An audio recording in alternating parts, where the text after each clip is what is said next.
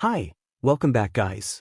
This is your friend, the What If guy, back with another fanfiction. This is the first part of What If Issei Had a Dragon Soul. Now before starting, please give this video a like and subscribe to the channel if you want more videos like this. Now let's get into the fanfic. The first thing Kai registered wasn't sight. It wasn't sound. There was nothing. An infinite, velvet blackness that swallowed everything, including the concept of everything itself. No up, no down, no left, no right. Just an endless, silent void. He floated, untethered, thoughts sluggish and thick like cold molasses. Where the hell? Fragments slammed into him, jagged and bright against the consuming dark. Sirens wailing, a distorted, high-pitched scream that might have been his own. The sickening crunch of metal folding like tinfoil. The acrid smell of burning rubber and something metallic. The lurching sensation of weightlessness, then impact. Sudden. Final. A white-hot burst of pain that vanished as quickly as it came, leaving only this nothingness. Totally messed up. Kai's mental voice sounded unervingly calm, detached. That BMW ran the red light. Should have seen that coming. Guess the whole invincible thing was just hype, huh? He tried to move, to feel his limbs. Nothing. Just the vast, empty dark. Panic, cold and sharp, tried to claw its way up a throat he wasn't sure he had anymore. He forced it down. Freaking out in the afterlife, was this it? Seemed pointless. Dude was dead. What was the play now? Eternal void? Not exactly the VIP lounge he'd imagined. Then it changed. A presence. Immense. Ancient. It didn't enter the void. It was the void, suddenly focused, aware. Kai felt it like a physical pressure, a gravitational pull on his non-existent form. It wasn't malevolent, not exactly. It was overwhelming. Primal. Like standing at the foot of a mountain that had seen continents rise and fall. Anomaly. The voice wasn't heard with ears. It vibrated through the core of Kai's being, resonating in his very soul. It was deep, rumbling, layered with the echoes of volcanic eruptions and tectonic shifts. It spoke a language Kai had never heard, yet he understood it perfectly. And it was upset. Or confused. Maybe both. The host, fractured. Displaced. What manner of intrusion is this? The darkness rippled. Not light, but a deeper shade of absence coalescing, forming impossible scales that drank the void itself. A shape began to resolve, serpentine, colossal beyond comprehension. A neck thicker than redwood trunks arched. Wings, vast as storm clouds, folded against a body that seemed to stretch into eternity. And the head, a draconic visage sculpted from primordial shadow, eyes igniting like twin supernovas, bathing Kai's perception in searing crimson light. Kai's mental detachment shattered. Holy cow! The thought exploded, pure, unadulterated terror. A dragon. A real-life, breathe-fire and for-breakfast dragon. His background in martial arts flared uselessly. What good were jabs and roundhouse kicks against that? He instinctively tried to scramble back, to find cover that didn't exist, his formless consciousness recoiling from the sheer, impossible scale and presence. Yo, no. This isn't the vibe. Where the hell am I? Is this hell? Did I tick off the wrong person? The colossal dragon lowered its head, those supernova eyes narrowing, pinning Kai in place. The voice boomed again, laced with suspicion and a profound sense of wrongness. You are within the vessel. Yet you are not the host. Your resonance alien. Chaotic. And why do you speak this unfamiliar tongue? The host was from Japan. Kai's terror-fueled panic subsided slightly under the sheer absurdity of the question. Unfamiliar? This ancient creature was critiquing his language? The sheer surrealism cut through the fear. He focused, trying to project his thoughts clearly into the void. Whoa, big guy. Easy. I'm not trying to intrude on your, dragon space or anything. Name's Kai. Kai Monroe. And yeah, English, born and raised in the good ol' US of A. Brooklyn, represent. He paused, the reality of the situation hitting him again. Or, formerly representing. Pretty sure I just got turned into road pizza back home. Like, literally 5 minutes ago, tops. 1 minute I'm crossing the street, next minute, bam. Lights out. Woke up here, floating in this creepy dark space. Then you showed up. Kind of freaked me out, no cap. The dragon, Drake, went utterly still. The crimson light in his eyes pulsed, not with anger, but with intense, focused scrutiny. Kai felt it like an X-ray peeling back layers of his soul. He felt the dragon probe the fragmented memories, the screech of tires, the impact, the fleeting pain, the sudden cessation. He felt Drake brush against the echo of the original host, a jumble of adolescent hormones, daydreams, and a surprisingly earnest, if naive, core. And he felt Drake recoil slightly from the stark difference. Kai's sharp-edged cynicism, his casual confidence, his ingrained suspicion, his grounding in a world utterly alien to this one. Death. Transference. Drake's voice was quieter now, contemplative, the rumble softer but no less powerful. A soul displaced. A vessel usurped. Not by malice, but by cosmic happenstance? Or design. The dragon's immense head tilted, a gesture that would have leveled mountains in the physical world. You speak truth, Kai Monroe of the distant realm. The host known as Issei, his spark has been extinguished. You now inhabit his form. So, I'm like, possessing some Japanese kid. Kai's mental voice was flat, trying to process. Dude, that's wild. Seriously wild. Did not sign up for that. Is he, cool with this? Or is he haunting me now? His essence is gone, Drake stated, a hint of something like melancholy in the psychic voice. Only the echo remains within the vessel's memory. You are the sole occupant now. The dragon shifted, scales like polished obsidian shimmering faintly. And I am Drake, the Welsh dragon, the Red Dragon Emperor. I am sealed within the sacred gear known as boosted gear, which resides within the vessel you now inhabit. I am your partner, or rather, the partner of the vessel. Kai blinked internally. Partner? Sealed? Sacred gear? Welsh dragon? Yo, D, you gotta slow down, big guy. You're dropping lore bombs like it's nothing. Start from scratch. Are you for real?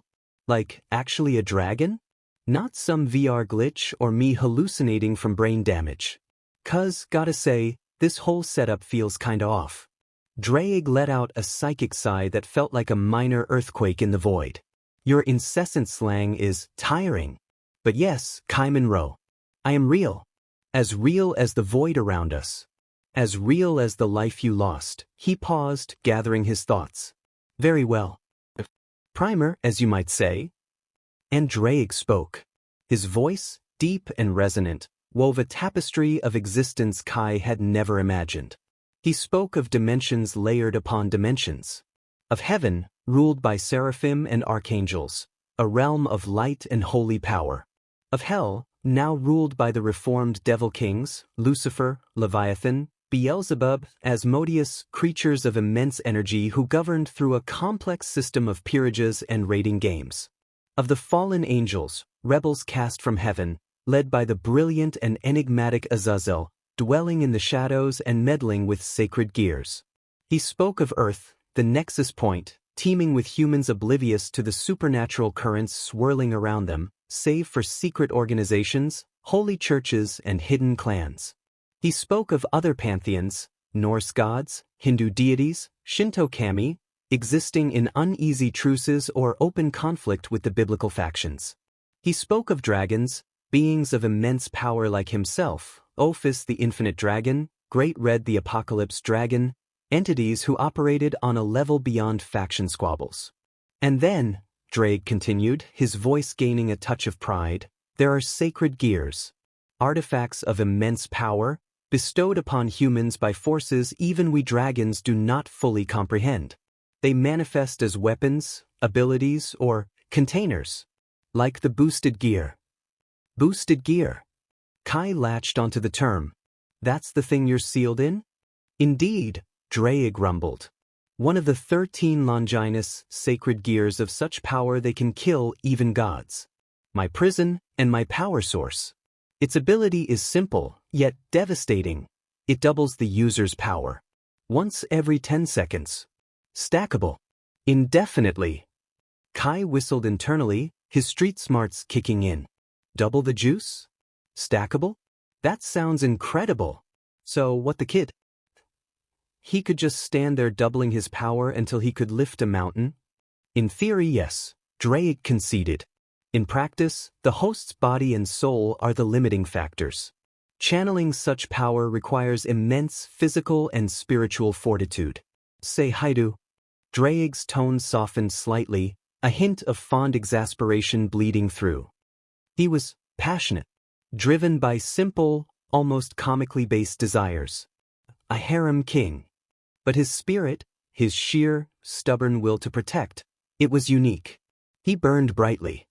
Drake projected fragmented images, a goofy, enthusiastic teenager daydreaming about girls, the same kid standing defiantly against Rainier, a fallen angel, flashes of red armor, raw power unleashed against impossible odds, fierce protectiveness radiating towards friends, a beautiful crimson-haired devil princess, a gentle blonde nun, a stoic swordsman, a tiny cat-eared girl.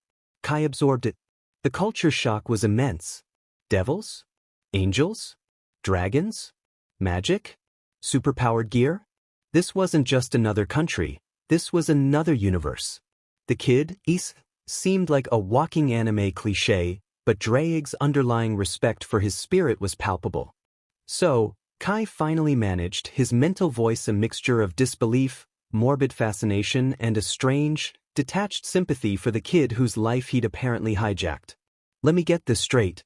Kai Monroe, recently deceased American playboy and amateur boxer, am now stuck in the body of Issei Haidu, a 15-year-old Japanese boy with a heart of gold and a magic gauntlet containing a giant, ancient, Welsh dragon who doubles his power.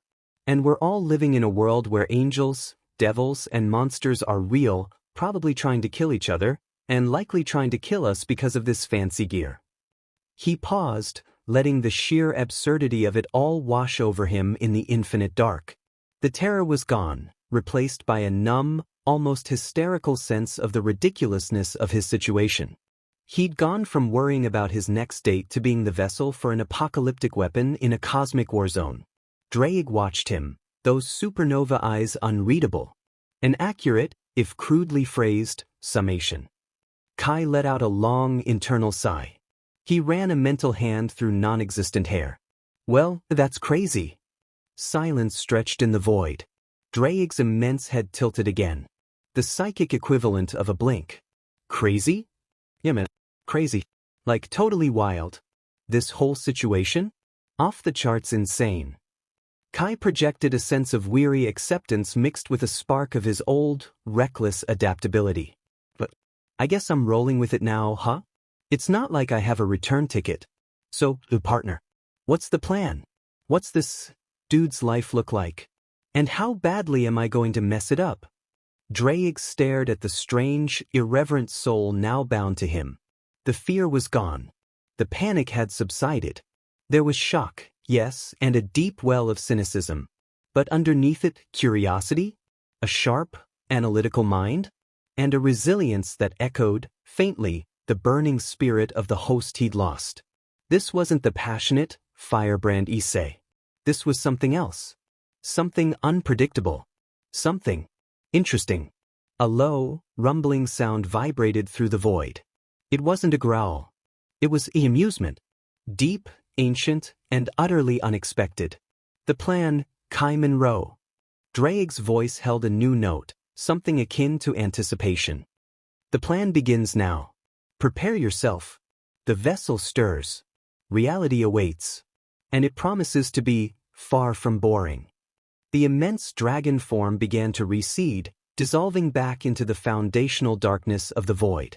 The crushing pressure lifted. The crimson light dimmed, but didn't vanish entirely.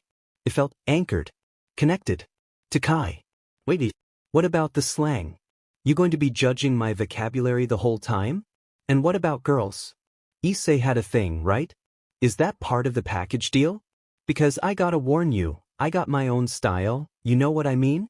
Less harem king, more chill vibes only, no strings attached. Draig's fading presence radiated a wave of profound exasperation, swiftly followed by another pulse of that deep, rumbling amusement. Focus, vessel. Survive first. Philosophize later. And curb the slang. The void dissolved. Sensation flooded in, the scratchy feel of cheap cotton sheets, the faint smell of dust and old paper, the muffled sounds of a suburban neighborhood outside a window. Light, real light, pressed against closed eyelids. The weight of limbs. The rhythmic thud of a heart that wasn't his own. Kai Monroe, former Brooklynite, newly minted vessel of the Welsh Dragon, opened the eyes of Issei. Sunlight streamed into a messy, poster-covered room. Posters featuring girls in very little clothing. Oh, no way, Kai groaned aloud, his voice unfamiliar, higher-pitched, speaking Japanese he somehow understood. The Brooklyn accent was gone, replaced by the cadence of a Japanese teenager. This kid's room is a whole mood. And deep within him, nestled in the core of the boosted gear, Draig the Welsh Dragon chuckled, a sound like distant thunder. The game had indeed begun. And it was going to be anything but ordinary. Sunlight. Real, warm, annoying sunlight stabbing through eyelids that felt glued shut. A faint, unfamiliar scent, something floral and clean, mixed with the distant sizzle of something. Bacon? Pancakes? Kai's stomach, apparently still operational despite the whole soul transplant thing, gave a hopeful gurgle. He groaned, the sound foreign in his own ears, higher, younger. He cracked one eye open, immediately assaulted by the visual cacophony of Issei Hayudu's bedroom. Posters of cheerful anime girls grinned down at him with unnerving cheerfulness. Piles of manga teetered precariously. A lone, suspicious sock lay draped over a model kit of something vaguely robotic. It was a shrine to adolescent chaos. Yo D, Kai thought, his mental voice thick with sleep and lingering disbelief. Remind me to clean this room later. My eyes need bleach. Focus on the immediate, vessel, Draig rumbled, his voice a familiar anchor in the weirdness. Your biological sire unit approaches. My what dash? Before Kai could finish, the door slid open with a soft "eh." A woman stood there. Mid-40s, kind-faced, with warm brown eyes and hair pulled back in a simple ponytail. She wore an apron dusted with flour. She beamed at him, a smile radiating pure, unadulterated maternal warmth. It hit Kai like a physical blow, unexpected and disarming. Good morning, Issei, she chirped, her voice bright and melodic. Did you sleep well? Breakfast is ready. Hurry, hurry.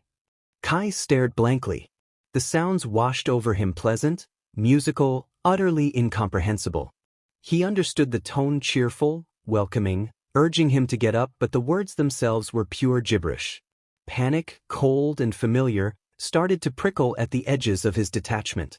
He was trapped in a kid's body, in a strange country, with a dragon in his head, and now he couldn't even understand his mom. What is she saying? Kai mentally yelled, scrambling internally. I don't speak this language. Translate. Do your dragon thing. Very well, Draig sighed, the sound carrying an undercurrent of something suspiciously like glee. She said, Good morning, Issei. Did you sleep well? Breakfast is ready. Hurry, hurry. Relief flooded Kai. Manageable. He just had to get through breakfast without revealing he was a Brooklyn imposter. He could do this. He offered a hesitant, slightly awkward smile and nodded vigorously. Yes. He remembered that much from movies. Mrs. Hayudu's smile widened. Great. Then let's hurry. She gestured towards the hallway. She says, Good. Then let's hurry. Draig supplied helpfully. Kai nodded again, swinging his legs out of the bed. He felt weirdly stiff, shorter, lighter than he should be. He stumbled slightly on unfamiliar limbs as he stood up. Mrs. Hayudu chuckled softly, a warm, comforting sound. Are you all right, Issei-kun? You seem startled this morning. She asks, Are you all right, Issei-kun? You seem startled this morning. Yeah, totally fine, Mum.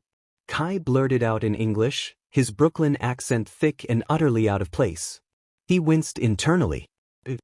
He quickly tried to cover it with another nod and a thumbs up. Mrs. Hayudu blinked, her head tilting slightly in confusion. Issei-kun? What did you say? English? She asks. Issei-kun? What did you say? English. Tell her I said. I'm great. Just a weird dream. Make it sound Japanese. Kai pleaded mentally, heading towards the door, trying to look casual and failing spectacularly. Understood, Drake replied, his voice smooth. I shall convey your sentiments accurately. There was a pause, then Kai felt a subtle pressure, like Drake was gently puppeteering his vocal cords. The words that came out of Kai's mouth were fluent Japanese, but the content. Yes, mother. I just had a strange dream. Last night, a large pink cow did breakdance in my room, and Doryman sold fried chicken. Mrs. Hayudu froze. Her smile faltered. She stared at her son, her expression a mixture of profound confusion and dawning concern. What? Pink cow? Doryman selling? Kai's eyes widened in horror. What did you just make me say? He screamed internally, his face burning crimson under his mother's bewildered gaze. You expressed having a weird dream, Drake replied innocently, though Kai could feel the dragon's smug satisfaction radiating like heat. I merely provided colorful, culturally relevant details. Was breakdancing pink cow not sufficiently weird? Perhaps next time, you could refrain from describing my ancient, majestic presence in such a manner. The headache was considerable. You ancient lizard. Kai seethed, forcing a shaky, unconvincing laugh. Crazy dream. Ooh, breakfast smells great. Let's go. He practically bolted past her into the hallway, leaving his poor mother staring after him, utterly flabbergasted. Issei-kun, does your head hurt again? She murmured to the empty doorway, worry creasing her brow before she shook her head and followed him. Breakfast was an exercise in controlled chaos and internal screaming. The small, cozy kitchen was dominated by a cheerful man with thinning hair and glasses, Mr. Hai. Good morning, Issei, he boomed, setting down a plate of fluffy tamagoyaki. Are you well? He says, Good morning, Issei. Are you well? Drake supplied. Kai, determined not to be humiliated again, tried to keep it simple. He pointed at the food and gave a big thumbs up. Looks amazing, Pops, he said in English, then immediately clamped his mouth shut. He appreciates the culinary presentation and expresses enthusiasm using a colloquialism denoting high quality. Drake's voice dripped with faux scholarly detachment as he translated for Kai's father. Father. He is interested in the presentation of the food and is showing enthusiasm using slang that expresses high quality. Mr. Hayudu blinked, adjusting his glasses. Presentation? Issei, your Japanese is strange. You need to study. Kai buried his face in his hands, groaning. I hate you so much right now, D. The feeling is mutual, vessel, Drake retorted, though Kai sensed less malice and more ancient, draconic amusement. Your sustenance requires attention. Kai focused on the food. It was simple rice, miso soup, tamagoyaki, grilled fish but prepared with obvious care. He took a hesitant bite of the tamagoyaki. It was light, slightly sweet, perfectly cooked. It tasted like home. Not his Brooklyn apartment, but like Sunday mornings at his own parents' house before the accident that took them years ago. The warmth, the care, the sheer normalcy of it all slammed into him with unexpected force. He looked up. Mr. Hayudu was enthusiastically recounting some mundane work story to his wife, who listened with a patient smile, occasionally scolding him playfully for talking with his mouth full. They bickered gently over the salt shaker. They nudged each other, sharing a quiet laugh. They looked at him, or rather, at Issei with open affection and pride, simply because he was there, healthy, eating his breakfast. A lump formed in Kai's throat. It was stupid, illogical. He didn't know these people. He'd taken their son's body. But the warmth radiating from them, the uncomplicated love. It mirrored a feeling he hadn't felt in a long, long time. It reminded him fiercely, painfully, of his own mom's pancakes and his dad's terrible jokes. A wave of profound, unexpected gratitude washed over him, mixed with a deep, aching sadness for the kid whose place he'd taken. Kai thought, his mental voice uncharacteristically quiet, devoid of slang. What was he like? Drake's presence shifted, the amusement fading and replaced by something more somber. Issei had loved his parents fiercely, the dragon replied, his tone respectful. Simply, deeply. He was a source of constant, if sometimes exasperating, joy for them. His dream of a harem was juvenile, yes, but his desire stemmed from a core belief in connection, in family, even if expressed poorly. He cherished their normalcy and warmth. He was a good son. Kai looked down at his half-eaten rice, thinking of the goofy, perverted kid in Drake's memories, beaming as his mom ruffled his hair and showing his dad a new manga with exaggerated excitement. He recalled the fierce protectiveness that had flared when his friends were threatened. A good kid. A kid whose life had been snuffed out, leaving these kind people unknowingly hosting an imposter. A small, genuine smile touched Kai's lips. Yeah, he thought softly. Sounds like a great guy. He picked up his chopsticks, another unfamiliar skill his body seemed to remember, and ate with renewed purpose, savoring the simple, loving meal Issei Hayadu's parents had made. The rest of breakfast passed with Kai mostly silent, nodding or making non-committal noises while Drake, perhaps sensing the shift in mood, refrained from further catastrophic translations. He stuck to simple, accurate interpretations of their questions about school and plans for the day. Mr. and Mrs. Hayadu exchanged relieved glances, attributing his earlier strangeness to sleepiness. As Kai helped clear the table, a gesture that earned him another warm, surprised smile from Mrs. Hayadu, the weight of the morning's emotions settled, replaced by a more pragmatic assessment of his situation. He retreated back to Issei's room, closing the door behind him. The posters seemed less obnoxious now, more poignantly adolescent. He flopped onto the bed, staring at the ceiling. All right, he began, his mental voice regaining some of its usual edge, though quieter. Breakfast was an experience. Those people? Solid gold. But let's cut the cute stuff for a sec. Level with me, homie. Are we actually in danger? Like for real? No kidding. Are we in real danger? Kai rephrased, sitting up. Like right now? Tomorrow? Next week? Because, look, I binged enough anime back home to know the drill. Kid gets magic doodad? Kid meets hot supernatural girls? Kid's got a dragon roommate? That's main character 101D. And main characters? They get all the trouble. Like constantly. Monsters of the week, jealous rivals, evil organizations wanting their sweet loot. He gestured vaguely at his left arm where the boosted gear resided. Which, in this case, is you and your incredible powers. So spill. What's the threat level? Should I be checking for snipers outside the window? Drake was silent for a moment. When he spoke, his voice held a note of genuine curiosity. Why do you assume you are the main character, Vessel?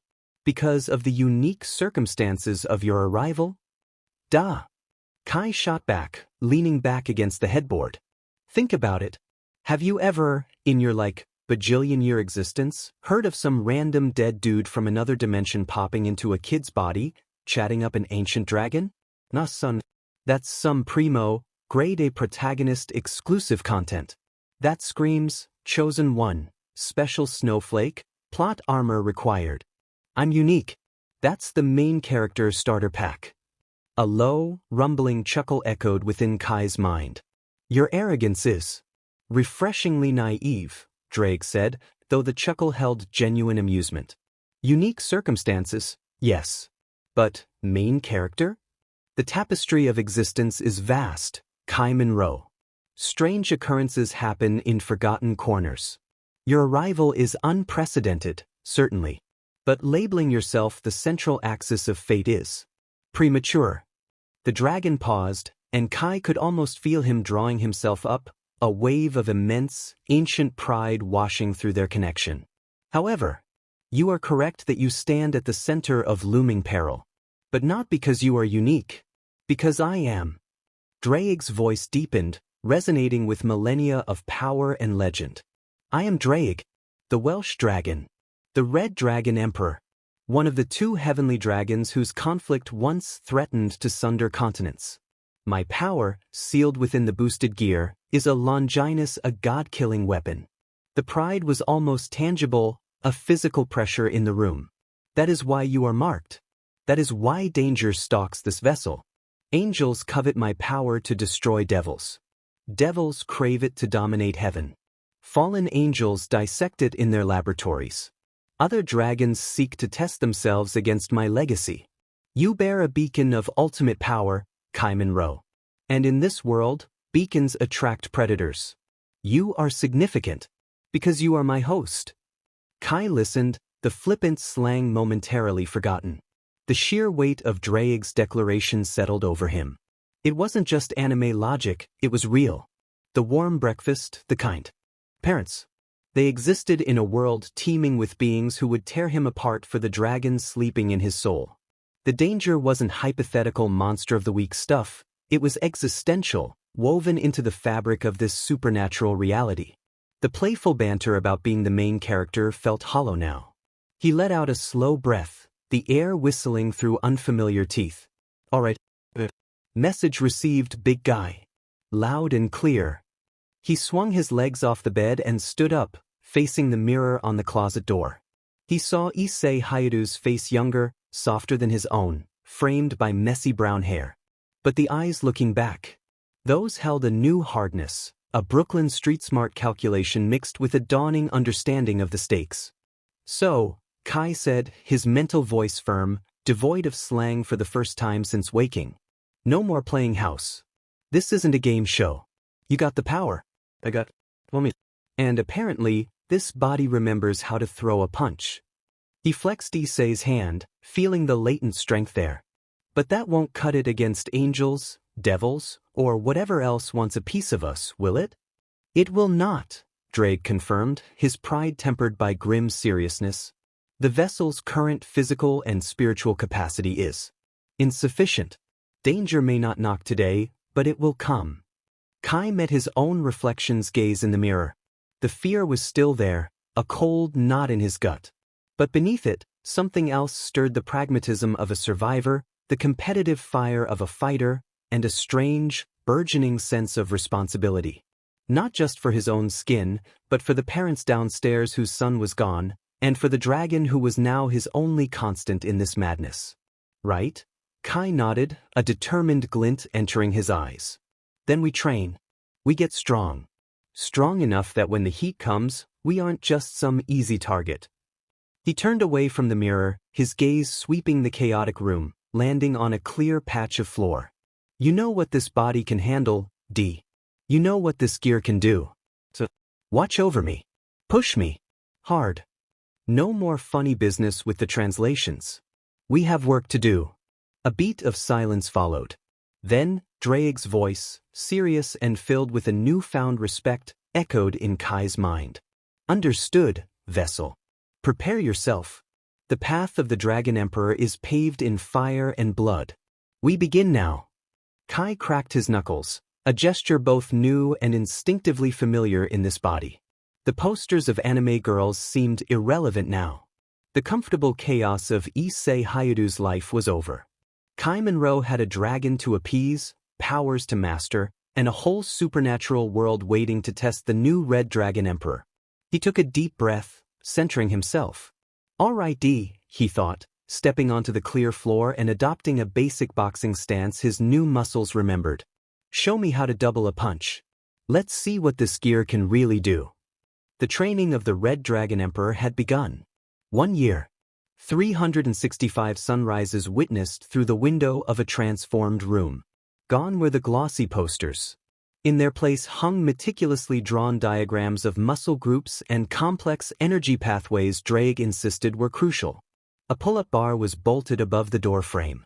Neatly stacked weights sat in the corner. The air smelled faintly of sweat, liniment, and the long-faded ghost of burnt paper, a relic of his first decisive act in this new life. Issei stood shirtless in the center of the cleared floor, sweat tracing paths down lean muscles that hadn't existed a year ago. His breathing was controlled and deep, syncing with the rhythmic thud of his heart. Before him swung a heavy sandbag salvaged from a local gym's discard pile. Focus, vessel. Draig's voice resonated, a constant, demanding presence in his mind. The power is not a crude instrument. It is a precision extension of your will. Feel the potential. Guide its release. Issei exhaled sharply. Boost. It wasn't a shout, barely a whisper. But within his left forearm, a familiar heat ignited. Scarlet light pulsed beneath the skin. Intricate, draconic patterns shimmered into existence, swirling and coalescing into a spectral, semi-transparent outline that encased his fist and forearm like living, fiery armor. It hummed with contained, terrifying power. His body, honed by a year of Draig's rigorous training and Issei's own rediscovered fighting instincts, flowed. A piston-straight jab snapped forward. The moment his knuckles connected with the rough canvas, the spectral boosted gear flared. The sound was sharp, like a whip crack amplified. The sandbag didn't just sway, it jolted violently backward on its improvised suspension, the metal hook above groaning in protest. Dust motes danced frantically in the sudden burst of displaced air. The spectral gauntlet vanished as quickly as it appeared, leaving Issei's arm tingling, the heat receding like a tide. He watched the sandbag swing wildly, a flicker of satisfaction crossing his face.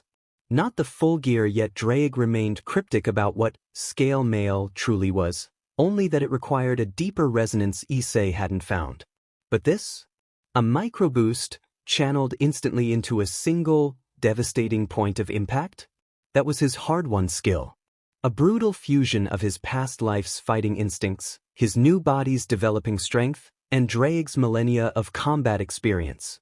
He called it gear striking, direct, efficient, and utterly devastating. Adequate, Draig conceded, a rare note of approval coloring his mental voice.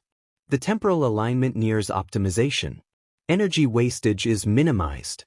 You achieved 1.85 times the base kinetic output. Efficient. Told you D, Issei shot back internally, rolling his shoulder and shaking out his hand. It's not about swinging harder, it's about hitting smarter. Save the big moves for when someone really asks for it. He grabbed a towel, wiping the sweat from his brow. Externally, his Japanese was now fluent and natural, the Brooklyn accent carefully reserved for his thoughts and the occasional muttered frustration during Draig's more punishing drills. Learning the language had been essential for survival, for honoring the hiatus, for simply understanding the world he was in. The scent of miso soup and grilling fish drifted up the stairs. Issei's stomach rumbled. He pulled on a clean t-shirt, the fabric clinging to his transformed physique. Gone was the softness of the body he'd inherited. In its place was lean muscle, defined shoulders, a core honed by endless, grueling drills. He'd grown taller too, filling out the promise of the Hayadu frame. He headed downstairs. The kitchen was bathed in morning light. Mrs. Hayadu stood at the stove. Mr. Hayadu was already seated, newspaper in hand, but his eyes weren't on the headlines. They tracked Issei as he entered, a warm, profoundly proud smile spreading across his face. "Good morning, Issei," Mrs. Hayadu chirped, turning with a spatula. "All done with your exercises? Breakfast is ready. Hurry now." "Yes, ma'am. Just finished," Issei replied smoothly, pulling out his chair. The awkwardness of those first months was a distant memory. "It smells incredible as always." He meant it deeply. The simple act of sitting down to a meal prepared with such obvious love, the warmth of the kitchen, the familiar clatter of dishes, it had become his anchor in this bewildering existence. He felt a fierce, protective duty towards these people. He wasn't pretending to be their lost son, he was striving to be worthy of the life he'd been given, to honor the parents who showed him nothing but kindness. Burning those posters had been the first step in that commitment. "You've truly blossomed, Issei," Mr. Hayadu said, folding his newspaper, his voice thick with emotion. "It's like night and day from a year ago." He gestured towards Issei's arms. "Look at you. So strong. And your school reports. Consistently excellent. Your mother couldn't be happier." A familiar warmth, different from the boosted gear's fire, spread through Issei's chest. Pride, Yes, but also a profound sense of belonging that still surprised him. He remembered the state of the room, the reports of middling grades. He'd applied the same relentless focus he used in training to his studies. An adult mind, even one transplanted and confused, found the high school curriculum manageable with disciplined effort. He studied diligently, not for grand ambition, but because the genuine joy and palpable relief on his parents' faces when he brought home top marks were worth every tedious hour. Seeing Mrs. Hayato carefully file away his latest perfect math test had been its own reward. "Thank you, Dad," Issei said, meeting his father's gaze. "But it's not just me. Mom's cooking is the real fuel. Keeps me going." He shot a grin towards Mrs. Hayato, who blushed slightly, waving the spatula dismissively. "Oh, Issei, always with the flattery," she laughed, but her eyes shone with unshed tears of happiness. They ate in comfortable silence, punctuated by the clink of chopsticks and Mr. Hayato's occasional comments on local news. Issei savored the food, the quiet domesticity. This peaceful life, this warmth, this was what he trained to protect. Dawgs' warnings about future dangers based on the boosted gear's power felt abstract, like storm clouds on a distant horizon. He would be ready for them. After breakfast, Issei helped clear the table without being asked. As he rinsed his bowl, Mr. Hayato cleared his throat, a look of barely contained excitement on his face. "So, Issei," he began, leaning forward conspiratorially. "We have some wonderful news. We've been planning something special for you." Issei raised an eyebrow, drying his hands. "Really? What's up?" "Well," Mr. Hayato continued, the grin breaking free, "you know Kuo Academy, right? The incredibly prestigious one? It used to be girls only, but they just opened up to boys this year." Issei nodded. Kuo Academy was legendary, the best school in the prefecture, maybe even the region. Its sudden co-ed status had been big news. "Yeah, hard to miss that. The place is supposed to be amazing." "Why?" Mr. Hayato beamed. "That's right. Well, through some incredible luck and perhaps a touch of fate, the entrance process was surprisingly accessible this year. We applied. And you got in. Starting next month, you'll be a student at Kuo Academy." Issei froze for a split second. "Kuo Academy?" A wave of pure, unadulterated shock washed over him, followed instantly by a surge of incredulous excitement. "Prestigious? Absolutely. But him? The guy who a year ago had posters Dawgs had deemed distressingly mammalian on his walls? He hadn't even dared dream of applying somewhere like that. Wait, seriously?" Issei stammered, the polite restraint slipping slightly, genuine astonishment widening his eyes. "Oh? I got in? That's incredible. The potential, the opportunities, the sheer status of it." His mind raced with possibilities, top-tier education, new friends, a fresh start at the best school around. Danger? Supernatural threats? Those concepts were galaxies away from this moment of pure, human triumph. "We're over the moon, Issei." Mrs. Hayato clapped her hands together, tears of pure pride welling up. "Getting into Kuo. It's a dream come true. Your father and I are just so incredibly proud of the young man you've become." Issei felt a lump form in his throat, the excitement momentarily overwhelming. He looked at their beaming faces, radiating pure, uncomplicated joy for him. This acceptance, this pride. It was everything. "Thank you. Thank you both so much," he managed, his voice slightly thick. I won't let you down. I promise."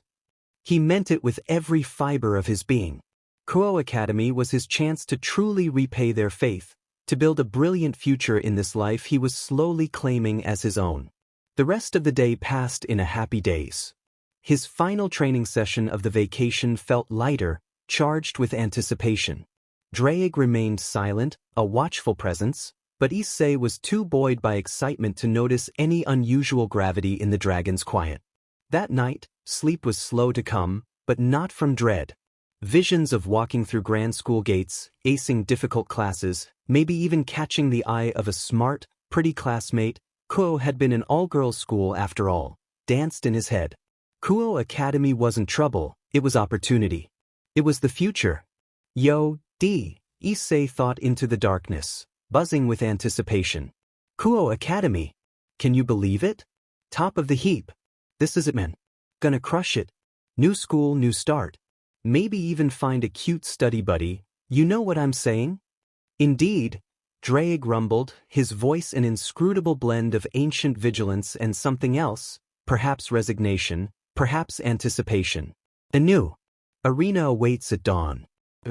You will require your full faculties. Issei closed his eyes, a grin spreading across his face. He focused on the scent of home, the sound of his parents' quiet breathing. His anchor. His springboard. Kuo awaited. His bright, normal human future. Sunlight streamed through the window, illuminating the crisp, new Kuo Academy uniform laid carefully on the chair. A soft knock echoed. Issei? Good morning. Time to wake up. Big day today, your first day at Kuro. Up you get. Mrs. Hayatu's voice was bright, brimming with shared excitement for his grand new beginning, utterly unaware of the hidden world lurking within the Academy's prestigious walls. Issei opened his eyes. The unfamiliar weight and texture of the dark blazer and trousers filled him with a fresh wave of nervous excitement. He took a deep breath, the air-filling lungs that belonged to Issei Hayatu, powered by the spirit of a man determined to seize this chance, guarded unknowingly by the Red Dragon Emperor. Showtime. Yes, Mom, he called back, his voice clear and filled with genuine eagerness. I'm up. Ready for Kuo. He swung his legs out of bed, reaching for the uniform. The comfortable year of preparation and family life was over. Kuo Academy awaited.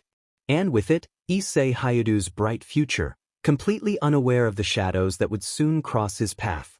The crisp autumn air nipped at Issei's cheeks as he walked, the unfamiliar weight of the dark Kuo Academy blazer feeling stiff and formal. The directions his father had meticulously written down seemed to dissolve after the bakery. Should have taken that left, he groaned internally, stopping at a corner and pulling out the crumpled note. First day at the big leagues, and I'm starring in Lost, Kuro Edition. Any chance your ancient draconic senses include GPS? He pleaded mentally. My awareness extends to imminent threats and spatial distortions exceeding local gravitational norms. Drake replied, dry as desert bone. Your inability to navigate 4 city blocks falls distinctly below that threshold. Consult the primitive paper guidance. Real supportive, big guy, Issei grumbled, stuffing the useless note away. He scanned the bustling street, hoping for a sign, a landmark, anything. Excuse me? A soft, hesitant voice spoke beside him. Are you lost? Issei turned. 2 girls stood there, also wearing the crisp Kuo uniforms. One had shoulder-length brown hair and kind, slightly anxious eyes. The other had shorter, darker hair and a more observant expression. Both looked about his age. Yeah, Issei admitted, rubbing the back of his neck, a gesture that felt instinctively right. Totally turned around. First day nerves, I guess. Trying to find Kuo Academy.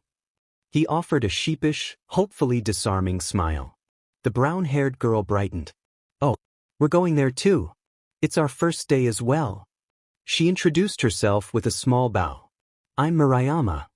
And I'm Keitase, the other added, her eyes flicking over Issei with friendly curiosity. You can walk with us? We know the way. Relief washed over Issei like warm rain. Seriously? You guys are lifesavers. Issei Hayatu. He bowed slightly in return. Wait, first day too? So we're all fresh meat together. He grinned, the camaraderie easing his tension. New school, new faces. Okay, solid start. As they fell into step, Murayama chattering about the school's reputation and Keitase nodding along, something dormant within Issei stirred. The year of training and dutiful sonhood had kept it buried, but the proximity of 2 friendly, pretty girls. The smooth operator within him began to awaken. It wasn't predatory, it was instinctive. Talk about luck, Issei said, his voice warming with newfound confidence. He kept his gaze respectful, focusing on their faces. Not only do I find guides, but guides who actually look like they know north from south. He chuckled lightly. Seriously though, massive thanks. I was picturing myself circling this block until winter. Marayama giggled, a slight blush creeping onto her cheeks. Oh, it's nothing. We were nervous too.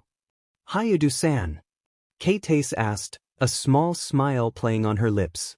Are you new to Kuo? Call me Issei, he offered easily. Moved here about a year ago. Still mastering the local maze, apparently. You two seem like natives. He subtly shifted his posture, projecting relaxed confidence. I owe you both a proper thank you. Maybe point me toward the legendary cafeteria later? I heard the curry bread is unbeatable. A simple offer, low pressure, and friendly contact established. Step 1. Done. They chatted easily the rest of the way, Issei effortlessly steering the conversation, asking about their middle schools, and sharing harmless bits about his move. He made them laugh, listened, and projected charm. By the time the grand, wrought iron gates of Kuo Academy appeared, flanked by ancient cherry trees, Marayama was beaming, and Keitase looked thoroughly comfortable.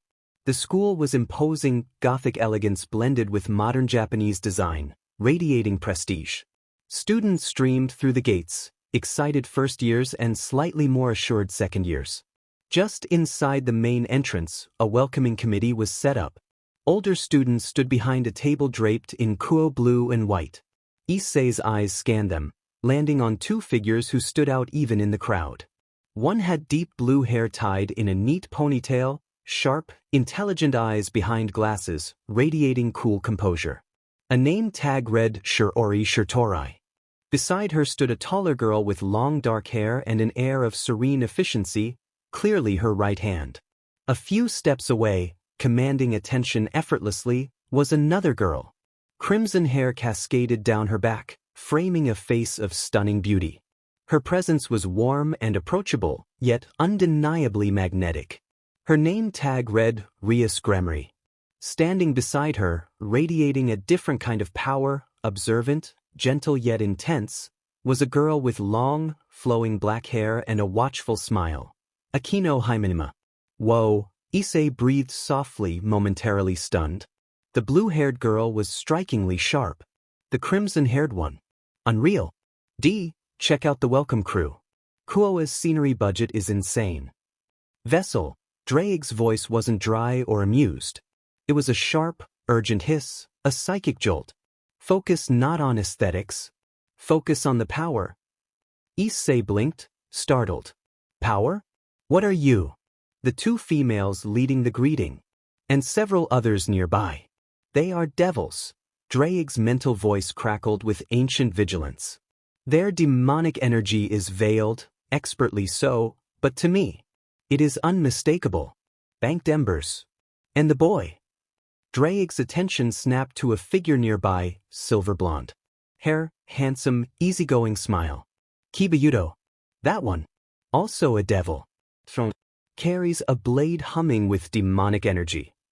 Issei's gaze flicked to Kiba, then to another boy, shorter, spiky black hair, rugged look. Genshuru Saji, chatting animatedly with another first year. And him. Drake's voice held distinct wariness. Genshuru Saji. He hosts a sacred gear. A fragmented one. I sense the tattered, cold remnants of Vritra within him. The Black Dragon Emperor's power, broken, but dangerous. Predatory. Devils? Sacred gears? Black Dragon Emperor?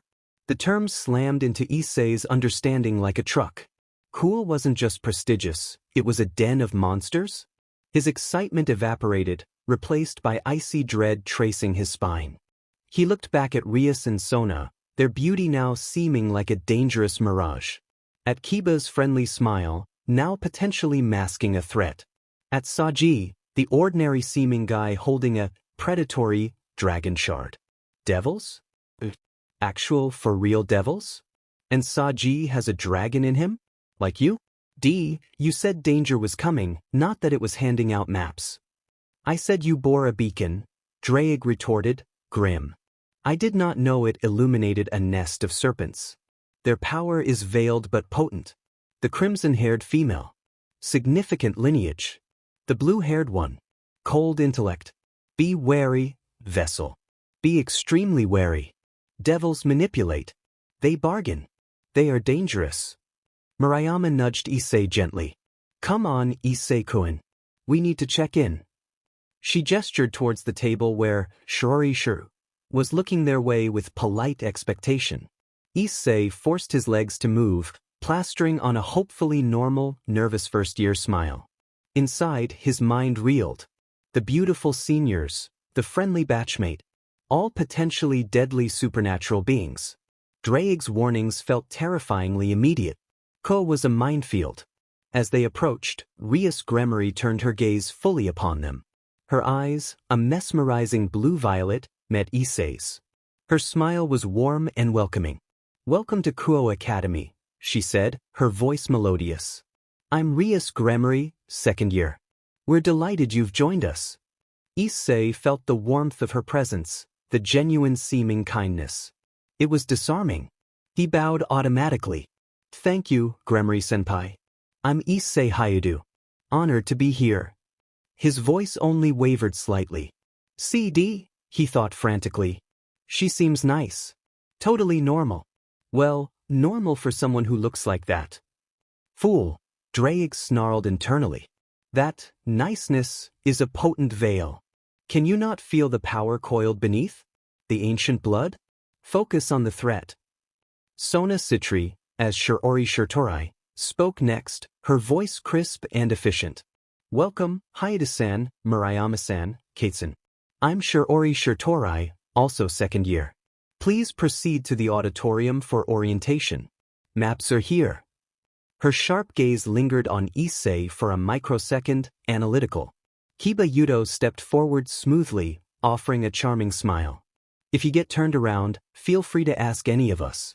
Welcome to Kuo. His eyes were friendly, but Issei, hyper-aware, saw a flicker of assessment. Saji grinned, giving a casual wave. Hey, newbies. Don't sweat it. Ko is awesome. You'll fit right in. His energy seemed genuine, boyish. But Drake's warning about the cold, predatory, Vritra fragment echoed.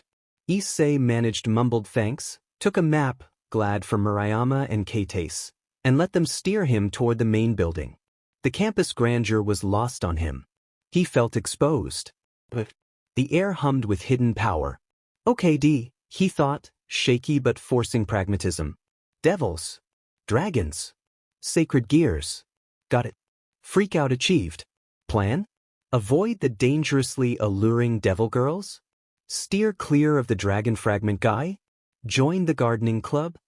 Observation, Drake commanded, shifting to strategy. Learn their patterns. Hierarchy. The crimson one, Rias Gremory. Focal point.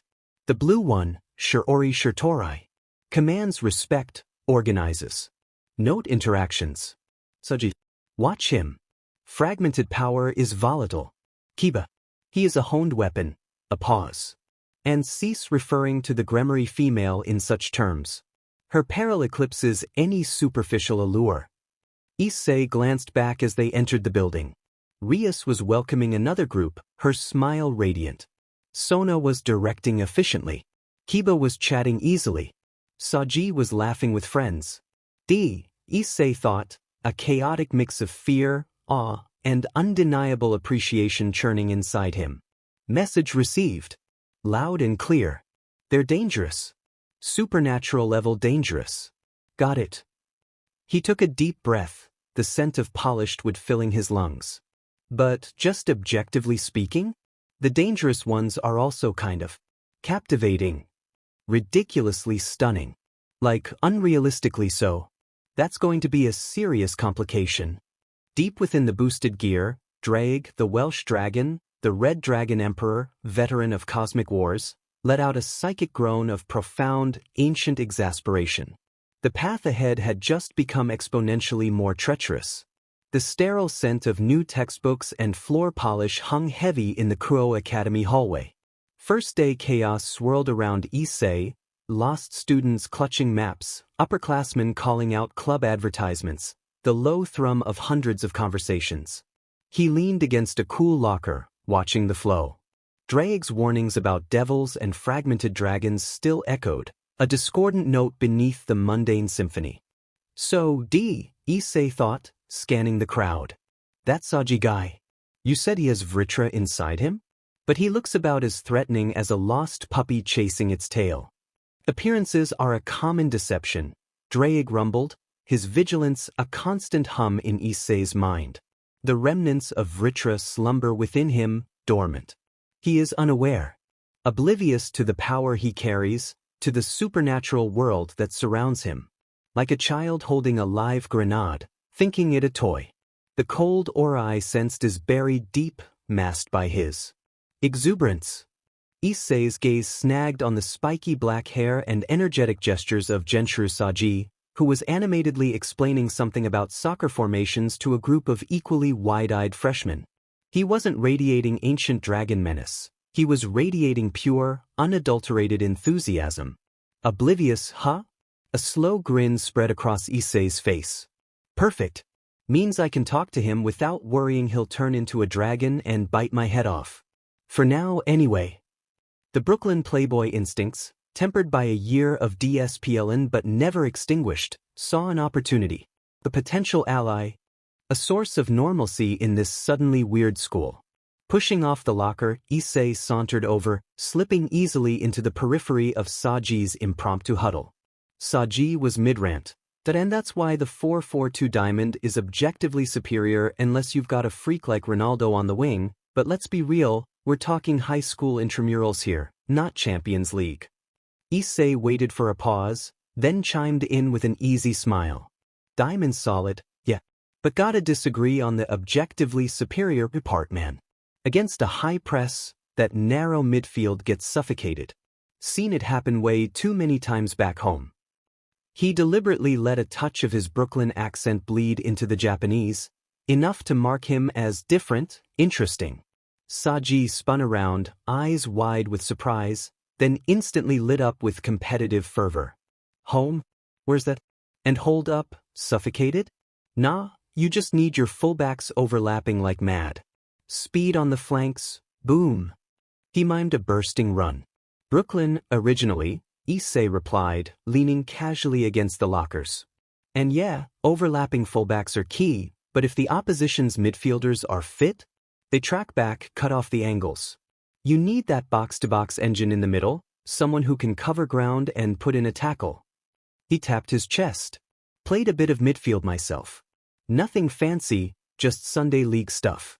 But you learn quick who can run and who just looks good in clean boots. Saji's eyes narrowed playfully. Sunday league?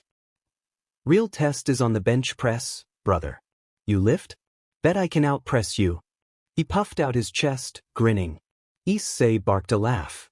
Classic guy bonding. Oh, you're on, Saji. Though fair warning, been putting in work the past year. What's your max? The conversation flowed like water. Soccer tactics morphed into gym routines. Dude, you gotta try Bulgarian split squats. They're brutal but they build tree trunk quads. Then into horror stories about middle school PE teachers, favorite junk food, chips. Nah, man, takoyaki is the superior post-workout fuel, fight me. And the terrifying prospect of Koa's rumored strict math teachers. Saji was loud, enthusiastic, wore his heart on his sleeve, and had zero pretension. Issei found himself relaxing, the tension from Drake's earlier warnings momentarily forgotten. It was refreshingly normal.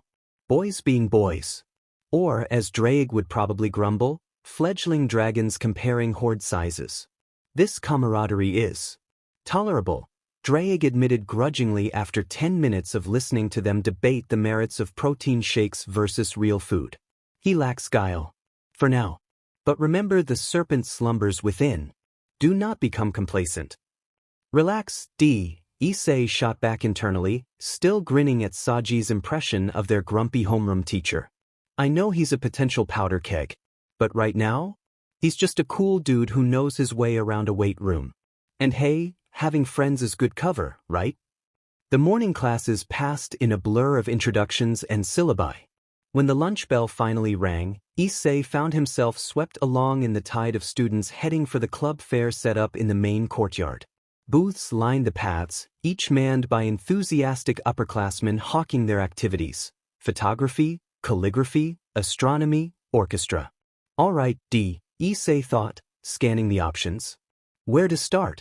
Gotta find a club. Maybe something low-key. Book club? Gardening? You require physical conditioning, Dawgs stated flatly. Seek a DSPLN that hones body and reflexes. The serpent nest demands preparedness. As if on cue, the sharp, rhythmic thwack-thwack-thwack of bamboo striking bamboo cut through the chatter.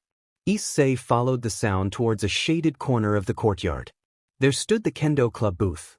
Practitioners in crisp blue kendogi and hakama demonstrated basic strikes and footwork with precise, powerful movements.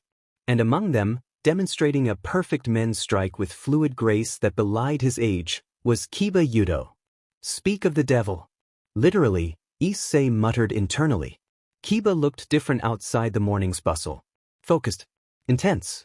Yet when he finished the strike and turned to address the watching students, his smile was warm and inviting. Standing beside him, mirroring his movements with fierce concentration, were Murayama and Keitase, already clad in practice gear. The swordsman devil, Dawgs noted, his voice a low growl of caution. His skill is undeniable. Mortal technique, but honed to a lethal edge. Far beyond his apparent years. And the females you encountered, they possess genuine dedication. A pause. And he cannot sense me. My presence remains veiled. You are. For observation. Good enough, Issei thought, intrigued despite himself. Kendo did look like serious training. And seeing Murayama and Keitase there added a layer of familiarity. He edged closer to the booth. Hayadu-kun. Murayama spotted him first, lowering her shurnai with a bright smile, momentarily breaking her intense focus. Are you interested in kendo? Checking things out, Issei replied, returning the smile. Didn't peg you two for swordswomen. You looked pretty intense out there. Keitase gave a small, proud nod, her eyes still fixed on her form. We've both practiced since middle school. She gestured towards Kiba. Kiba-kun is incredibly skilled. He helps a lot. Kiba turned, his eyes meeting Issei's. Recognition flickered, followed by that easy, charming smile. Hayadu-kun, right? From this morning. Welcome. Thinking of picking up a shurnai? He spoke casually, as an equal, not a senior. Issei shrugged, keeping it casual. Maybe. Looks like a solid workout. And you all make it look pretty impressive. He intentionally avoided mentioning the DSPLN, or spirit, aspects. What's the time commitment like? Who runs the club? A second-year student at the booth replied, we practice after school 3 days a week, plus optional Saturday mornings. Beginners start with the basics, footwork, posture, strikes. It's demanding but rewarding. He picked up a spare shurnai and offered it to Issei. Want to feel the grip? 1 year. The crisp autumn air of Issei's first day at Kuo had cycled through winter's chill and summer's heat, returning once more. Now, deep within the crumbling confines of an abandoned warehouse on the outskirts of town, his secret training ground, the air crackled not with seasonal change, but with raw, draconic power. Boost, boost, boost. Issei Hayadu's voice wasn't a shout, but a guttural command that came from deep within. Scarlet light erupted, engulfing his entire body in a torrent of energy. Intricate, obsidian-scaled armor materialized with a sound like shattering glass, plate after plate snapping into place over form-fitting crimson fabric. The helmet sealed with a hiss, twin horns curving wickedly from the brow, visor slitted like a dragon's eye, glowing with fierce red light. The scale mail, the pinnacle of the boosted gear's defensive and offensive fusion, hummed with contained power. Energy, raw and intoxicating, surged through Issei's veins, a roaring river compared to the stream he'd first tapped. Before him stood not a sandbag, but a reinforced steel girder, anchored deep into the concrete floor. It was scarred, dented, and warped from countless previous sessions. Focus the surge. Dawgs' voice resonated within the armored helm, a constant, demanding presence. The male amplifies, but control determines efficiency. Do not let the dragon's rage consume the swordsman's precision. Issei didn't reply. He moved. The scale mail didn't hinder, it enhanced. His fist, encased in a scaled gauntlet, snapped forward in a blinding jab. The impact wasn't a crack, but a deafening crunch as steel deformed around his knuckles. Boost. Energy flared within the armor. His other fist followed, a thunderous hook that further cratered the girder. Boost. A spinning back kick, armored boot connecting with a sound like a wrecking ball hitting a building, sent shockwaves through the warehouse floor, dislodging dust from the rafters.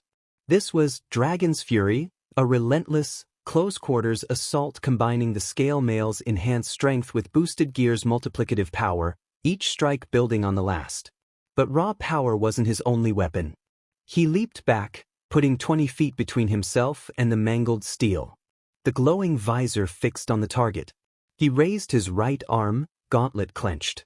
Crimson light, dense and swirling, coalesced in his palm, growing from a spark to a miniature sun in seconds. The air hummed, distorting around the gathering energy. Compress. Shape it, Drake urged. It is not merely energy, it is an extension of your will. Issei grunted, focusing. The roiling ball of power tightened, its surface smoothing, becoming a dense, compact sphere of incandescent red. He moved his palm forward. Dragon shot. The sphere shot across the distance, not as a beam, but as a hyper-condensed projectile. It struck the center of the girder's mass. For a split second, nothing. Then, light erupted, not an explosion, but an implosion of pure force. The hardened steel vaporized in a 3-foot diameter, leaving molten edges that glowed white-hot before rapidly cooling into twisted, jagged ruin. The shockwave rattled the entire warehouse, but the focused nature of the blast minimized collateral damage. Precision annihilation. The scale mail dissolved with a shimmer, leaving Issei panting, sweat plastering his hair to his forehead, steam rising from his bare shoulders in the cool warehouse air. He examined the devastation, the dented, warped girder with a perfectly spherical hole punched through its heart. A fierce grin spread across his face. Still think I waste energy, D? Acceptable efficiency, Drake conceded, a rare note of pride beneath the gruffness. The dragon shot's compression improves. Dragon's Fury sequence shows tighter integration of boosts.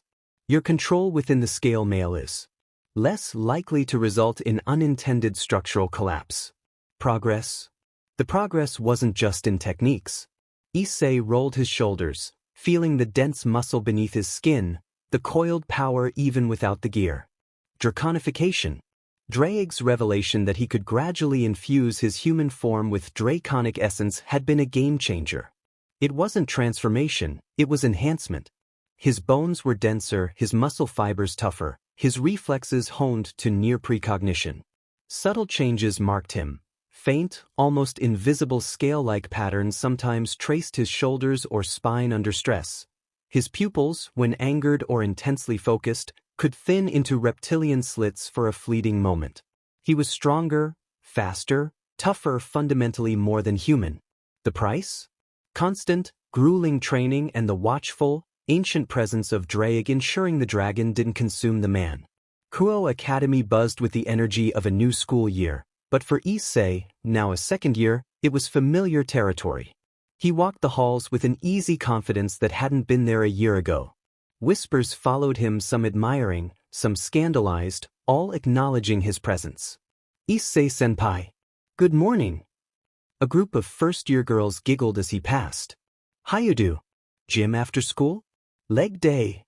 Saji called out, slinging an arm around Issei's shoulders with his trademark grin.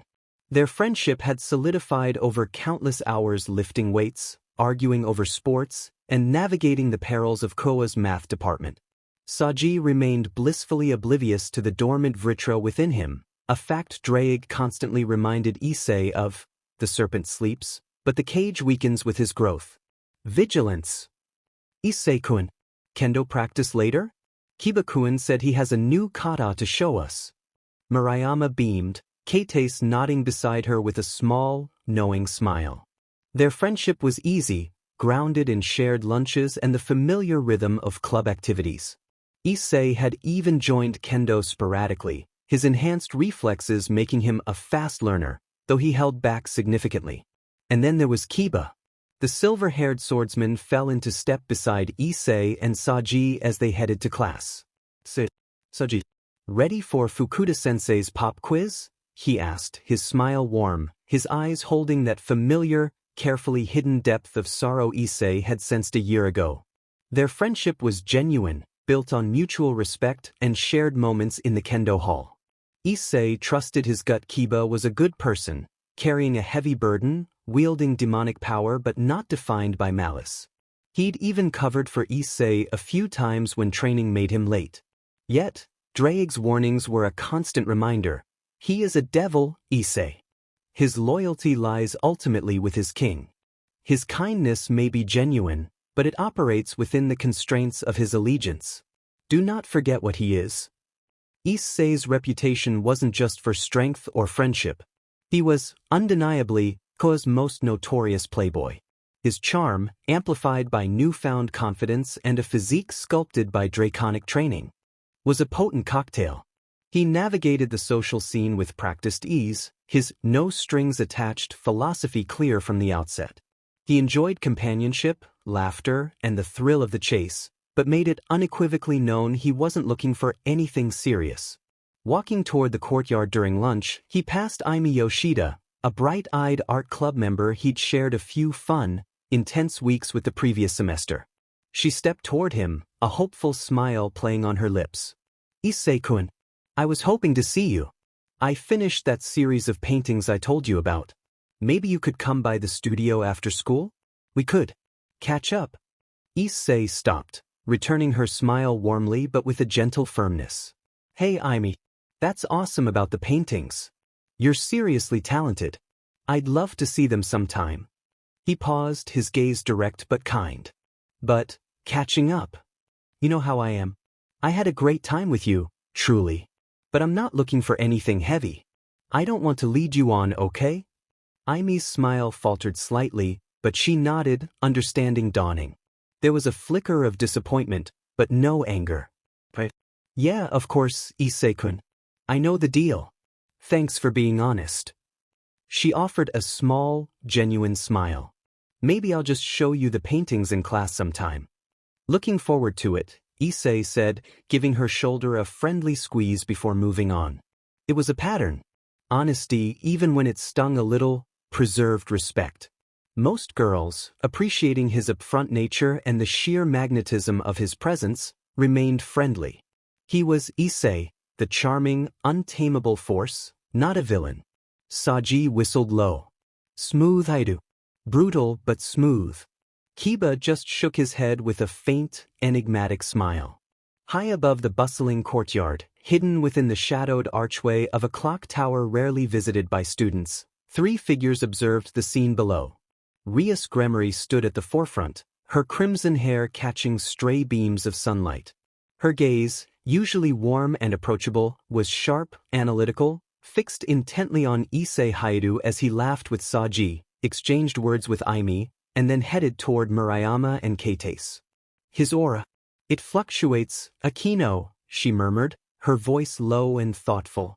Even veiled as it is, there are moments. Like a pressure wave.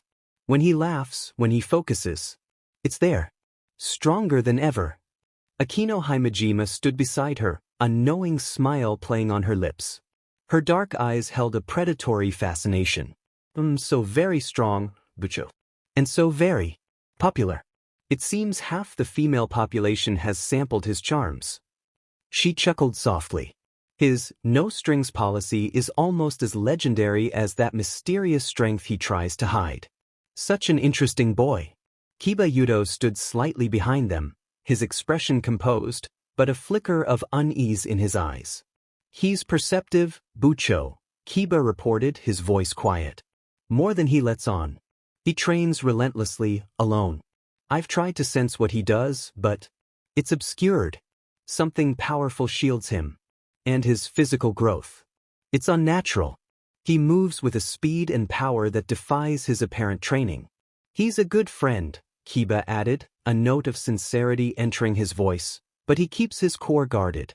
Especially around us. Rias tapped a finger against her chin. A year of watching Kiba.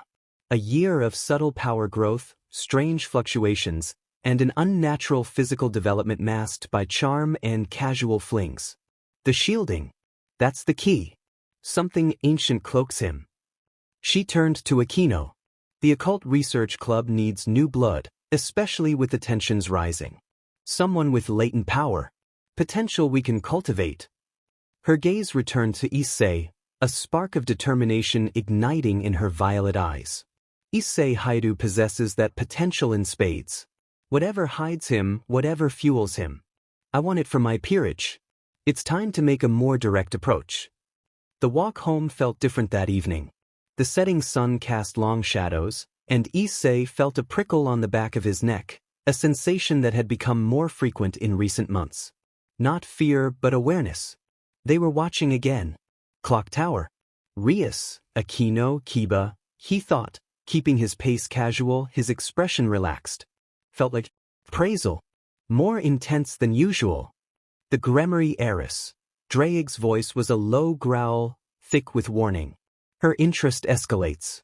She senses the power bleed through, even through my shielding. She recognizes potential. And potential, to a Devil King, is a resource to be acquired. Kiba looked conflicted, Issei noted. He knows they're making a move. His loyalty is bound, vessel. Draig's tone was sharp, urgent. Do not mistake his personal fondness for defiance of his king. He will serve her agenda when commanded.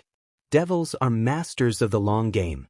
They offer power, prestige, perhaps even the illusion of belonging. But the price is your soul, bound in servitude. They will dissect the source of your strength, exploit it. They see the dragon within you, Issei, and they want its power for their own ends.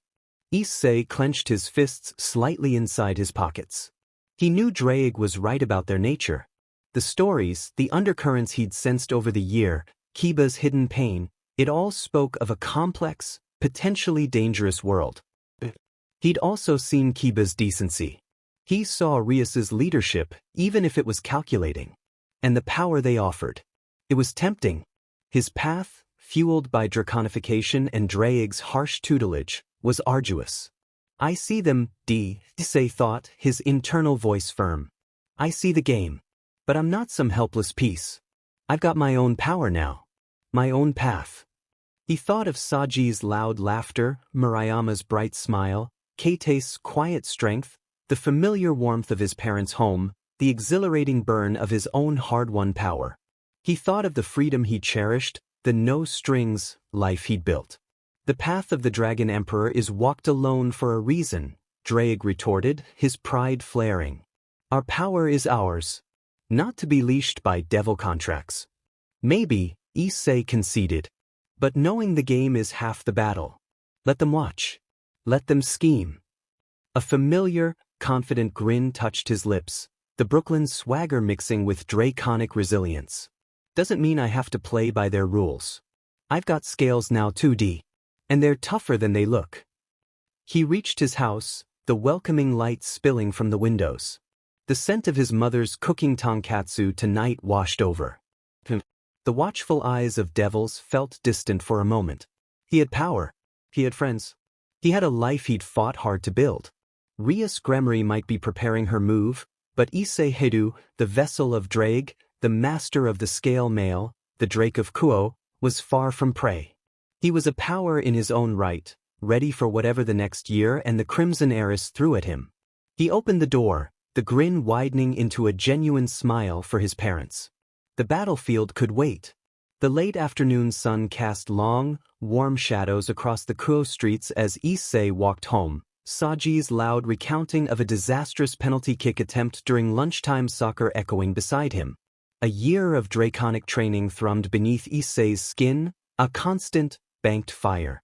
He felt strong, capable, and frankly, a little restless after a year of watching shadows and veiled threats. Draig's vigilance was a constant hum, a necessary counterpoint, but sometimes it chafed. Seriously, man, Saji lamented, gesturing wildly, the ball went over the goal, over the fence, and I swear it hit Mrs. Tanaka's prize-winning azaleas 3 blocks away. Her face. Like I'd kicked her cat. Issei chuckled, about to offer a suitably sarcastic condolence, when a figure stepped into their path from a side alley. She wore the uniform of a different, less prestigious high school, a simple navy skirt and white blouse. Long, dark hair framed a face of delicate, almost ethereal beauty, large eyes wide and seemingly innocent. She looked directly at Issei, a shy smile playing on her lips. "Excuse me," she said, her voice soft and melodic. "Are you Issei Hayadu-kun?" Issei stopped, Saji halting beside him with a curious look. "Yeah, that's me," Issei replied, his own smile easy but guarded. Something about her felt too perfectly timed, too deliberate. Ring any bells? Issei. Drake's mental roar was immediate, laced with pure, ancient fury and warning. Fallen angel. Her aura is veiled, but the stench of corrupted holy energy is unmistakable. She is danger incarnate. Do not engage. The warning was stark, terrifying. A fallen angel. Direct confrontation. Everything Drake had cautioned against for a year. But instead of fear, a different emotion surged through Issei, fierce, exhilarating anticipation. Finally, a tangible threat. A chance to test the power he'd honed in secret. A chance to stop watching and start acting.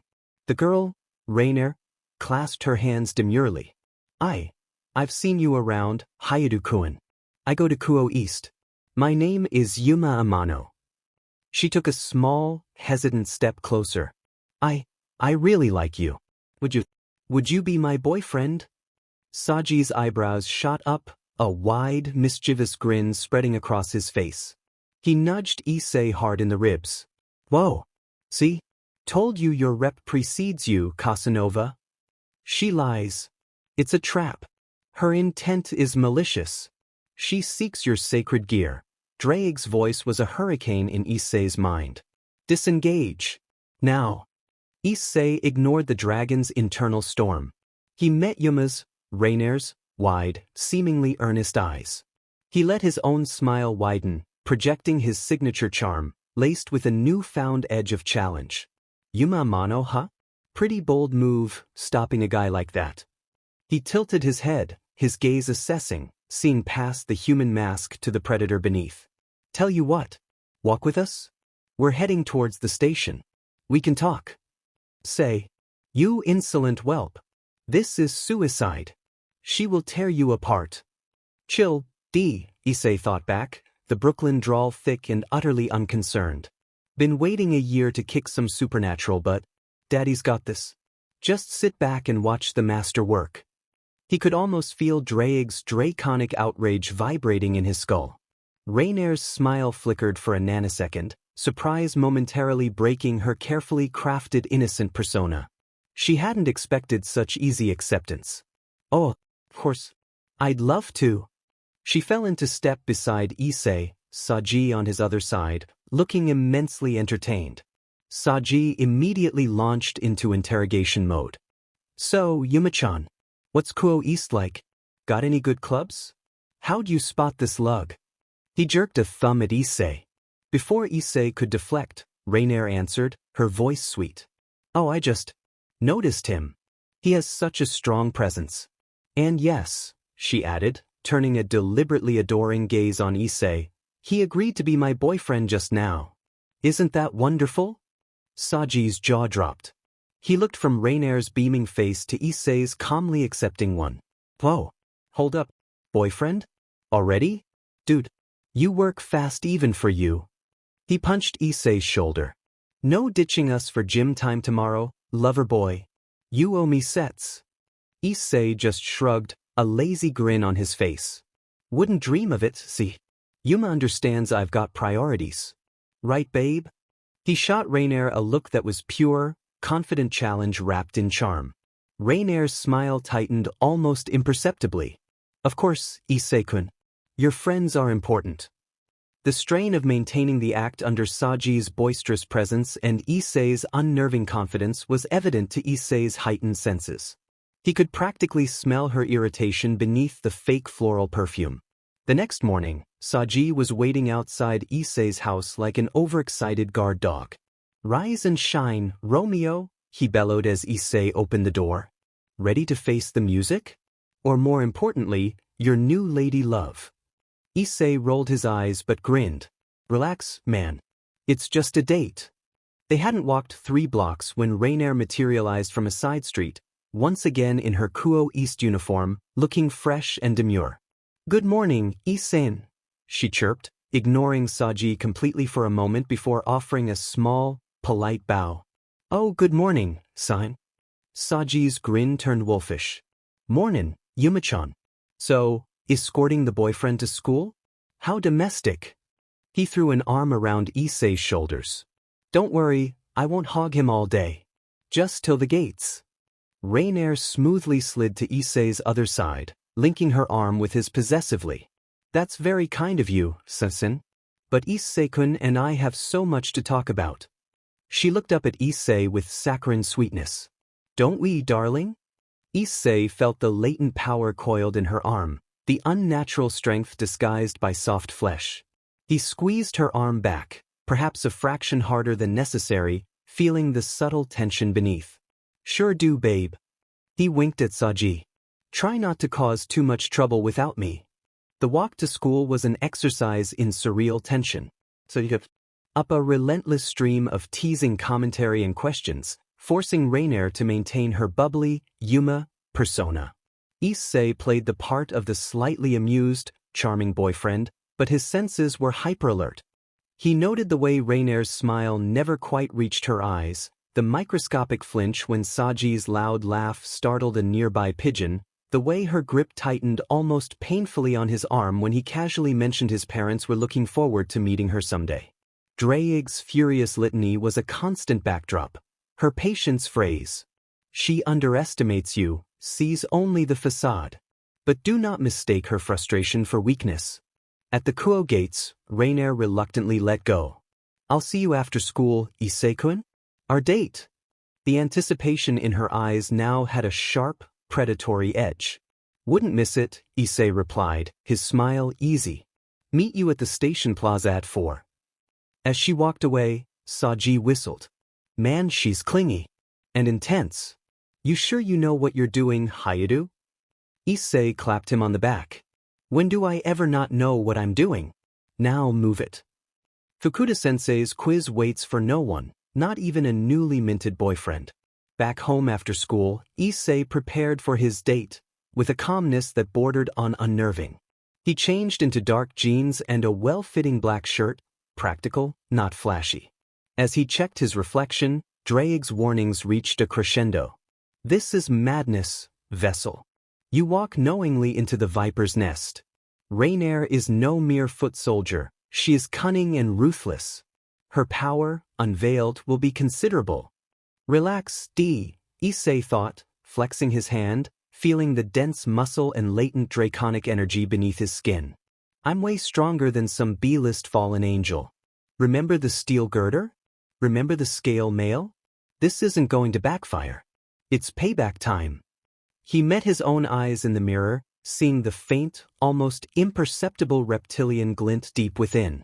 Time to stop hiding. She wants the sacred gear? Let her see exactly what she's messing with. Arrogance precedes downfall, Dawgs thundered. She will not fight fair. Then I won't either, Issei retorted, a feral grin touching his lips. Now chill out. I've got a date with destiny. Or at least, a fallen angel who needs her wings clipped. The walk to the station plaza was charged.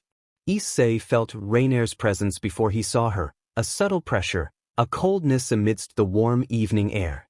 She stood waiting, still in her disguise, but the innocent facade was thinner now, her eyes sharper, her smile tighter.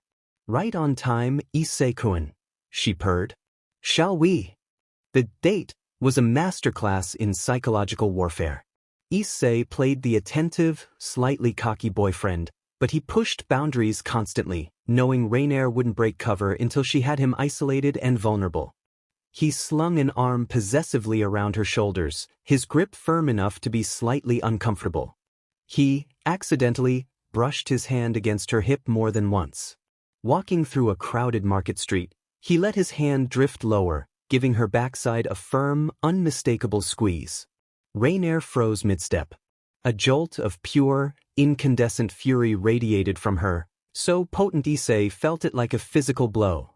Her eyes, when she turned her head slightly to look at him, held a flash of crimson fire, quickly suppressed. Her voice was icy silk.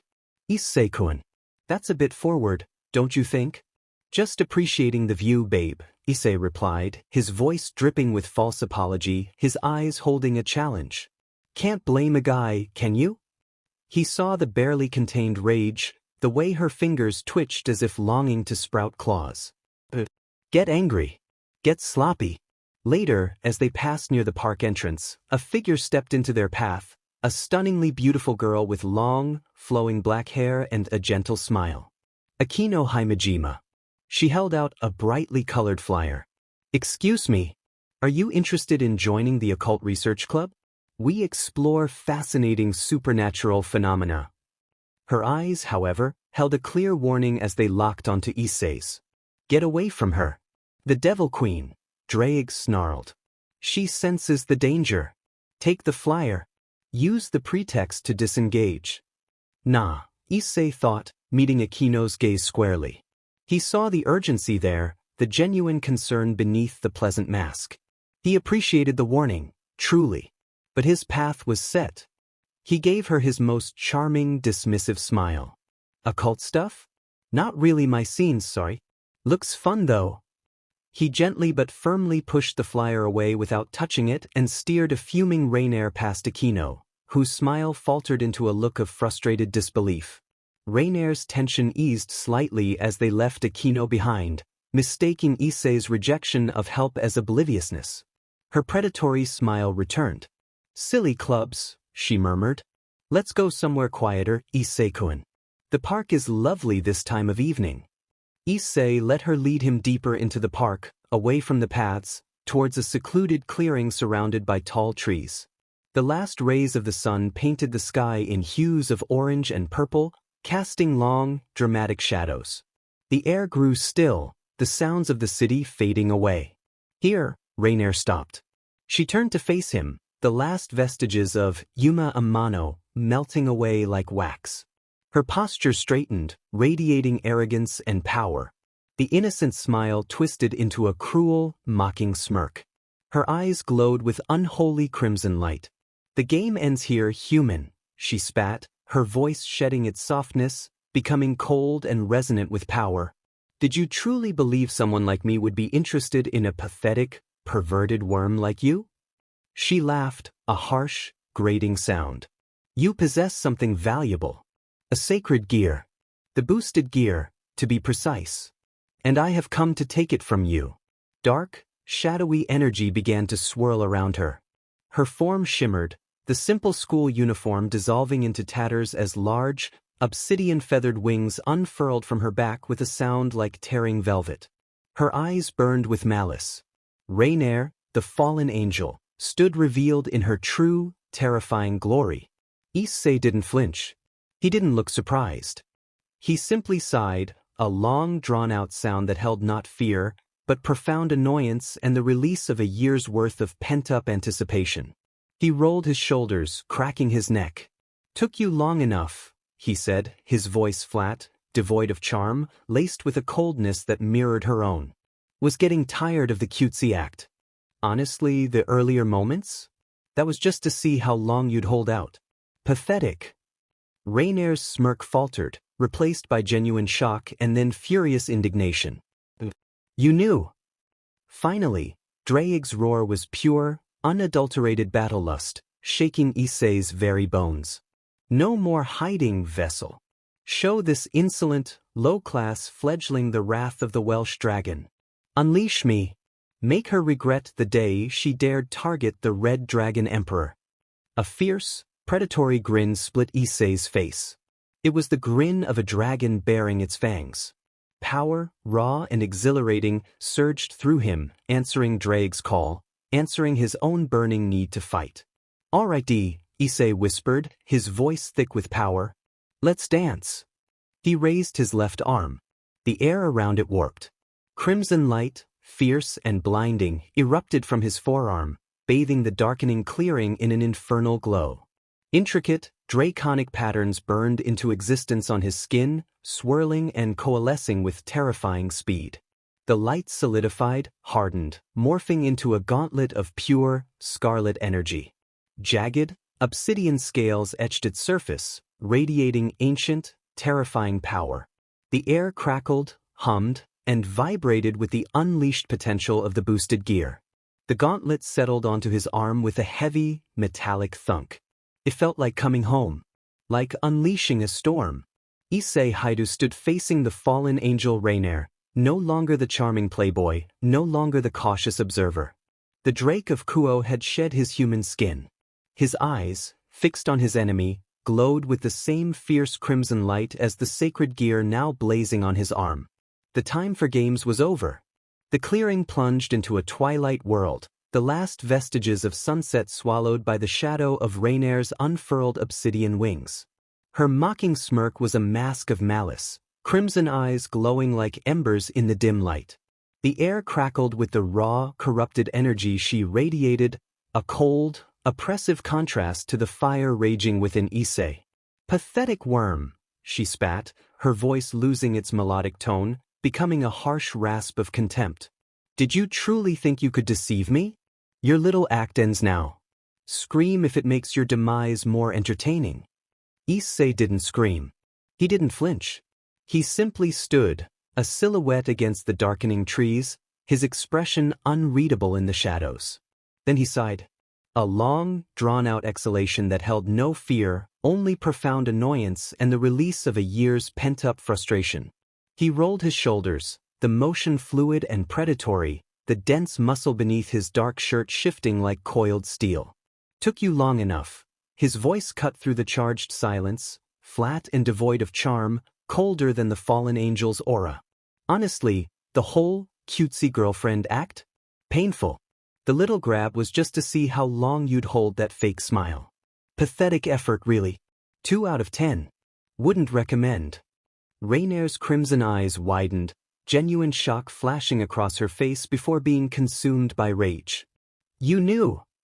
The words erupted from her throat, laced with disbelief and fury.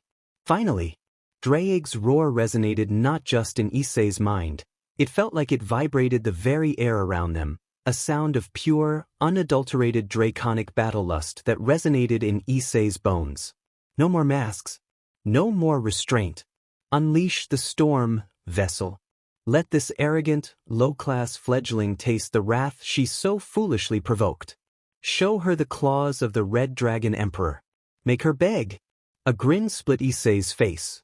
It wasn't charming or playful. It was feral, primal. The grin of a predator sensing blood. Power, raw and intoxicating, surged through him like a dam bursting, answering Draeg's call, answering the savage hunger clawing its way up from his core. It wasn't just strength, it was a deep, visceral need to dominate, to break, to make this arrogant creature feel pain. "Alrighty," Issei whispered, the words thick with the power thrumming through him. "Let's see what this fallen trash is made of." He raised his left arm. Not dramatically, but deliberately. The air around it warped, shimmering like heat haze. Then, crimson light, fierce and blinding, erupted from his forearm. It wasn't the torrent that heralded scale mail. It was a focused, intense conflagration, concentrated solely on the limb. Intricate, draconic patterns burned into existence on his skin, swirling and coalescing with terrifying speed. The light solidified, hardened, morphing into a single, magnificent gauntlet of pure, solidified scarlet energy. Jagged, obsidian scales etched its surface, shimmering with contained, ancient power.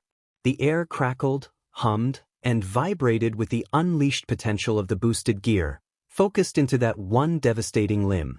It settled onto his arm with a heavy, metallic thunk, a palpable weight of contained destruction. Rainier stared, her sneer momentarily frozen. This wasn't the frantic, untested power she'd expected from a newly discovered sacred gear wielder. This was controlled, focused, dangerous. But her arrogance swiftly reasserted itself. "A gauntlet? It won't save you, human." Dark energy coalesced violently in her hand, swirling into a jagged, crackling spear of pure shadow and corrupted light, a light spear, radiating a chilling, soul-numbing aura. "Die!" she shrieked, lunging forward with unnatural speed, the spear aimed unerringly at his heart. It was a killing blow, delivered with the casual cruelty of swatting a fly. Issei didn't dodge. He didn't try to block with a weapon. He simply moved. His enhanced draconic reflexes, honed over a year of brutal training, turned her blinding speed into something manageable. His boosted gear-clad left hand snapped up, not in a frantic parry, but with terrifying precision. The sound wasn't a clash, it was the sickening, wet pierce of razor-sharp obsidian feathers meeting reinforced energy. Except it wasn't steel. It was the palm of the boosted gear gauntlet. Rainer's momentum slammed her forward, expecting resistance, expecting the spear to punch through flesh and bone. Instead, her weapon stopped dead, buried halfway in the glowing crimson palm of Issei's gauntlet. The corrupted energy sizzled and spat against the dense draconic power, casting flickering shadows on Issei's face, illuminated now by the gauntlet's hellish glow. He didn't stagger. He barely moved. He stood rooted, the impact absorbed effortlessly by his enhanced frame and the gear's power. His head tilted slightly, looking down at the spear. Lodged in his palm, then up at Rainer's wide, stunned eyes. A slow, chilling smile spread across his face, devoid of warmth, filled with a terrifying amusement. "Nice toy," Issei drawled, his voice unnervingly calm, laced with a mocking edge. "Bit pointy for my taste, though. Let me see that." With a casual, almost dismissive flex of his gauntlet fingers, he crushed the spear where it met his palm. The corrupted holy energy imploded with a sharp, discordant shriek. Jagged fragments of shadow and light sprayed outward, dissolving into harmless motes before they hit the ground. Rainer stumbled back, her weapon gone, her hand stinging from the backlash, shock warring with fury on her face. Issei flexed his gauntlet hand. Crimson energy crackled around the scaled knuckles. "My turn." He vanished. Not with supernatural teleportation, but with pure, draconic-enhanced speed, a blur of motion that left afterimages in Rainer's disbelieving vision. He reappeared directly in front of her, inside her guard, before she could even think to raise a defensive wing. Boost. The gauntlet flared crimson. A piston-straight jab, driven by impossible strength and multiplied power, slammed into her solar plexus. The air exploded from Rainer's lungs in a choked gasp. Her eyes bulged, disbelief turning to agony as she felt ribs crack beneath the impact. She doubled over, lifted slightly off her feet by the sheer force. Before she could recover, before she could even register the pain fully, Issei's other hand, unarmored but empowered by draconification, shot out. Not to punch, but to grab. His fingers, impossibly strong, clamped onto the dense muscle and bone at the base of her left wing, right where it joined her back. Rainer screamed. Not a cry of anger, but a raw, animal shriek of pure terror and pain. "These look cumbersome," Issei remarked, his voice chillingly conversational amidst her screams. He tightened his grip, feeling the unnatural resilience of the wing joint, the dense feathers scraping against his knuckles. He leaned close, his breath hot against her ear, his voice dropping to a predatory whisper. "Let me help you with that." He wrenched. The sound was wet and tearing. Tendons snapped, bone cracked, feathers ripped free in a shower of inky black down. Rainer's scream reached a new, ear-splitting pitch, a sound of utter, soul-rending agony. Her body convulsed violently as Issei tore the massive obsidian wing completely from her back, holding the twitching appendage aloft like a trophy. Dark, almost black blood seeped from the ragged wound on her back, soaking her tattered clothes and staining the leaf litter beneath her. The morning sun streamed through the classroom window, casting warm stripes across Issei Hayadu's desk. He leaned back in his chair, one arm casually draped over the back of the empty seat beside him, exuding an aura of effortless cool. His posture was relaxed, and his expression blended playful confidence with laid-back charm, earning him the nickname, the Drake of Kuro. To any casual observer, it was just another Tuesday. He bantered easily with Saji across the aisle, their conversation a familiar mix of gym routines, soccer predictions, and light-hearted jabs. He flashed a charming, harmless smile at a group of giggling first-year girls who passed by the open door. He even managed to crack a dry joke that made Keitase, sitting a few rows ahead, suppress a small smile, while Murayama outright giggled. It was a masterclass in normalcy, the perfect facade. Beneath the surface, however, the events of the previous evening pulsed like a fresh bruise. The coppery scent of Rainer's blood lingered faintly in his nostrils, a phantom reminder. The terrifying thrill of the fight, the unsettling joy in her pain, the chilling authority he'd wielded over Kaneko, it all simmered, contained but potent, beneath the carefully constructed veneer of the charming playboy. Drake's presence was a low, watchful hum, a constant reminder of the beast now fully acknowledged within him. The predator wears the sheep's skin well, Drake rumbled, a hint of grudging approval in his tone. But do not forget the taste of blood. It is part of you now. Wear the mask, but know the fangs are real. Relax, Issei thought back, his internal voice steady despite the turmoil. Just maintaining the brand. Gotta keep Saji from asking why I smell like a slaughterhouse and existential dread. He kept his outward demeanor easy, engaging in the mundane rhythms of school life, a deliberate act of reclaiming control. Across the manicured lawns and grand halls of Kuo Academy, within the plush, book-lined confines of the Occult Research Club room, the atmosphere was thick with an entirely different kind of tension. Kaneko too sat curled in her usual armchair, a half-eaten pastry forgotten on the small table beside her. But her usual aura of detached calm, occasionally punctuated by mild annoyance or hunger, was gone. Replacing it was a profound, unsettling silence. She wasn't just quiet, she was still. Her small frame was rigid, her golden eyes fixed unseeingly on the intricate pattern of the Persian rug. The usual slight flush of life was absent from her cheeks, leaving her pale. She hadn't spoken a word since returning the previous evening. The image was seared into her mind. Issei, bathed in the hellish glow of his gauntlet, standing over the broken, wingless ruin of Rainer, blood dripping from his hands, a chillingly joyful smile on his face. The casual brutality, the primal savagery, it wasn't the calculated power of a devil or angel. It was something raw, ancient, and terrifyingly personal. It resonated with buried horrors in her own past, horrors she kept locked away behind walls of stoicism. Witnessing it unleashed in someone she saw daily, someone who flirted harmlessly and argued about soccer, had shattered something.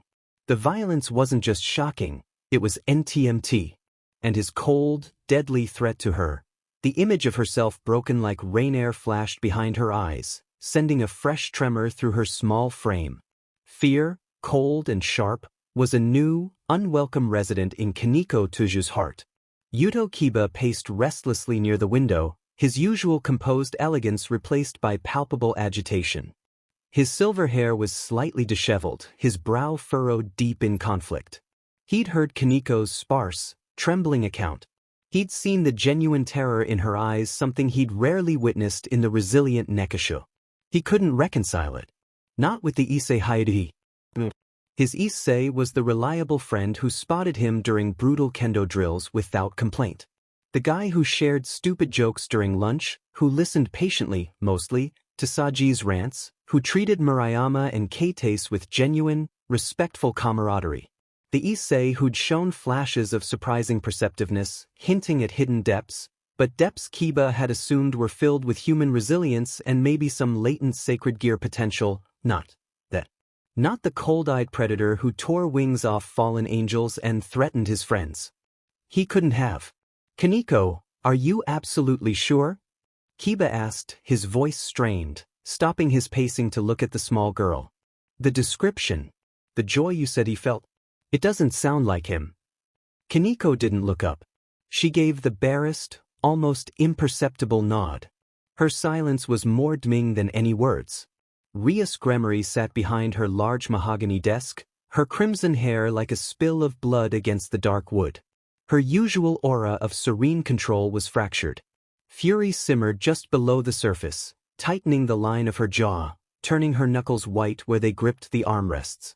That Hayadu had dared to threaten Kaneko? Her precious, traumatized rook? To imply tearing her apart? The protective fury of a king for her peerage warred with a cold, calculating anger. Yet, beneath the rage, another emotion churned, a fierce, desperate intrigue. She had watched Issei Hayadu for a year. She had sensed the power fluctuations, the unnatural physical growth, the impenetrable shielding around his core. She had planned to recruit him, to mold that potential into a powerful pawn for her peerage. But what Kaneko described, this wasn't just potential. This was awakened power. Brutal, terrifying power wielded with chilling confidence. Power that had dismantled a mid-tier fallen angel like she was nothing, without even using his full armor. Could he? The thought hammered against her fury. Could this human, this vessel of something ancient and draconic, stand against Riser? The Phoenix was arrogant, infuriatingly resilient, and backed by his own powerful peerage. Her engagement to him was a political shackle, a future she dreaded. Her current peerage, while fiercely loyal and skilled, lacked the sheer, overwhelming force to decisively crush Riser in a raiding game. But Issei Hayadu, the raw, destructive force he displayed, could he be the key? Not as a pawn bound by her evil peace, but something else? The thought was dangerous, intoxicating. Desperation, born of her impending fate, warred with her fury over Kaneko. Akino, Rias said, her voice dangerously calm, cutting through the heavy silence. Your assessment of his aura yesterday evening? Akino Hymenma, standing near the tea service with her usual serene smile, though her eyes held a new sharpness, tilted her head. It was volatile bucho, like banked coals suddenly flaring. Immense power, barely contained. And cold. Very cold, beneath the surface charm he projected when rejecting my flyer. She glanced at Kaneko, her smile fading slightly. Kaneko-chan's report, it aligns with that sudden intensity one felt. He wasn't just strong. He was feral. Rias absorbed this. The pieces fit, however horrifyingly. She took a deep breath, suppressing the protective anger she felt for Kaneko. The king needed to take action. Kiba, she commanded, her violet eyes locking onto the conflicted swordsman. Kiba stiffened, turning fully to face his king. Bucho, bring Issei Hayadu to me. Her voice was firm, leaving no room for argument. Tell him his presence is requested at the Occult Research Club. Now. Kiba hesitated slightly. Bucho, after what happened, is that wise? He threatened Kaneko. The threat was made, Rias acknowledged, her gaze unwavering. But he let her go. He demonstrated power, not mindless aggression. He reacted to being pursued, Kiba. We've observed him for a year. He knows we exist. He knows we know he's more than he seems. It's time for transparency. Or at least an attempt at it. She leaned forward slightly. And you are his friend. Use that. He trusts you, or at least he did. Your presence might help ease the interaction. Kiba understood the logic, the necessity from Rias's perspective. But the thought of facing Issei, of looking into the eyes of his friend and seeing the cold predator Kaneko described, filled him with dread. He'd shared laughs, training sessions, and mundane school life with the charming Drake. The idea that it was all a mask hiding that level of savagery was horrifying. Yet the command was clear. The king's word was final. His duty to his peerage, to Rias, took precedence over his personal turmoil. The fragile treaty between the Dragon Emperor and the Devil Princess settled over Kuo Academy like a thin layer of ice holding, but treacherous. Issei Hayadu navigated his days with renewed purpose, the Drake mask firmly back in place, but the awareness of the ORC's watchful eyes was a constant, low-level hum beneath the surface. Drake remained perpetually suspicious, a grumbling counterpoint to Issei's pragmatic acceptance of the new status quo. A week after the tense handshake, Rias summoned Issei back to the ORC room, this time without Kiba as an intermediary. The atmosphere was less charged, though Kaneko still avoided his gaze, opting to read a manga with intense focus that didn't quite mask her lingering tension. Akino offered tea with her usual serene, slightly mischievous smile. Haiken, Rias began, gesturing for him to sit. She wore her kingly composure, but Issei could see the gears turning behind her violet eyes, strategic, but also seeking a practical solution. Our arrangement necessitates a degree of proximity. Mutual observation, as it were, to build trust and facilitate information sharing. However, your frequent absences from class, particularly on days requiring extended training, she said delicately, avoiding specifics, could raise unwanted questions. Issei sipped his tea, and again. You have a point, Gremory-senpai. Skipping for mysterious personal reasons only works so many times before Fukuda-sensei starts writing home. Got a solution? Indeed, Rias nodded. I propose you formally join the Occult Research Club. Issei raised an eyebrow. The Occult Club? Seriously? You think anyone buys that as a cover for a guy like me? He gestured vaguely at himself. I'm not exactly the spooky seance type. More the spooky how many girls he's dated this month type. Aquino chuckled softly, the sound. Like chiming bells. Oh, Issei, your reputation only adds to the mystique. The notorious playboy delving into the unknown? It's deliciously enigmatic. People will assume it's just another eccentricity of the Drake. Her eyes sparkled with amusement. Besides, it provides a perfect, school-sanctioned reason for you to be here during club hours or even during free PRDS. A place to coordinate. Discreetly. Rias leaned forward. Precisely. Club activities officially consist of research into folklore, urban legends, and historical mysteries, harmless pursuits that satisfy the school administration. Unofficially, it provides a secure location for us to meet, share intelligence, and manage any supernatural occurrences affecting Kuo without drawing undue attention. Your membership legitimizes your presence here. It solves your attendance problem and facilitates our treaty. Issei considered it. It was smart. Blending in was his specialty, and this was just another layer. An official reason to be in the ORC room, away from prying eyes and mundane school rules. Access to Rias and her network for information, and a base of operations that wasn't a crumbling warehouse. Plus, it kept him close to the intriguing, powerful Crimson Heiress. A gilded cage, Drake grumbled. They seek to monitor your movements under the guise of convenience. So what d? Issei countered mentally. I monitor them right back. Besides, think of the perks. Comfy chairs. Aquino's tea. Front row seat to the Crimson Princess trying to be responsible. Sounds better than dodging truancy officers in an abandoned building. He met Rias's expectant gaze. All right, senpai. Sign me up.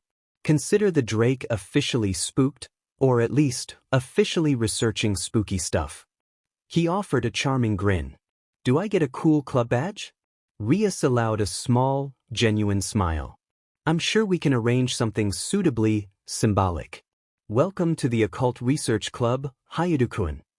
Issei's integration into the ORC was met with varying degrees of enthusiasm.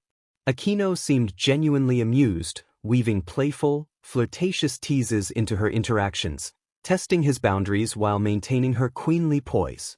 Issei-kun, are you researching the folklore of love potions? Or perhaps the occult secrets of charm? She'd ask, handing him a dusty tome with a knowing smirk. Kaneko remained distant, a silent, watchful presence. She tolerated his presence but kept a physical buffer, often retreating to a corner with her snacks and manga. Issei respected her space, offering no overtures, simply acknowledging her with a nod when necessary. The fear was still there, but time and his deliberate non-threatening behavior within the club room were slowly turning it into wary neutrality. The real friction existed outside the clubroom walls. With Kiba, they still hung out. They still talked about kendo drills, shared lunch with Saji, Murayama, and Keitase, and argued about soccer tactics. But a palpable distance had opened between them. Kiba's smiles were strained, his easy camaraderie replaced by a watchful reserve. He'd flinch almost imperceptibly if Issei moved too quickly near him. The questions hung unspoken in the air. Who are you? What are you capable of? Was our friendship a lie? Issei let it simmer for days, playing the oblivious Drake. But seeing Kiba's usual warmth replaced by this tense vigilance during a shared walk home finally grated on him. They were passing the park where Rainer's fate had been sealed, the shadows lengthening. "All right, Kiba." Issei stopped, his voice losing its usual playful edge, becoming flat and direct. He turned to face the silver-haired swordsman. "Spit it out. You've been looking at me like I'm going to turn into a monster since the ORC meeting. What's bothering you?" Kiba flinched, caught off guard by the sudden confrontation. He looked away, his jaw tightening. "It's nothing, Issei. Just tired." "Bull," Issei stated calmly. "You're walking on eggshells. Ever since Kaneko told you what happened." He saw Kiba tense further. "You saw the aftermath through her eyes. You heard about the aftermath. And now you don't know what to make of your friend, the harmless flirt, huh?" Kiba turned around, his eyes reflecting a mix of hurt and frustration. "Harmless? Harmless, Issei?" Kaneko described. She described a monster. Someone who took pleasure in tearing Rainer apart. How am I supposed to reconcile that with the guy who shares his curry bread and laughs at Saji's terrible jokes? His voice rose slightly, filled with confusion. Did you ever actually consider me a friend? Or was I just another cover? Another mask?" The accusation hung heavily in the air. Issei met Kiba's anguished gaze, not with anger, but with a weary understanding. He recognized the genuine hurt beneath the fear, the betrayal of trust. "You hid something too, Yuto," Issei said softly, using Kiba's first name deliberately. "You hid the fact that you were a devil. A powerful one, from what I gather. Right under my nose. Sharing curry bread, laughing at jokes. All while belonging to a supernatural faction that watched me, studied me. Did you ever actually consider me a friend? Or was I just a potential recruit? Another piece on Rias's board." Kiba froze. The accusation struck him like a physical blow. The color drained from his face. He opened his mouth to protest, to explain his loyalty to Rias, his initial orders. But the words died in his throat. Issei was right. He had hidden his true nature. He had observed Issei under Rias's command, even while enjoying his friendship. The weight of his own hypocrisy crashed down on him. Kiba stammered, looking utterly lost. I mean, Bucho." He trailed off, shame battling with his ingrained loyalty. The image of the predator Issei had become clashed violently with the memory of the friend who'd spotted him during exhausting drills, who'd listened without judgment. Issei saw the internal collapse. The rigid defensiveness shattered, leaving only confusion and guilt. This was the moment. He let his own posture soften, the Drake persona melting away to reveal something more vulnerable, more human. He looked down for a moment, then back up at Kiba, his eyes holding a deep, unexpected sadness. "I am a dragon, Yuto," he said, his voice low and sincere, carrying a weight that hadn't been there before. "Or, I have a dragon's power inside me. Draig, the Welsh dragon, the Red Dragon Emperor. That night, when Rainer attacked, it wasn't just me fighting. To us. His instincts, his rage's primal nature." He ran a hand through his hair, a gesture of genuine weariness. It took over. That joy Kaneko felt. That was the dragon's heart. The thrill of the hunt. I felt it too. To us. Terrifying. And exhilarating. And wrong. After. He met Kiba's shocked gaze. "I'm not a monster, Kiba. But I'm not just the guy who flirts and eats curry bread anymore either. I'm learning what this power means. Learning to control the beast inside. Sometimes it slips its leash." He looked away, towards the darkening park, his expression one of profound regret and vulnerability. "I valued our friendship, Yuto. I still do. But I understand if what I am now makes that impossible." The sadness in his voice was palpable, carefully crafted but rooted in a kernel of truth, the truth of his own fear about what he was becoming. Kiba stared at him. He saw the raw honesty, the regret, the struggle Issei was describing. He saw the friend he knew buried beneath the terrifying power and the draconic legacy. The image of the predator faded, replaced by the image of Issei looking lost and burdened. His own guilt over his deception surged back, mingling with empathy. Impossible? Kiba whispered. He took a step closer, his own rigid posture relaxing. No, Issei. Not impossible. He managed a shaky smile, the first genuine one Issei had seen from him in days. Just complicated. Like everything else in this town. He extended his hand, mirroring the gesture that had sealed the treaty with Rias, but this time it was personal. We both kept secrets. Big ones. Maybe we can figure out this whole friendship while being supernatural beings thing together? Without the masks. Issei looked at the offered hand, then back at Kiba's face, seeing the tentative trust returning. He let his own sad expression soften into a relieved smile. Yeah, he said, gripping Kiba's hand firmly. Complicated works. Let's figure it out. The tension dissolved, replaced by a renewed, stronger bond forged in shared secrets and hard-won understanding. Life within the ORC settled into a surprisingly comfortable rhythm. Issei's membership proved its worth, providing a legitimate cover for his absences and a convenient base. He spent afternoons ostensibly researching obscure folklore, while actually reading manga Akino, accidentally left out, or discussing potential supernatural research topics with Rias that often involved veiled intelligence about fallen movements or stray devils. During these quieter moments, often late afternoons when Kaneko was napping and Akino was brewing yet another pot of tea, Issei found himself talking with Rias. Not as the Red Dragon Emperor and the Crimson Heiress, but simply as Issei and Rias. He saw past the kingly mantle she wore like armor. He noticed the flickers of frustration when paperwork piled up, the genuine delight when she found an obscure text that interested her, the way she'd sometimes slump in her chair when she thought no one was looking, the weight of her responsibilities pressing down. He recognized the signs he'd seen them in overworked managers back in Brooklyn, in kids pushed too hard by ambitious parents. People drowning in expectations, desperate for a breath of air. One such afternoon, Rias was frowning at a complex map detailing historical ley lines under Kuro, muttering about territorial disputes with a minor Yukai clan. Issei, lounging on a sofa nearby with a volume of Dragon Ball, glanced over. Looks like a headache, senpai, he remarked casually. Rias sighed, rubbing her temples. A persistent one. Lord Tsukuyami's descendants are being particularly obstinate about a minor spirit spring. Negotiations are tedious. Ever think about just telling them to back off? Issei asked, flipping a page. Or, delegating the headache to Sona? Share the burden. Rias blinked, then let out a small, unexpected laugh. Tempting. Very tempting. But unfortunately, diplomacy is part of the package. She gestured vaguely, encompassing her position. Package deal can be tough sometimes, huh? Issei said, putting his manga down. All this responsibility.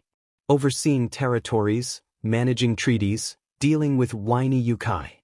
When do you just get to be Rias? Hang out 'cause a little trouble, eat junk food, maybe blow something up for fun. He grinned. Not that I'm advocating property damage. Much. Rias stared at him, a strange expression on her face, part surprise, part longing. No one spoke to her like this. Not Akino, who respected her position too much, not Kiba, burdened by his own past, not Kaneko, still so young. They saw the heiress, the king. Issei saw the teenager underneath, buried under centuries of tradition and crushing duty. He saw what she secretly craved: freedom, spontaneity, fun. You make it sound simple, Issei, she said softly, a wistful note in her voice. Not simple, Issei corrected. Necessary. Even dragons need to stretch their wings and breathe fire just for the thrill of it sometimes. If you bottle it all up too long, senpai, eventually. Kaboom. He mimed an explosion with his hands. Trust me, I know from recent experience. You've got to let off steam. Find the fun in the chaos. He winked. Just maybe avoid the wing-tearing kind. Rias smiled, a genuine, warm smile that reached her eyes. It transformed her face, stripping away the regal mask. Perhaps. You have a point, Issei. Perhaps I do need to find more constructive outlets for steam. Later, as Issei packed his bag to leave, Akino glided over, her smile knowing. My Bucho seems remarkably relaxed after your little chat about steam, Issei. Your influence is quite potent. Rias, overhearing, immediately stiffened, a faint blush dusting her cheeks. Akino, don't be absurd. We were discussing territorial management strategies. Issei offered a unique perspective.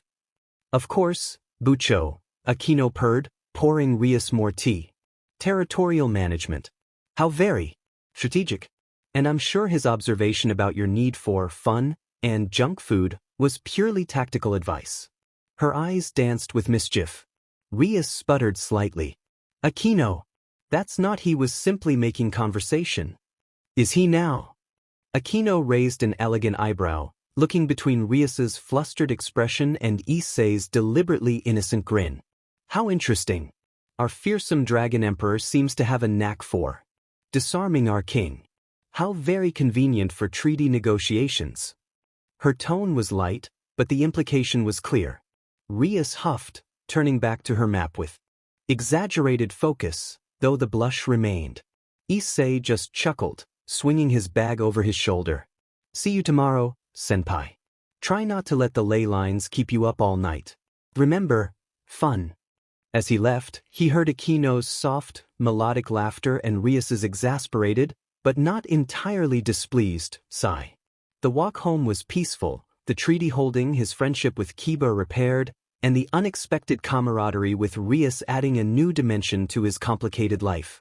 He was lost in thought, replaying the afternoon, Kiba's relieved smile, Rias's unguarded moment, Akino's teasing, when a startled yelp and the sound of scattering papers snapped him back to reality. He rounded a corner near a small, nondescript shrine entrance to find a girl kneeling on the sidewalk, desperately trying to gather a cascade of loose papers that had spilled from a worn leather satchel. She had long, wavy blonde hair that fell around a face of almost doll-like innocence, currently scrunched in adorable frustration. Her outfit was simple, a modest, slightly old-fashioned dress, but the small silver cross hanging at her neck caught the fading light. She radiated an aura of gentle warmth and profound, almost naive kindness, tinged with palpable anxiety. Oh no, she murmured, her voice soft and melodic, tinged with a slight accent Issei couldn't quite place. Stupid, clumsy. Please don't be torn. Issei instinctively moved to help, crouching down beside her. Whoa, rough landing. Need a hand? He started gathering papers. They looked like leaflets, printed with simple religious imagery and text. The girl looked up, startled. Her eyes were a wide, startling shade of emerald green, filled with tears of frustration and a deep, soulful kindness that seemed to reach into his core. For a split second, he felt Dawgs stir, not with hostility, but with recognition? Holy, faint, pure, the dragon murmured, intrigued and wary. Oh, thank you. Thank you so much, the girl stammered, her cheeks flushing pink. I'm so clumsy. I tripped on the curb and... She gestured helplessly at the scattered papers. No problem, Issei said, flashing her his most charming, reassuring smile. Happens to the best of us. He quickly gathered the last few leaflets and handed them to her. Here you go. Asia Argento, huh? He'd seen the name printed on one of the leaflets. She beamed, the smile transforming her face, radiating pure, guileless gratitude. Yes, I'm Asia. Asia Argento. Thank you again, mister? Issei Hairung, he replied, helping her stand. She was petite, barely reaching his shoulder. New in town, Asia? Haven't seen you around. Asia nodded eagerly, clutching her satchel tightly now. Yes. Very new. I just arrived today. I'm looking for... Well... She hesitated, looking around with wide, slightly lost eyes. I'm trying to find the church? The big one? Saint whatever it's called? The priest who was supposed to meet me. He wasn't there when I arrived and I got a bit turned around. Her lower lip trembled slightly. I need to find it. I have nowhere else to go. The vulnerability in her voice, the genuine distress, and that overwhelming aura of gentle, holy light hit Issei like a physical wave. A nun? A lost, clumsy, incredibly kind-looking nun asking for the church? In Kuo? After everything that had happened? Alarm bells clanged in his mind, warring with an instinctive desire to help this clearly distressed girl. Draig's mutterings intensified. Holy aura. Weak but pure. Danger, vessel. Remember Rainier. But looking down at Asia Argento's tear-filled emerald eyes, filled with nothing but innocent pleading and profound gratitude, Issei felt the Drake persona falter. This didn't feel like a trap. It felt like someone genuinely needed help. The church? Issei repeated, his mind racing. He knew where it was. He also knew what might lurk there. But turning her away. Yeah, he said slowly, making a decision. Yeah, I know where it is. It's a bit of a walk, but I can show you? If you want. Asia's face lit up with such pure, radiant relief it was almost blinding. You would? Oh, thank you. Thank you so much, Sei. You're an angel. Issei managed a weak smile, a sense of impending complications settling over him as he gestured down the street. Angel? Not quite. More like a dragon walking a lost lamb towards a den that might contain wolves. This way, he said, falling into step beside the clumsy, holy nun, the fragile piece of Kuo feeling suddenly very precarious again. The fragile piece of Kuo shattered the moment Asia Argento uttered the word, church. Issei's charm faltered, replaced by a razor-sharp alertness honed by the previous night's chaos and Draig's immediate, guttural warning. Holy aura. Weak but pure. Danger, vessel. Remember Rainier. The serpent's nest. Yet, looking down at Asia's tear-filled emerald eyes, wide with innocent distress and profound gratitude, the instinct to slam down defenses warred violently with the urge to shield this vulnerable presence. Her aura wasn't just holy, it was kindness incarnate, a gentle warmth radiating from her core that felt utterly alien to the predatory cold of Rainier. This wasn't a trap, it was a lost lamb near a den of wolves. Turning her away felt impossible. Yeah, Issei repeated, his voice losing its casual edge, becoming carefully neutral. I know where it is. Saint whatever it's called. He forced a small, reassuring smile. Bit of a walk, but come on. This way. He gestured down the street, away from the bustling center, towards the older, quieter residential district where the sole church in Kuo stood, a place he had deliberately avoided since Draig's revelation about its true occupants. As they walked, Asia clutched her repaired satchel like a shield, chattering nervously about her journey, her voice soft and melodic with a slight, unplaceable accent. She spoke of her orphanage, her faith, and her hope to serve at the Kuo church. Her naivety was staggering, her trust absolute. Issei listened, his senses stretched taut, scanning their surroundings. The abandoned church loomed ahead. Rainier, despite her injuries, was likely still alive. Fallen angels healed quickly. This felt like a setup, a trap using the most innocent bait imaginable. Draig growled constant vigilance in his mind. Their path took them through a small park. A sharp cry pierced the afternoon calm. A child, maybe 5 or 6, sprawled near a swing set, clutching a scraped knee, tears streaming down his face. His mother hovered nearby, looking flustered. Before Issei could react, Asia gasped. Oh, poor thing. She darted forward, her earlier clumsiness forgotten in her urgency. Kneeling beside the sobbing boy, she ignored the mother's surprised look and placed her hands gently over the bleeding scrape. Her eyes closed in concentration. A soft, golden light, warm and soothing, blossomed from her palms. It flowed over the wound, gentle and profound. Issei and Draig both felt it, not just the holy energy, faint but unmistakable, but the sheer, overwhelming goodness woven into it. It wasn't power wielded, it was compassion made manifest. The raw scrape vanished in seconds, leaving unblemished skin. The boy's tears stopped instantly, replaced by wide-eyed wonder. Magic, he whispered. Asia beamed, the golden light fading. No magic, sweetie. Just a little prayer. She ruffled his hair. Be careful now. The mother stammered shocked thanks as Asia stood, her cheeks pink with modest embarrassment. Issei stared. Sacred gear. Draig rumbled, the hostility in his mental voice momentarily replaced by stark awe. Twilight healing. A rare and powerful artifact of restoration. And wielded with such purity. He paused, the awe hardening back into protective ferocity. A beacon of light in a viper's nest. They will covet her, corrupt her, or destroy her. Issei watched Asia accept the mother's effusive gratitude with humble grace, her gentle aura pulsing stronger in the aftermath of her healing. The sight crystallized his resolve. He met Draig's presence within him, his own mental voice cold steel. They won't touch her, Not Rainer. Not any of them. This girl. She's worth protecting. Even if we just met. Agreed. Draig's roar was a furnace blast of draconic fury, reigniting the battle lust from the previous night, but now channeled into fierce guardianship. The lamb walks towards slaughter. Let the wolves learn the price of threatening what is under the dragon's wing. My power is yours, vessel. Unleash the storm. The rest of the walk was tense.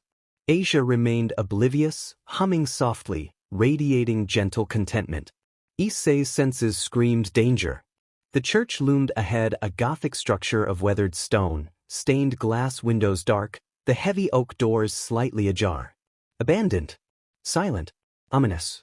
Rainer being sent to an abandoned church? The pieces clicked horribly. Asia was the target.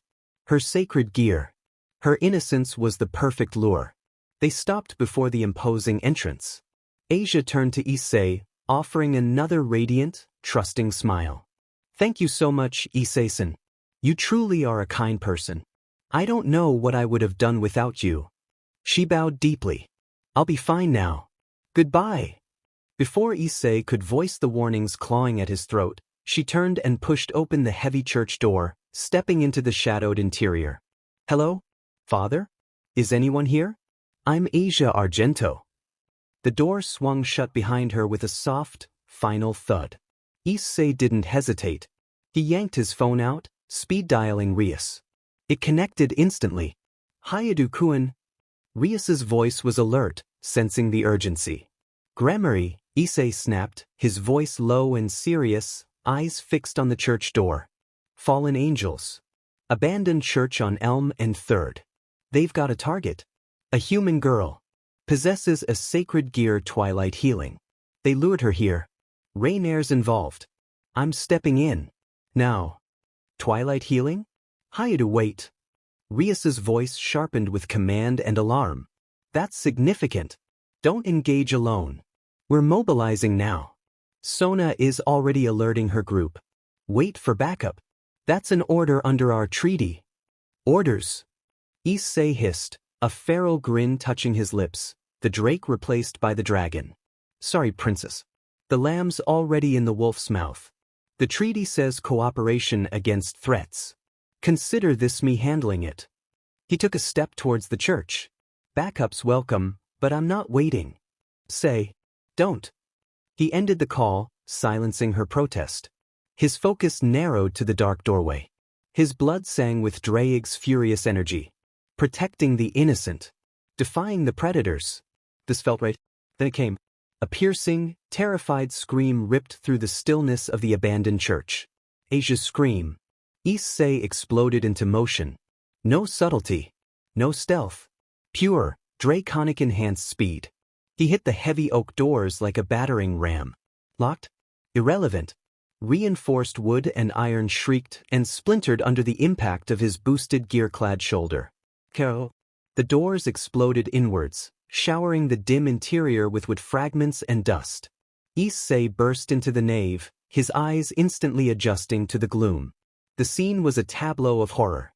Asia was cowering near the altar, her face pale with terror, tears streaming down her cheeks. Surrounding her, cutting off any escape, were 4 figures radiating cold, corrupted energy. Rainer stood front and center, but she was a shadow of her former self. Her wings were gone, leaving only bandaged stumps visible beneath a dark, high-collared coat. Her face, once beautiful, was marred with fading bruises and swollen flesh, her jaw clearly wired shut beneath the bandages, her eyes burning with a mixture of pure terror and soul-consuming hatred as they locked onto Issei. She trembled violently, a raw, guttural sound escaping her wired jaw. Flanking her were her three subordinates, their expressions shifting from predatory amusement to shock and then wary hostility as they followed Rainer's terrified gaze. Dawgs, tall and lean, with sharp features and cold gray eyes, radiated a calculating cruelty. He held a twisted dagger made of shadow. Calawarner, slender, with long purple hair and a mocking smirk that faltered as she saw Rainer's reaction. Her fingers crackled with dark energy. Middlet, the youngest-looking, with twin pigtails and an almost childish demeanor that couldn't mask the sadistic gleam in her pink eyes. She giggled nervously, clutching a small, wicked-looking chain. "What?" Calawarner stammered, her smirk vanishing. "Rainer? Who is?" Dawgs' eyes narrowed, his gaze darting between the trembling Rainer and the figure standing amidst the ruined doorway, crimson light already igniting around his left forearm. "The source of her condition," he murmured, his voice icy. "The one who tore her wings?" Rainer couldn't speak, but the raw, animalistic hate in her eyes, mingled with primal fear, was answer enough. A choked, gurgling snarl erupted from her throat, directed solely at Issei. He ignored the others, his gaze locking onto Asia, who looked at him with desperate, tear-filled hope. "Asia, get behind me, now." His command echoed through the church like a whip. Asia scrambled, tripping in her haste but managing to dart behind Issei, clutching the back of his shirt as if it were a lifeline, her small body trembling against his back. "Issei-san." Issei didn't turn. His focus was entirely on the four fallen angels. The boosted gear flared to life, crimson light swirling and coalescing into the familiar, scaled gauntlet encasing his left arm. It hummed with contained power, casting long, ominous shadows in the dusty church. He took a deliberate step forward, the shattered debris crunching under his boot. His eyes, glowing faintly with an inner light, swept over Dawgs, Calawarner, and Middlet, before finally settling on Rainer. A slow, predatory smile spread across his face, devoid of warmth, filled with the promise of confrontation. "Miss me feathers?" Issei's voice was a low, dangerous purr, echoing slightly in the vaulted space. He flexed the fingers of the gauntlet, dark energy crackling harmlessly against the dense draconic power. "Looks like you didn't learn your lesson. Brought friends this time? Cute." His gaze hardened, the smile turning into a snarl as he took a battle-ready stance. The crimson gauntlet held before him, pointed directly at the terrified Rainer. "All right, you wanted round two? Let's start." The gauntlet pulsed. Boost. The power surged through the church, shaking dust from the rafters.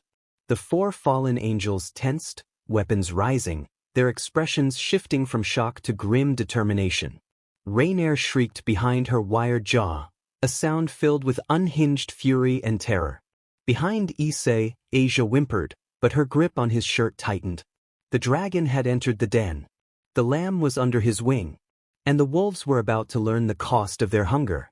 The abandoned church of St. Francis Xavier became an arena, bathed in hellish crimson light and the chilling promise of draconic retribution. Round two had begun. The shattered nave of St. Francis Xavier transformed into a battleground painted in crimson light and shadow. Dust motes danced in the beams piercing through broken stained glass, illuminated by the unholy glow of the fallen angels and the furious radiance of Issei Hayadu's boosted gear. Asia Argento cowered behind him, her terrified sobs contrasting with the guttural snarls and crackling energy filling the air. "Miss me feathers?" Issei's voice, laced with draconic resonance, echoed ominously. He flexed the fingers of the scaled gauntlet, dark energy spitting harmlessly against its surface. "Looks like you didn't learn your lesson. Brought friends this time? Cute." Rainer's response was a strangled shriek of pure hatred and terror behind her wired jaw, her bandaged stumps twitching violently. The sight of her tormentor reignited her rage, momentarily overwhelming her fear. She lunged not with grace, but with desperate ferocity, dark energy coalescing into jagged talons around her hands. "Pathetic," Issei spat. He didn't move. As Rainier closed the distance, screaming her silent fury, he simply raised his gauntlet left hand. Boost, power surged. He didn't strike, he caught. His scaled fingers closed around her wrist as her talons raked toward his face, stopping her dead with impossible strength. The impact jarred her entire frame. Before Rainier could react, Issei pivoted, using her momentum against her.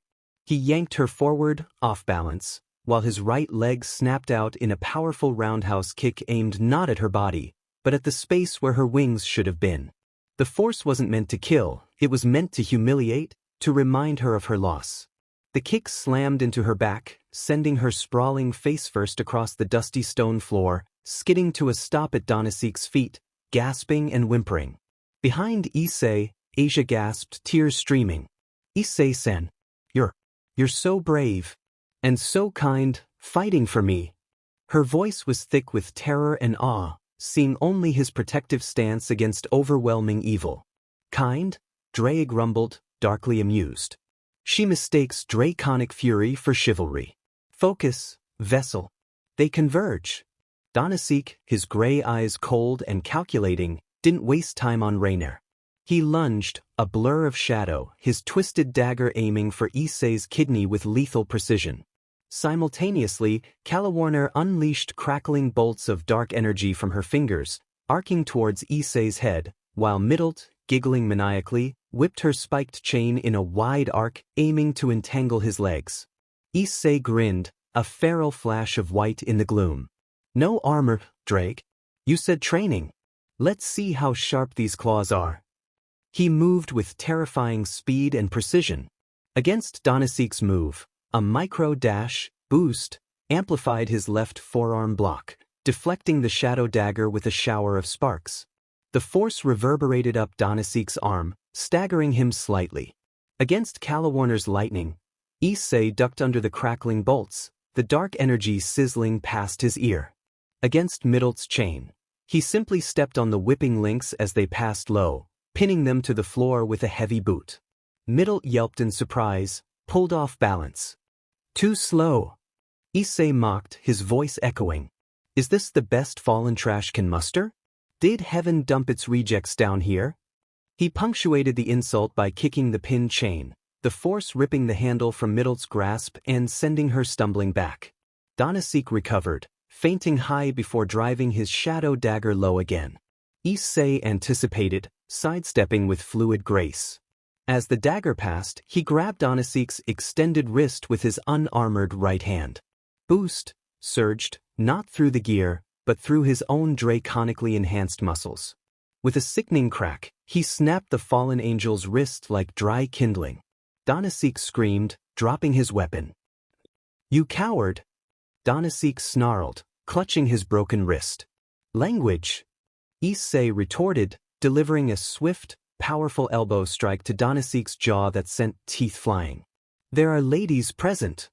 He kicked the fallen dagger away. "Well, a lady," he amended, glancing back at the trembling Asia. Calawarner shrieked in fury, unleashing a barrage of dark energy bolts. Issei weaved through them like smoke, his movements a blur, closing the distance impossibly fast. Before she could react, he was inside her guard. He didn't punch. He grabbed the collar of her dark outfit with both hands, one gauntlet, one bear. Boost! Raiayip! He tore downwards. The fabric shredded, but more importantly, the dense muscle beneath her shoulder blades tore with it. Calawarner's scream was ear-splitting as her wings were ripped from her back in a single, brutal motion. Issei tossed the twitching appendages aside like rubbish. "One down," he announced coldly as Calawarner collapsed, writhing in agony. Middlet, seeing her companions fall, abandoned her chain, her eyes wide with genuine fear instead of sadistic glee. She scrambled back, trying to put distance between herself and the Crimson Demon. "Stay away." "Running already?" Issei taunted, advancing relentlessly. "But the party's just started." He surged forward. Middlet panicked, throwing up a hasty shield of dark energy. Issei didn't slow down. He ped his gauntlet fist back. Boost, boost, power stacked, the gauntlet flaring like a miniature sun. "Try this." Dragon! Shot! The hypercondensed sphere of crimson energy screamed from his palm. It didn't explode, it punched through Middle's shield as if it were made of paper and then through her chest with a solid impact. A perfectly circular hole appeared where her heart had been. Her eyes widened in disbelief for a split second before she collapsed onto the cold stone. Rainier, still sprawled near Donasek, let out a choked gasp, scrambling backward on her elbows, pure terror eclipsing her hatred. Donasek, cradling his broken wrist, paled. This wasn't a fight, it was an execution. Only the rejects left, Issei stated, turning his glowing gaze towards Donasek. The tall fallen angel gritted his teeth, pushing himself up with his good hand, defiance warring with fear in his gray eyes. He gathered dark energy into his uninjured hand, forming a swirling vortex of shadow. Issei merely raised his gauntlet again, energy crackling. You know, he mused, a darkly playful glint in his eye, I always wondered, what if Goku had a dragon inside him? He widened his stance, planting his feet firmly. He drew his gauntlet hand back to his hip, palm open, fingers curled. Crimson energy began swirling violently in his palm, gathering with terrifying speed. Boost, boost, boost, the power multiplied, the light intensifying, casting stark shadows across the church walls. The air hummed, vibrated, then roared. Donasek's eyes widened in horror. What is that? Issei grinned, a mix of Brooklyn's snark and draconic might. Kaini hai.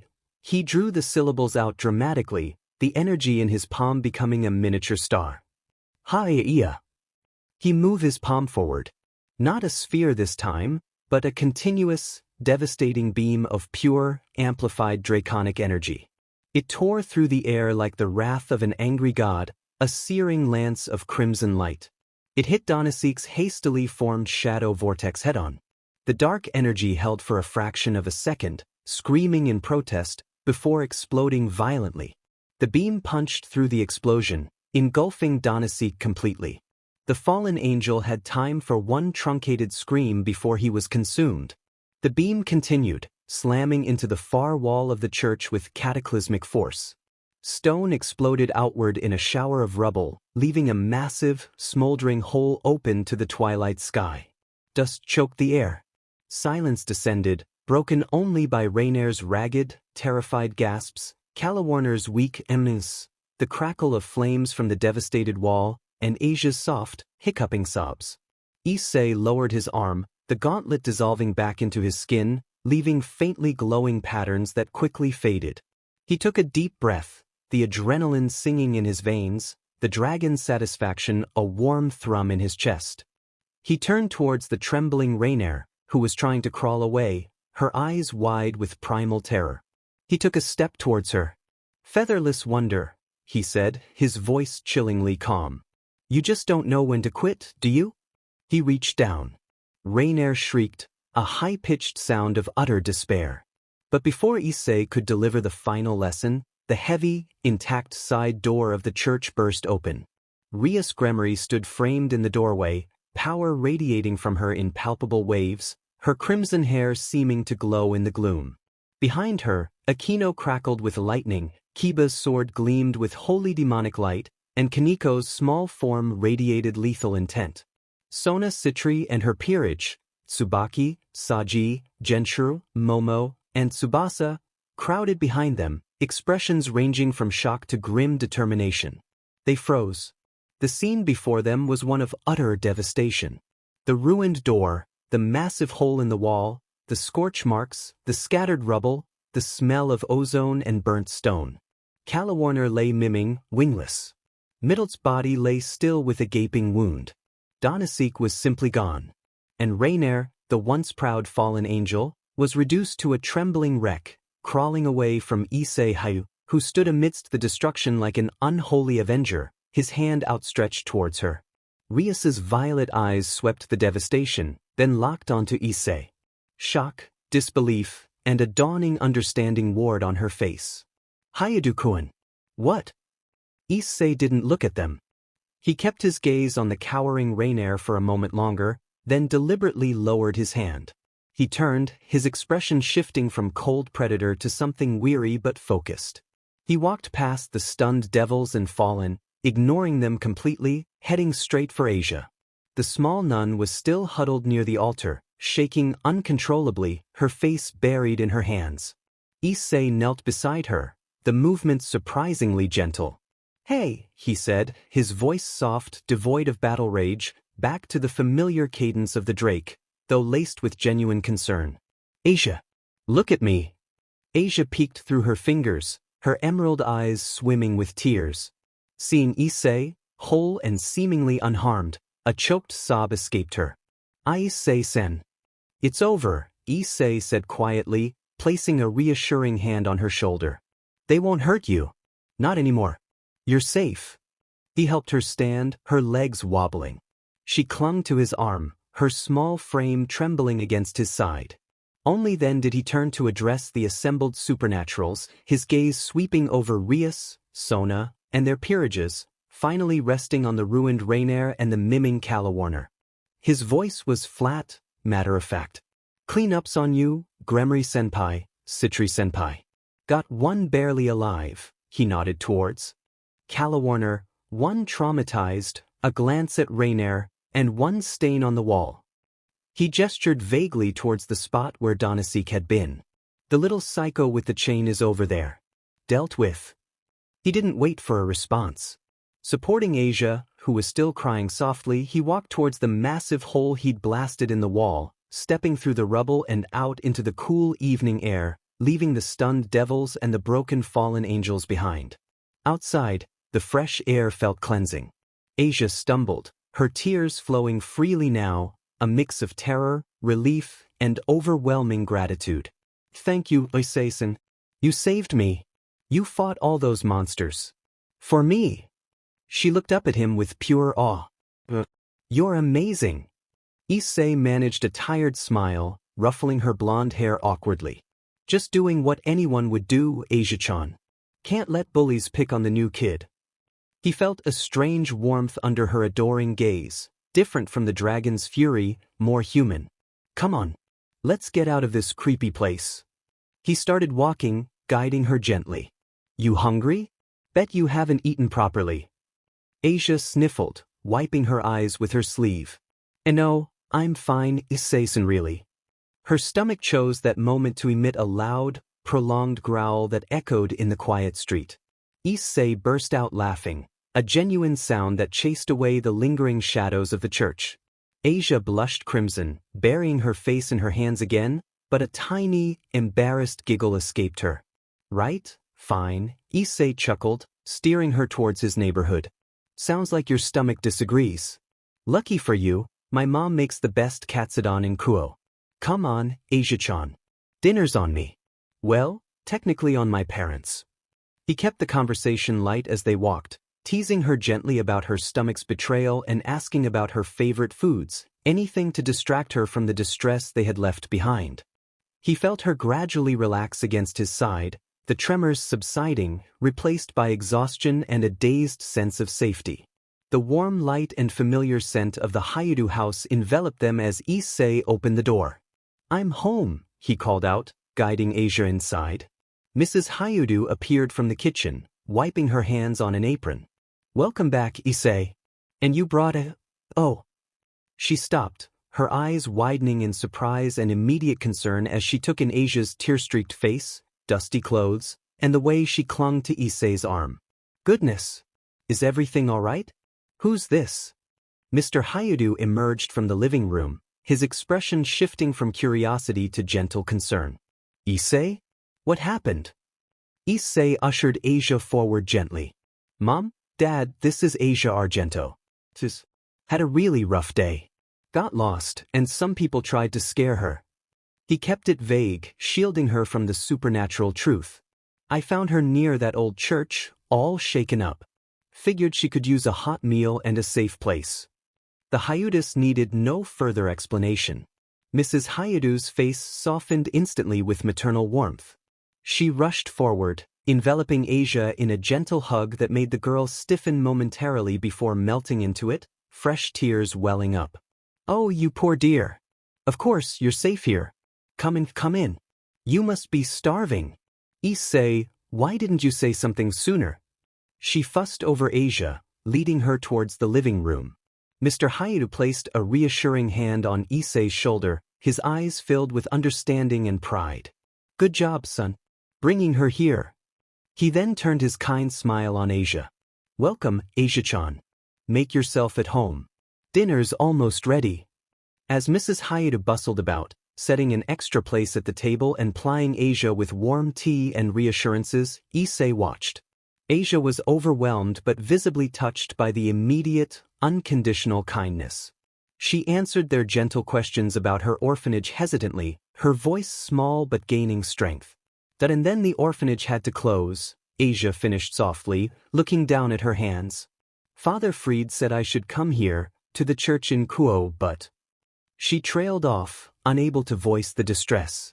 Mrs. Hayato exchanged a look with her husband, a silent communication passing between them. Mr. Hayato cleared his throat gently. Asia-chan, he said, his voice warm and sincere, that sounds incredibly difficult. You've been so brave. He paused. This house. It's not very big, but if you need a place to stay, even just for a little while until you find your feet, you'd be very welcome here. Wouldn't she, dear?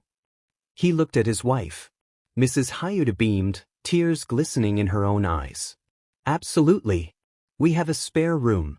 It's nothing fancy, but it's warm and safe. You're such a sweet girl, Asia-chan. We'd be happy to have you. Asia stared at them, her emerald eyes wide with disbelief, then overflowing with fresh tears. Really? I could stay? Here? With you? Of course, dear. Mrs. Hayato said, pulling her into another hug. Consider this your home now. We'll figure everything out. Issei leaned against the doorway, a genuine, warm smile spreading across his face as he watched Asia's tears turn from sorrow to overwhelmed joy. He caught her eye as she looked up from Mrs. Hayato's embrace. Her gaze met his, filled with such profound gratitude and a dawning sense of belonging that it struck him deeply. She wasn't just safe, she was home. Looks like the dragon's den just got a little brighter, Issei thought, watching his parents fuss over their unexpected new daughter.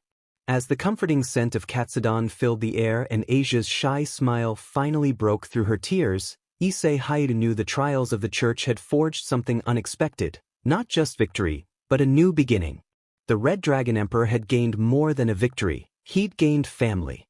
The Hayato household pulsed with a new, vibrant energy.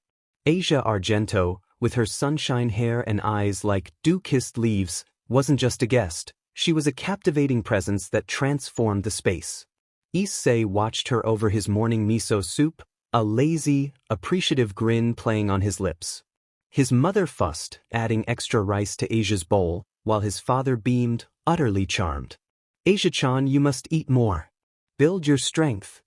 Mrs. Hayato insisted, nudging another piece of grilled fish towards her. Thank you, Mom. Asia stammered, cheeks flushed a delightful pink. It's all wonderful. I've never felt so welcomed. Her gaze, soft and luminous, drifted to Issei. Issei-sen saved me. Brought me to this warmth. It's like a miracle. Issei leaned back, stretching languidly. Hey now, Asia-chan, don't shortchange Mom's cooking. That's the real miracle worker. He winked, his gaze lingering on the blush deepening on her cheeks. Though seeing you happy is a pretty sweet bonus. Brightens up the whole place, honestly. Like having your own personal sunrise sitting at the table. Asia ducked her head, a shy smile playing on her lips. Issei-sen, you always say such nice things. Nice. Mr. Hayato chuckled, adjusting his glasses. More like dangerously smooth, Asia-chan. Don't let that charm lull you into a false sense of security. He's got a reputation. Dad! Issei protested, feigning offense but his eyes sparkling with amusement. Undermining my carefully crafted image in front of our house guest? Harsh. He turned his full attention back to Asia, leaning forward conspiratorially, his voice dropping to a playful murmur. Ignore him. My reputation is purely aesthetic appreciation. Recognizing beauty, appreciating kindness. It's a tough calling, but I bear it gracefully. He gave her his most captivating, roguish smile, holding her gaze just a heartbeat longer than necessary. Asia's blush intensified, spreading down her neck. She fidgeted with her chopsticks, a flustered giggle escaping her. Why, you're impossible, Issei-sen. Issei. Mrs. Hayudu swatted his arm lightly with her dish towel. Stop teasing poor Asia. She's a sweet, innocent girl. Don't you dare turn that charm on her. Who, me? Issei held up his hands in mock surrender, his grin widening. Just offering honest observations, Mom. Can't help it if our guest happens to be incredibly easy on the eyes and radiates pure sunshine. He nudged Asia playfully under the table with his foot. Right, Asia-chan? Just stating facts. Asia peeked up at him through her lashes, her heart fluttering visibly. I suppose, she whispered, utterly disarmed, her admiration for him shining brighter than ever. To her, he wasn't just her savior, he was magnetic, charming, and undeniably handsome. His attention, playful as it was, sent pleasant shivers down her spine. The lamb's infatuation grows, Drake observed, a hint of dry amusement replacing his usual grumble. Tread carefully, vessel. Her trust is deep, and her heart seems fragile. Do not toy with it lightly. Relax, Issei thought back, watching the captivating play of emotions on Asia's face. Just appreciating the view. And seriously, look at that blush. Worth a little harmless flirting, right? Keeps things interesting. Walking to school felt different with Asia beside him. She stayed close, her steps light, occasionally glancing up at him with those wide, trusting emerald eyes. Issei-san. Kuo Academy looks so big. Are the teachers nice? Mostly, Issei replied, steering her gently around a group of chattering students.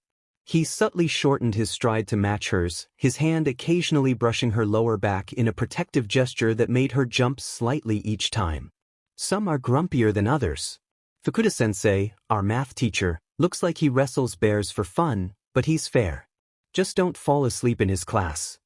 He shot her a grin. Though with you around, maybe he'd be too dazzled to notice.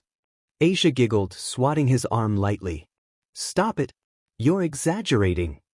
But the compliment warmed her, her smile widening. She loved this easy banter, the feeling of being special under his playful attention. I hope I can be a good student. I want to learn properly. Don't worry, Issei said, his tone softening genuinely. You're smart, Asia-chan. You'll do great. And if anyone gives you trouble. He flexed his arm playfully, though a flicker of protective fierceness shone in his eyes. Well, let's just say they'll regret it. Asia looked up at him, her expression filled with pure adoration. You're always so strong and kind, Issei. My precious person. The words slipped out before she could stop them, and she immediately clapped a hand over her mouth, blushing furiously. I mean. Issei stopped walking, turning to face her fully. He saw the genuine affection, the slight fear of rejection in her eyes. He gently pulled her hand away from her mouth, his touch lingering for a moment. His usual playful smirk softened into a genuine, warm smile. Hey, he said quietly, his voice losing the Drake's bravado. That's really sweet, Asia-chan. Thank you. He gave her hand a reassuring squeeze before releasing it. Now come on, precious person, let's get you enrolled before the bell rings.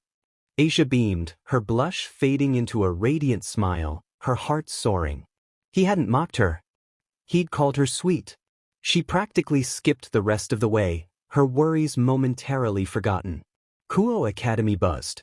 Issei's renewed bond with Kiba was solid. Their greeting was a comfortable shoulder bump and easy talk about kendo practice. But Issei's focus, after settling Asia with a friendly administrator for enrollment paperwork, shifted towards the ORC room. The treaty was secure. The Drake was back. And Kuo housed two devilishly alluring women who presented the ultimate challenge. He slid the ORC door open. Akino Himedima stood bathed in sunlight near the window, the light catching the blue highlights in her dark hair as she poured tea. Her serene smile deepened into something infinitely more dangerous as he entered. Well, Akino purred, gliding towards him like smoke, the scent of ozone and jasmine preceding her. If it isn't our dragon emperor gracing us with his presence. Come to delve into the occult mysteries of social dynamics? Or perhaps the ancient art of charming perilous creatures. She offered a cup, her dark eyes holding a sizzling challenge. Tea, Issei-kun? Or perhaps something brewed to ignite a different kind of fire. Issei accepted the cup, letting his fingers brush hers deliberately, holding her gaze. Just ensuring my favorite devil queens haven't been buried under paperwork-induced boredom. Himejima-senpai. Alliance maintenance, you understand. He took a slow sip, his eyes never leaving hers. Perfect. Like the company. Complex, captivating, and radiating pure, dangerous elegance. He leaned in slightly, his voice dropping to a conspiratorial murmur. Though rumor has it some prefer their infernos. Unpredictable. Maybe next time? Akino's laugh was low and melodic, a genuine spark of pleasure in her eyes. Oh, Issei, you certainly keep the embers stoked. Unpredictable infernos? Consider me intrigued. A deliberate step closer, the air crackling faintly. But tell me, how fares your rescued angel? Does she bask safely in the dragons' warmth? Asia's thriving, Issei replied smoothly, refusing to rise to the bait. Radiating sunshine, as usual. Blushes almost as prettily as you do when challenged, senpai. He shot her a knowing wink. Akino arched an elegant eyebrow, a true smile touching her lips. Flattery will get you everywhere, dragon boy.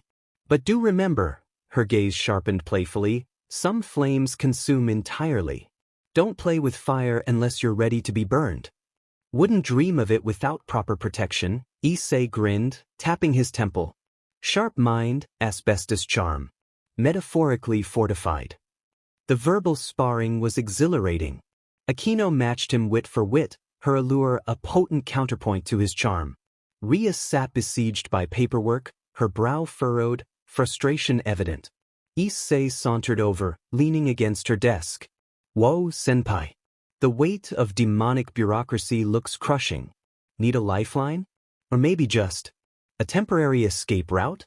5 minutes of actual sunlight. Rias didn't look up. Paperwork, Hayudu-kun. Endless reports, requisitions for the church repairs someone necessitated. She sighed heavily. Sunlight is a luxury for lesser beings right now. Nonsense, Issei declared, deftly plucking the pen from her hand. Even Crimson Heiresses need vitamin D and sanity breaks. Come on. 5 minutes. A stroll. Clear the demonic cobwebs. Reignite the spark of leadership. He flashed his most disarming grin. Think of it as strategic rejuvenation. Preventative care against premature regal scowling. Wouldn't want to mar that masterpiece of a face, would we? Rias finally looked up, annoyance battling amusement in her violet eyes. Hayudu-kun, I'm buried.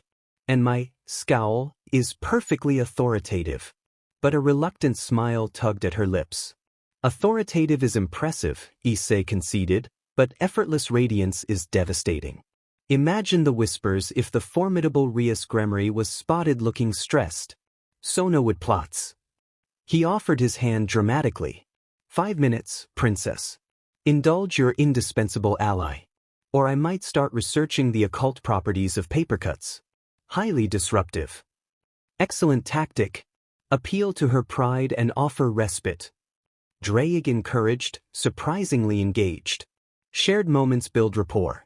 Essential for the alliance. Rias rolled her eyes dramatically but placed her hand in his, letting him pull her up. The brief contact sent a subtle jolt through him. Raw power beneath cool skin. Fine. 5 minutes. Only because your threat of stationary-based warfare is absurdly unsettling. Akino watched them leave, her serene smile holding a new depth. Enjoy your stroll, Bucho, she called, her voice sweet but layered. Try not to get swept too far off course by the dragon's current. Outside, the autumn air was invigorating. Rias breathed deeply, tension visibly easing from her shoulders. All right, Hayudu-kun. Your time starts now. Impress me. Issei guided them towards a quieter garden path. See? Instant upgrade. Sunlight, fresh air, that incredible hair catching the light. Definitely beats ink stains. He kept his tone light, observant. So, what kind of demonic drama requires so much paperwork? Tax audits on imps? Disputes over hellfire zoning permits? Rias laughed, a rich, warm sound that softened her features beautifully. Nothing quite so colorful. Just the price of peace. Explaining a vaporized fallen angel and a demolished church wall to the higher-ups requires creative documentation. She shot him a mock glare, devoid of real anger. But it is a relief. Raynair's faction is shattered. Thanks to you. All part of the Drake's premium protection package, Issei shrugged, enjoying the easy rhythm. He noticed the way the sun lit her crimson hair like fire, the relaxed curve of her lips. Without the weight of duty pressing down, she was breathtakingly vibrant. Seriously though, senpai. Delegate. Schedule mandatory Rias time. This bottling up act isn't sustainable. Even apex predators need downtime. Rias looked at him, a flicker of that unspoken longing in her eyes. Mandatory Rias time? Is that stipulated in our treaty? Consider it a strongly recommended clause from an ally invested in your well-being, Issei replied, grinning. What's the point of ruling a territory if you can't occasionally ditch the throne and grab some ramen? Live a little, Rias. Challenge Sona to a duel. In Dance Dance Revolution. Reclaim your inner teenager. Rias laughed again, the sound bright and free. Dance Dance Revolution? Issei, you are utterly ridiculous. But the stiffness was gone, replaced by a relaxed ease. They walked in comfortable silence for a moment, leaves crunching underfoot. It felt peaceful. And you know, she said softly, a genuine smile gracing her lips as she glanced at him, you might be onto something with the fresh air. Thank you. Success. The king's defenses lower, Drake noted with satisfaction. Alliance bonds strengthen. Issei returned her smile, a warmth spreading through him that wasn't just draconic. Anytime, Rias. Anytime. Later, back in the quiet ORC room, Issei found Kaneko curled in her armchair, untouched taiyaki beside her. She wasn't reading or napping. She stared blankly ahead, a profound sadness radiating from her small frame, the shadow of the church's violence still clinging to her. Seeing the usually stoic Nekasha look so lost and vulnerable struck a chord deep within Issei. Beyond the dragon, beyond the Drake, was someone who hated seeing genuine pain, especially in someone so young and fierce. He grabbed a fresh taiyaki and walked over, sitting on the floor beside her chair, not too close, but within her space. He offered the pastry silently. Kaneko flinched slightly but didn't pull away. Her golden eyes flickered towards the taiyaki, then up to his face, wary but not hostile. Taiyaki's better warm, Issei said softly, his voice devoid of its usual playful edge, replaced by quiet sincerity. Shame to waste Akino-senpai's hard work. He placed it gently on the small table beside her forgotten one. Tough day? Kaneko looked down at her hands, small fists clenched in her lap. Quiet, she murmured, her voice barely a whisper. Too quiet sometimes. Issei understood. The quiet echoed with the sounds she'd witnessed. The tearing, the screams, the terrifying joy. Yeah, he agreed quietly. Quiet after a storm can be. Loud in its own way. His back against the side of her chair, not looking at her directly, giving her space. You know, back home. Brooklyn. It was never quiet. Always noise, people, chaos. Sometimes that noise was better than the silence. Easier to not think. Kaneko remained silent, but her posture eased minutely. She picked up the fresh taiyaki, taking a small, hesitant bite. Whatever you saw, Issei continued, his voice low and steady, whatever you felt. It wasn't you. It wasn't your fault. And you don't have to carry it alone in the quiet. He finally glanced up at her. You've got people here, Kaneko. Rias, Akino, Yuto. Even the annoying dragon next door. He offered a small, genuine smile. We're here. When the quiet gets too loud. Kaneko met his gaze for a long moment. The raw terror he'd seen before was gone, replaced by a deep, weary sorrow, but also a flicker of acknowledgement? Gratitude? She didn't smile, but the rigid tension in her shoulders lessened. She took another bite of the taiyaki, the simple act seeming to ground her. Issei didn't push. He just sat there, a silent, steady presence beside her, sharing the quiet until it felt less oppressive. The drake knew how to chase away shadows with charm. The dragon could tear them apart, but sometimes just being there was enough. Later, as Issei prepared to leave, Rias looked up from her slightly diminished paperwork pile. Hayadu-kun. About Asia-chan. Issei paused. Yeah. Given her circumstances. And her age. She should be in school, Rias stated. Properly enrolled. Continuing her education. Issei nodded. Been thinking the same thing. She mentioned wanting to learn. Kuo would be perfect. He saw the question in Rias's eyes. Think you and Sona-senpai could expedite things? Make the paperwork vanish? Get her into second year? Rias smiled, a genuine expression of approval. Consider it done. The Citri network handles administration. We'll ensure she's enrolled seamlessly by tomorrow. Kuo can be her fresh start. Relief and warmth flooded Issei. Thanks, Rias. Seriously. That means a lot. He pictured Asia's radiant smile when she heard the news. She'll be thrilled. He walked home through the twilight, the image of Asia's joy mingling with the memory of Rias's genuine smile, Akino's challenging gaze, and Kaneko's fragile peace. The path was complex, tangled with supernatural threats, devilish intrigue, and the awakening dragon within. But it was also illuminated by newfound connections, unexpected warmth, and the captivating presence of a blonde-haired nun who looked at him like he hung the moon. The drake had his work cut out for him, navigating this new normal. And frankly, he wouldn't have it any other way. Asia Argento's first day at Kuo Academy unfolded like a dream painted in watercolors. Clad in the crisp, dark uniform, her sunshine hair tied back with a simple ribbon, she radiated a nervous, luminous charm that instantly captivated her classmates. Issei, playing the role of protective escort and proud discoverer, with equal parts sincerity and theatrical flair, guided her through the initial chaos. Everyone, this is Asia Argento. Issei announced in their homeroom, his arm draped casually but possessively over her shoulders. She's new, incredibly kind, speaks Japanese like an angel, and has a smile that could power the whole school. Be nice or answer to me. He winked, the classic Drake warning delivered with a grin that took the edge off. Asia blushed furiously, ducking her head. I am pleased to meet you all. Her voice, soft and melodic with its faint accent, charmed the room instantly. Murmurs of welcome and curious glances followed her as Issei steered her to a seat near his own. Throughout the day, her gentle nature worked its magic.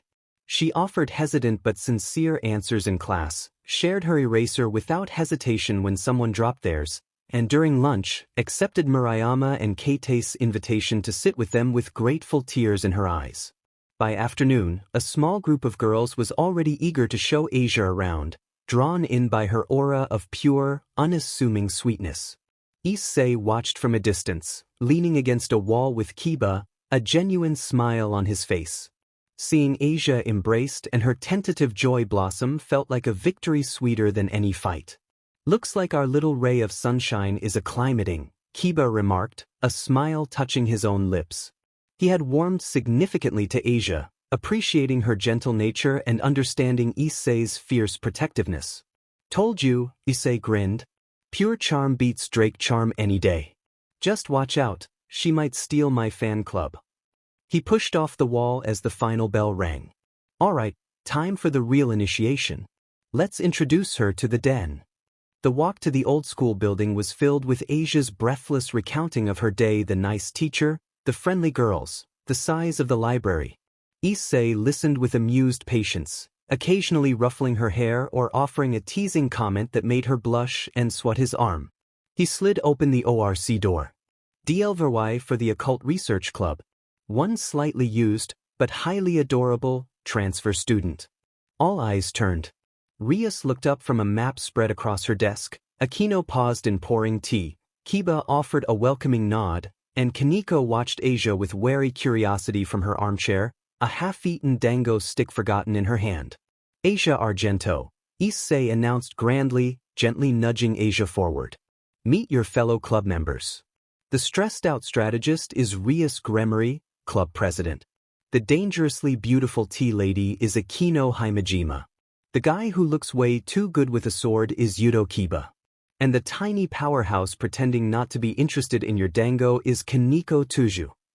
Welcome to the Occult Research Club, Asia-chan, Rias said, her professional demeanor softening into a warm, genuine smile as she stood. Issei-kun has told us so much about you. We're delighted you're joining us. She extended a hand.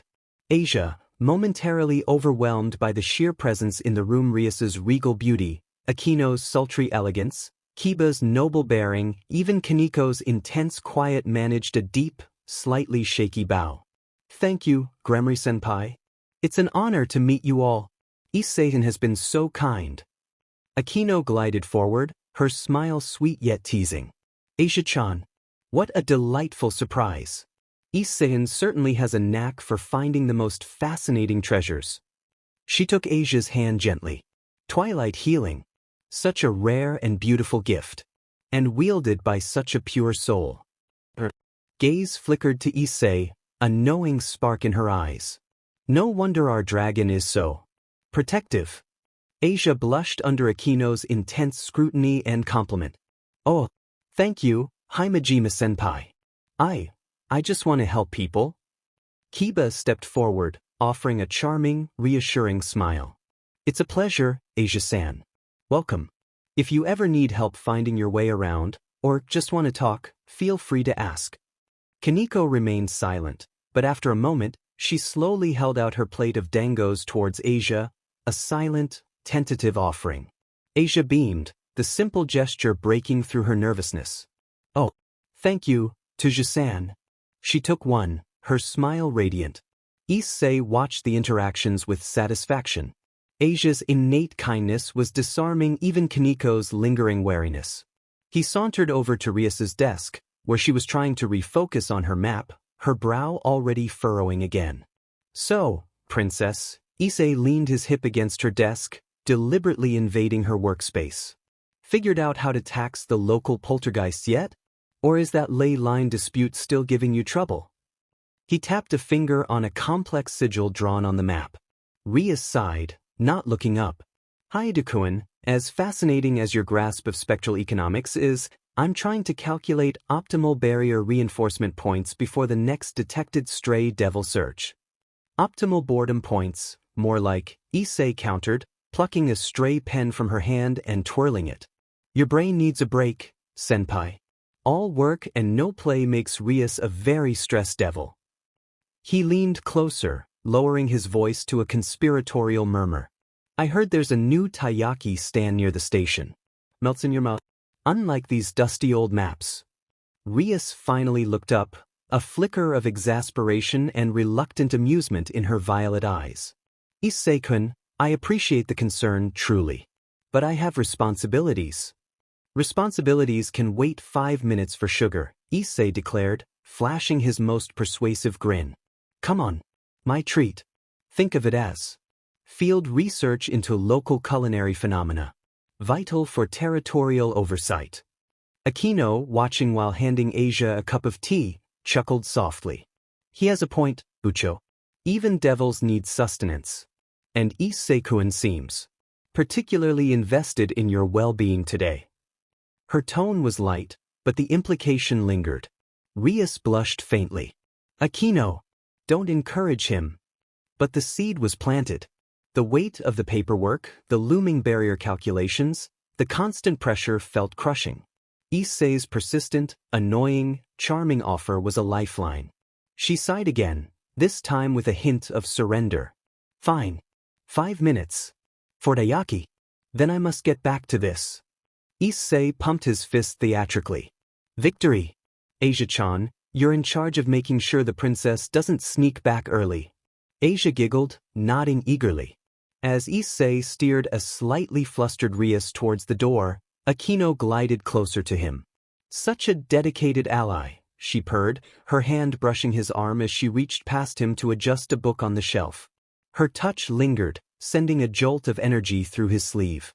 Her dark eyes met his, filled with playful challenge. Making sure our king stays. Energized. She leaned in, her voice dropping to a whisper only he could hear. Be careful, Dragon Boy. Some energies are unpredictable. Her smile was pure, a dangerous temptation before she pulled away, leaving the scent of jasmine in her wake. The queen tests your focus. Draig rumbled, equal parts warning and approval. Maintain the primary objective. The Crimson Heiress requires distraction. Relax, I'm multitasking, Issei shot back, giving Aquino a deliberately slow, appreciative once-over that made her smile widen before he followed Rias out. The 5 minutes stretched into a leisurely stroll. The yaki was, as promised, divine. Rias's initial tension melted with the first sweet bite, replaced by genuine enjoyment. Issei kept the conversation light, steering clear of supernatural politics. He pointed out absurd shop names, discount exorcisms, us? Bold. Mocked a particularly ugly statue in the park, looks like a constipated gargoyle, and shared ridiculous anecdotes from his Brooklyn childhood involving malfunctioning fire hydrants and overly ambitious pigeons. Rias found herself laughing more freely than she had in weeks. The sound startled her bright, unguarded, devoid of regal restraint. Issei watched her, the fading afternoon sun turning her crimson hair into molten copper, her violet eyes sparkling with genuine amusement instead of strategic calculation. She looked radiant. Alive. Not Princess Gremory, but Rias. See? Issei said softly as they walked back toward school, the laughter subsiding into a comfortable quiet. Told you that fresh air and deep-fried treats are better than calculations any day. That frown line? Totally vanished. Rias touched her forehead self-consciously, then smiled, a soft, genuine expression that lit up her face. Perhaps you were right. A small break was necessary. Thank you, Issei-kun. The gratitude was sincere, deeper than just for the snack or the walk. Anytime, Rias, Issei replied, deliberately using her name without the honorific. His usual playful smirk softened into something warmer. Seriously, you gotta do this more often. Just be Rias. Forget the princess, the heiress, the paperwork queen for a little while. The world won't end. Probably. He nudged her shoulder gently. You're way more fun when you're not trying to hold the whole underworld on your shoulders. Rias looked at him, truly looked at him. The fading sunlight caught the gold flecks in his brown eyes, highlighting the genuine care beneath the drake's bravado. His words resonated deeply, touching a yearning she rarely acknowledged. For a moment, the crushing weight of her engagement to Riser, the political maneuvering, the endless responsibilities, they all faded into the background, replaced by the simple warmth of the autumn air and the unexpected comfort of Issei Hayadu's presence. Her smile lingered, softer now. Perhaps I will. Later, back in her luxurious bedroom within the Gremory estate, Rias lay sprawled across her silk sheets, still clad in her school uniform. A rare, contented smile played on her lips as she replayed the afternoon. The absurd shop names, the hideous statue, Issei's ridiculous pigeon story, the taste of warm taiyaki. And the way he'd looked at her when he told her to just be Rias. It had felt liberating. Precious. A tiny stolen moment of normalcy in her gilded cage. A soft knock preceded Aquino slipping into the room, already changed into a silk robe, her expression one of knowing amusement. Well, someone looks remarkably relaxed. Did the dragon's prescribed fresh air and fried dough therapy work wonders? Bucho. Rias sat up, trying to school her features into regal neutrality, but the lingering smile betrayed her. It was adequate, Aquino. A necessary diversion. Adequate. Aquino chuckled, gliding over to sit on the edge of the bed. From the flush on your cheeks and the dreamy look in your eyes 5 minutes ago, I'd say it was considerably more than adequate. She leaned closer, her voice dropping to a teasing whisper. Did our resident charmer manage to melt the ice princess with his unique brand of Brooklyn charm? Or perhaps, was it the way he looks at you when he thinks you're not watching? Rias blushed furiously, swatting at Aquino's arm. Aquino! Stop it. It was just a walk. He was being annoyingly persistent. That's all. Of course, Bucho, Aquino purred, unconvinced, her eyes sparkling. Annoyingly persistent. And the fact that you're smiling like you just discovered chocolate for the first time? Pure coincidence. She stood up, heading towards the door. Just remember, Bucho. Even dragons need to be handled with care. Especially charming ones who make stressed devil princesses forget their troubles. She winked before slipping out. Sweet dreams. Rias flopped back onto the bed, covering her face with a pillow, Aquino's teasing echoing in her ears. Sweet dreams? The warmth of the afternoon walk, Issei's easy laugh, his unexpected insight. They had pushed the darkness back. But Aquino's departure left a void, and into that void rushed the cold, relentless tide she had momentarily forgotten. The letter arrived that morning by Hellfire Courier. Formal, ornate, bearing the heavy seal of the Phoenix family. It wasn't a request. It was a decree. A date horrifyingly soon. The warmth vanished, replaced by icy dread. The playful afternoon felt like a cruel dream. The pressure, the suffocating inevitability of her fate, crashed down upon her with renewed, terrifying force. Panic, cold and sharp, clawed at her throat. She couldn't breathe. She couldn't think. The carefully constructed walls of composure shattered. She needed control. She needed defiance. She needed not to be a bargaining chip. She needed something, anything, that was hers alone. Before they took everything. Her gaze snapped to a faint, familiar magical signature she could sense across town. The unique, potent resonance of the boosted gear. Issei Hayudu. Her unpredictable ally. The charming drake who saw Rias. The terrifying dragon who tore wings from angels. The one who offered stolen moments of sunlight. A desperate, reckless plan, born of panic and a fierce, clawing need for autonomy, ignited in her mind. It was insane. It was dangerous. It was the ultimate defiance. Fueled by adrenaline and despair, Rias scrambled off the bed. She didn't think about consequences. She didn't think about treaties or politics. She focused solely on the coordinates, pouring her power into a complex teleportation circle that bloomed violently on her bedroom floor in a burst of crimson light. Without pausing to change, clad only in her thin silk bathrobe hastily tied, her crimson hair loose and wild around her shoulders, she stepped into the light. Issei groaned, rolling over in his bed, tangled in his sheets. The familiar scent of his room, the faint glow of streetlights filtering through the curtains. He'd crashed hard after dinner, Asia's quiet humming from the next room a comforting lullaby.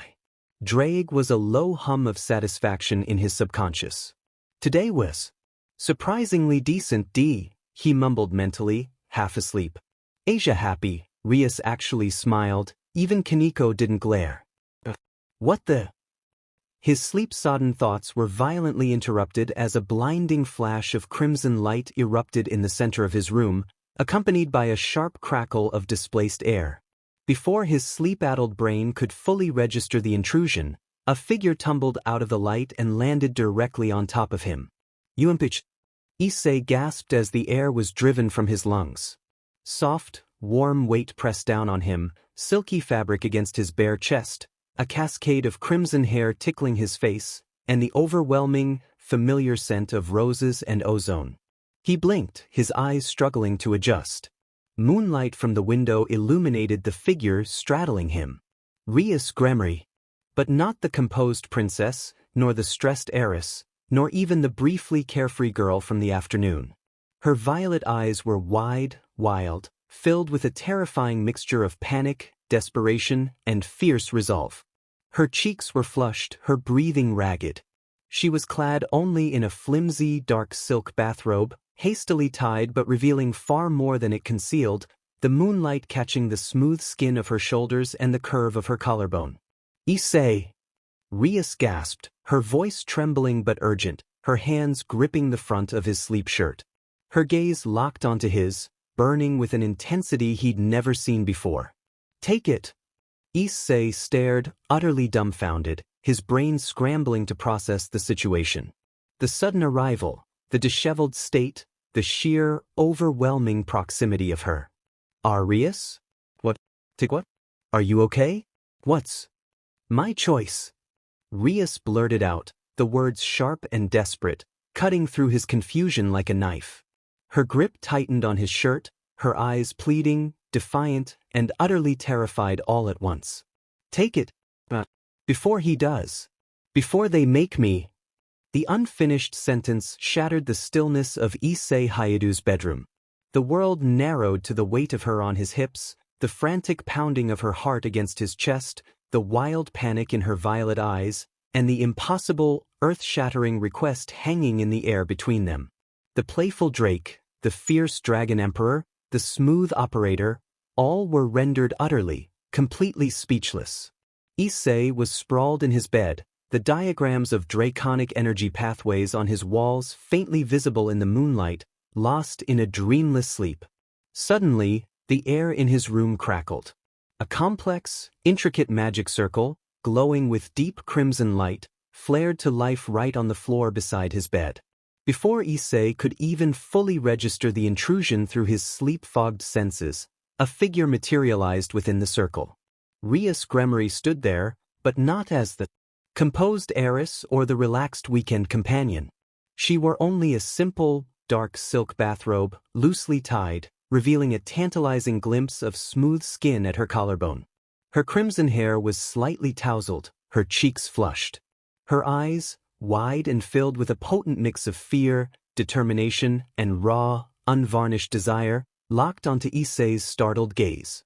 "Issei," she breathed, her voice husky and trembling slightly. "Take it. Take my virginity. Right now." Issei shot upright, blinking rapidly, his brain struggling to catch up. "Oh, Rias? What the hell?" He rubbed his eyes. "Bad dream? Did Sona finally snap and curse you with a lust hex?" "Forget questions, vessel." Drake's voice exploded in his mind, not with its usual caution or growl, but with pure, unadulterated, draconic enthusiasm. "She presents herself. The offering is made. The time for hesitation is past. Pounce. Claim the prize.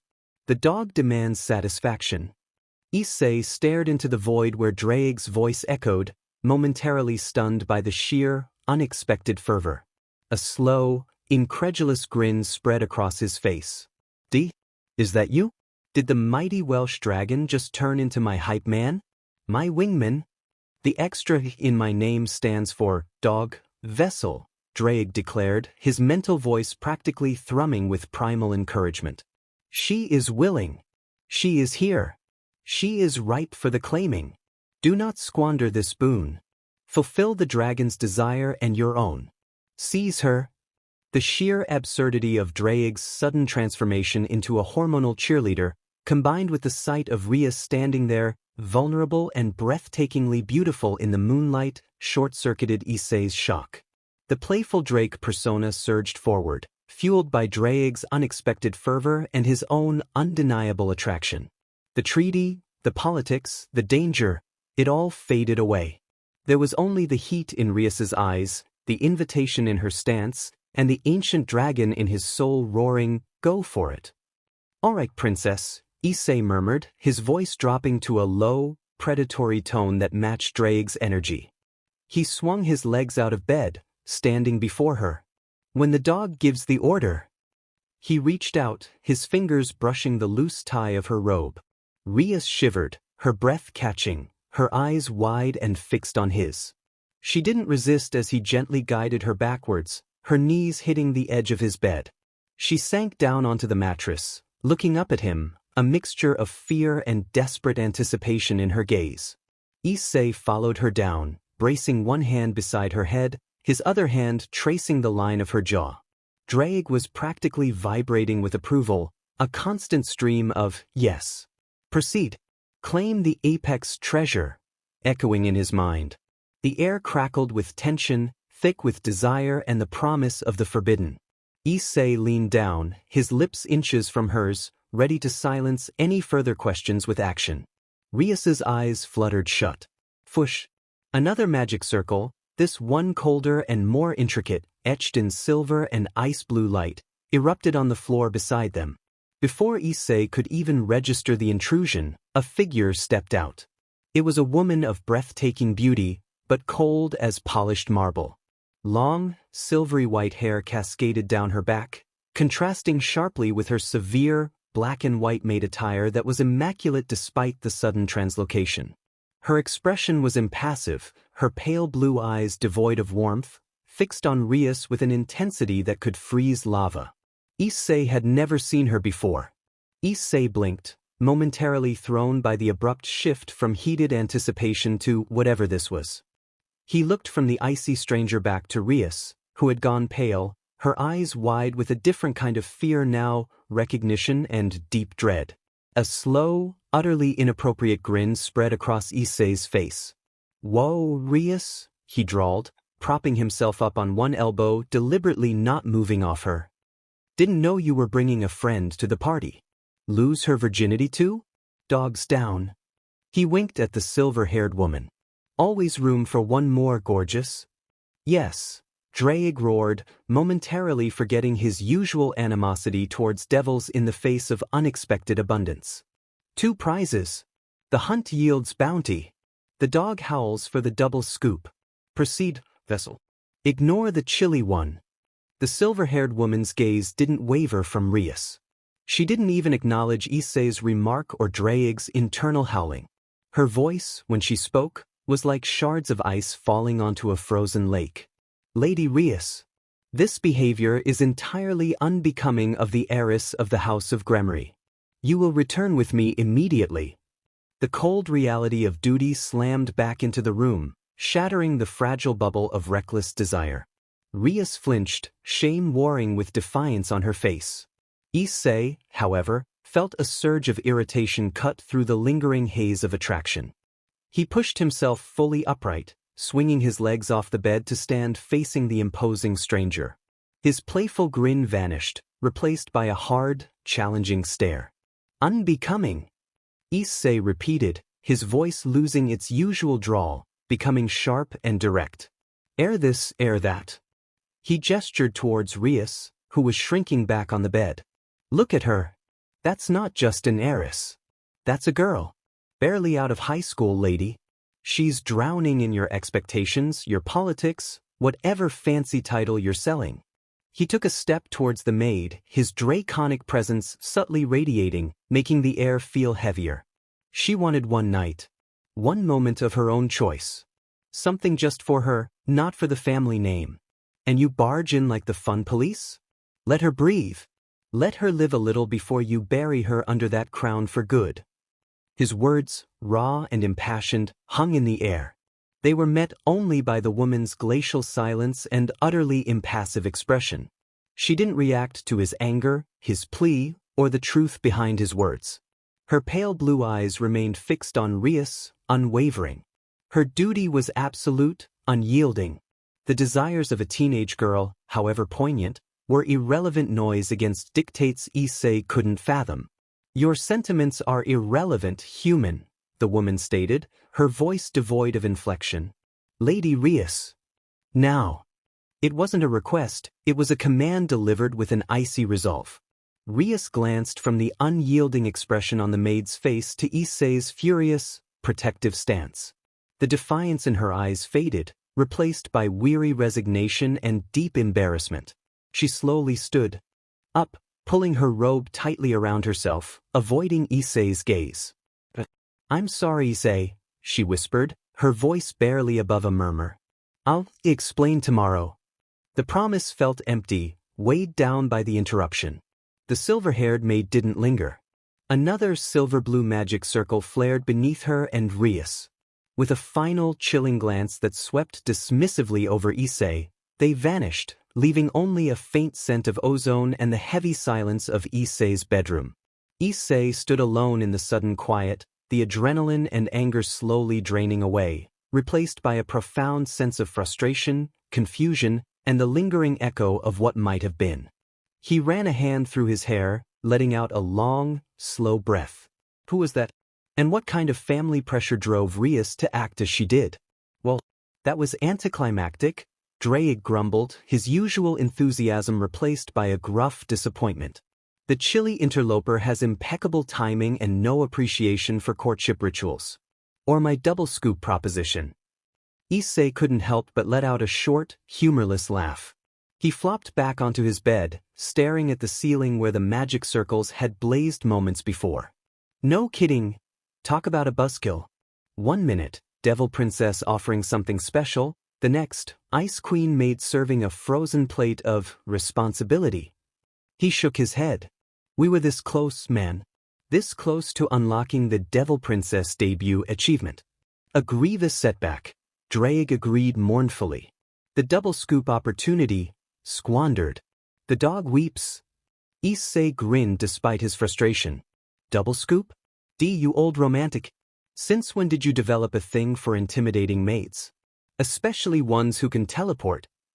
Aesthetics are universal, vessel, Drake retorted, his tone defensive but lacking its usual heat. Her symmetry is notable. Cold but flawless. Like a glacier sculpted by divine hands. And the power radiating from her, formidable. A worthy challenge for the senses. Even if her timing is abysmal. Issei chuckled. A glacier, huh? Yeah, a glacier that just froze our fun solid. He sighed, the confusion settling in. Rias's sudden, desperate visit. The powerful maid. The promise of an explanation tomorrow. What kind of gilded cage was Rias trapped in? Well, dog, he muttered, punching his pillow into a more comfortable shape. Looks like the hunt is postponed. Time to brood strategically, or just get some sleep. Your call. Brooding commences, Drake declared, though Issei could feel the ancient dragon's attention still partially fixed on the lingering psychic echo of Rias's fear and desire, and the chilling imprint of the maid's power. But mark my words, vessel. The Devil Princess offered herself. The dog marked the territory. This interruption is merely a tactical delay. The hunt is far from over. Issei closed his eyes, the image of Rias in his bed, the feel of her robe under his fingers, the unexpected fervor of Drake's encouragement, and the infuriating blankness of the maid's stare swirling in his mind. Sleep was a long time coming, replaced by the restless energy of a dragon and his hype man, thwarted but far from defeated. Tomorrow's explanation promised to be complicated. The familiar scent of old paper, expensive tea, and Akino's faint floral perfume usually greeted Issei when he entered the Occult Research Club room. Today, an additional, chilling presence hung in the air, the unmistakable aura of the silver-haired maid, Graphia Lucifuge. She stood near the window, her posture rigidly perfect, her ice-blue eyes sweeping the room with detached assessment. The usual relaxed atmosphere was stifled by an oppressive tension. Rias sat behind her desk, but not with her usual regal composure. Her shoulders were slumped, her crimson hair seeming duller, her gaze fixed on the polished wood surface. Kiba stood near her, his expression tight with concern. Akino hovered by the tea service, her serene smile brittle, eyes flicking nervously between Rias and Graphia. Kaneko was unusually still in her chair, radiating discomfort rather than her typical calm indifference. Issei paused in the doorway, his gaze instantly locking onto Graphia. The memory of the previous night, the heat, the interruption, the cold dismissal, surged back. He felt Drake stir within him, a low growl resonating in his mind. The icy interloper. Her presence poisons the air. What new duty shackles the Devil Princess now? Ignoring the others for a moment, Issei walked straight towards Rias's desk, his gaze never leaving Graphia. Morning, princess, he said, his voice deliberately casual but lacking its usual playful edge. He stopped in front of Rias. So, care to explain the midnight magic show? And the uninvited ice sculpture? He gestured towards Graphia. Rias flinched, finally looking up. Her eyes were shadowed, filled with a complex mix of shame, defiance, and profound weariness. Say, but. She took a shaky breath, her hands clenching on the desk. It's complicated. Political. Politics made you show up in my bedroom in a bathrobe? Issei pressed, raising an eyebrow. He kept his tone level, but the underlying demand was clear. He needed the truth, especially after Graphia's cryptic remarks about unbecoming behavior. Rias looked away, her cheeks flushing slightly. It was foolish. Reckless. I was desperate. She swallowed hard, forcing herself to meet his gaze again. My family, the House of Gremory, has arranged a marriage for me. To someone I despise. Someone repulsive. It's not a choice. It's a duty. A cage. The words tumbled out, raw and honest. Last night, I just wanted something for me. Before I was given away. The final words were barely a whisper, laced with a bitterness that filled the room. Before anyone could react, before Issei could process the full weight of her admission, the air rippled. Fush. A massive magic circle, blazing with brilliant crimson and gold light, erupted in the center of the ORC room. Intricate patterns swirled, radiating intense heat and an aura of arrogant power. The symbol at its center, a stylized, majestic bird wreathed in flames, pulsed brightly. The Phoenix clan crest. From the circle stepped two figures. The man was tall, lean, and dressed in an ostentatious, perfectly tailored red suit that screamed wealth and arrogance. His blonde hair was impeccably styled, his handsome face marred by a smirk of utter condescension. His eyes, a piercing gold, swept the room with lazy disdain before settling on Rias with possessive hunger. This was Riser Phoenix. Beside him stood a stunning woman with long, flowing purple hair and piercing violet eyes. She wore a sleek, dark purple dress that accentuated her figure. Her expression was cool and professional, but held a subtle possessiveness towards Riser. Ubeluna, his queen. Beloved Rias. Riser declared, his voice smooth as oil, dripping with false warmth. He didn't approach her desk. Instead, he casually draped an arm around Ubeluna's waist, pulling her close. His hand slid down, asserting a claim over her through the fabric of her dress, a display meant to humiliate Rias. Ubeluna remained unfazed, her gaze fixed coolly ahead, accepting the touch as her due. Just popped in to see my beautiful bride-to-be.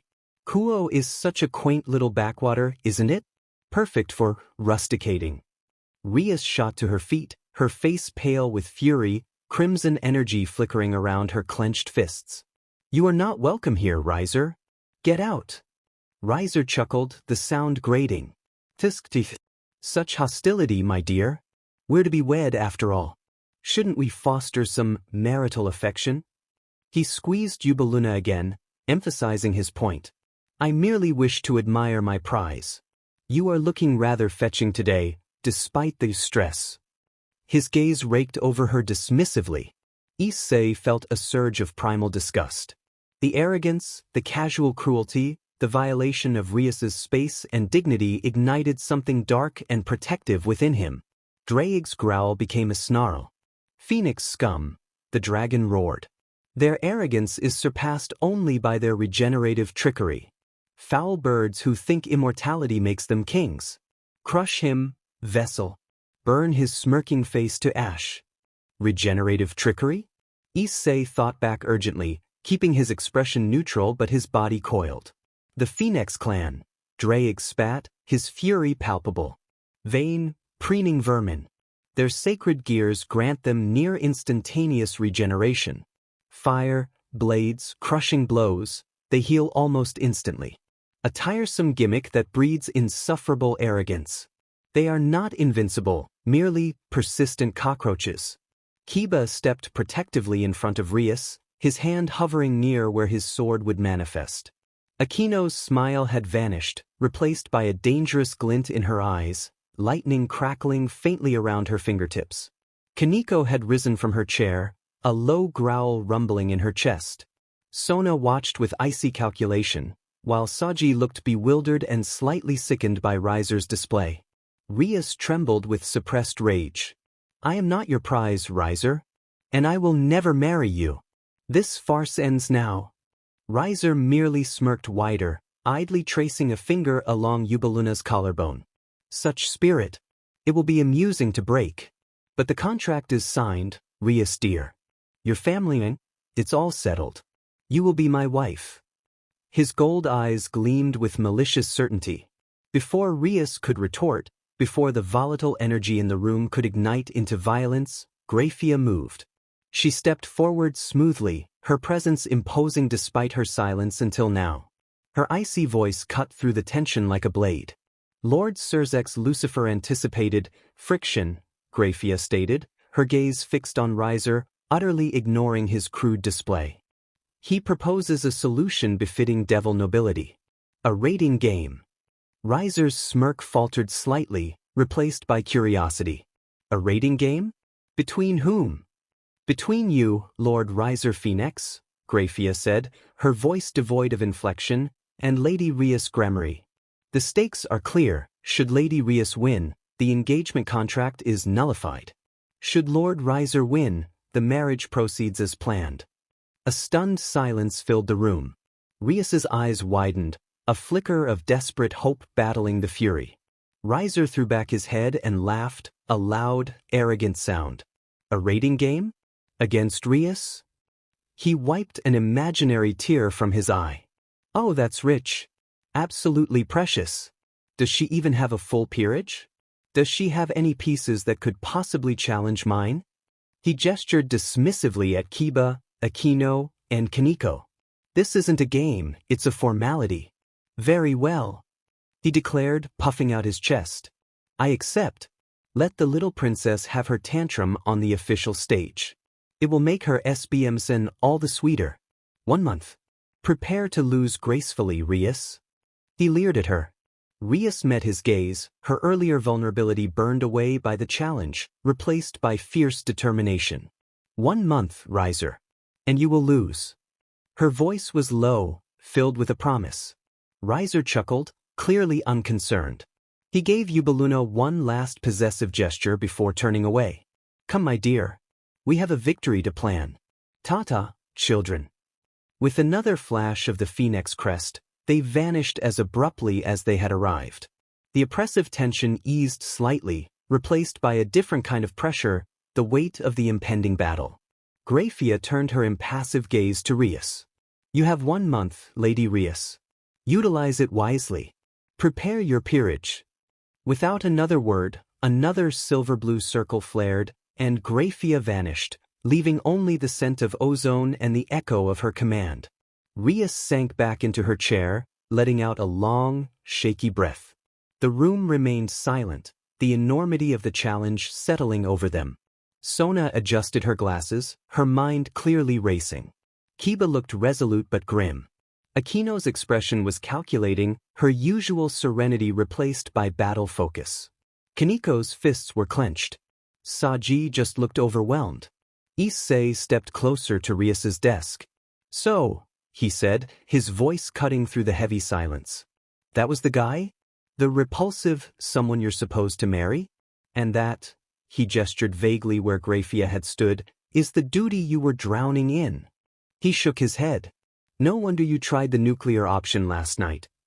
Rias nodded mutely, unable to meet his eyes fully, shame and defiance warring on her face. Just Riser Phoenix. 3rd son of the Phoenix clan. Arrogant, cruel, and utterly convinced of his own invincibility because of his clan's regeneration. And this rating game? Issei pressed. Your only shot? A chance, Rias admitted, looking up, her violet eyes burning with a desperate fire.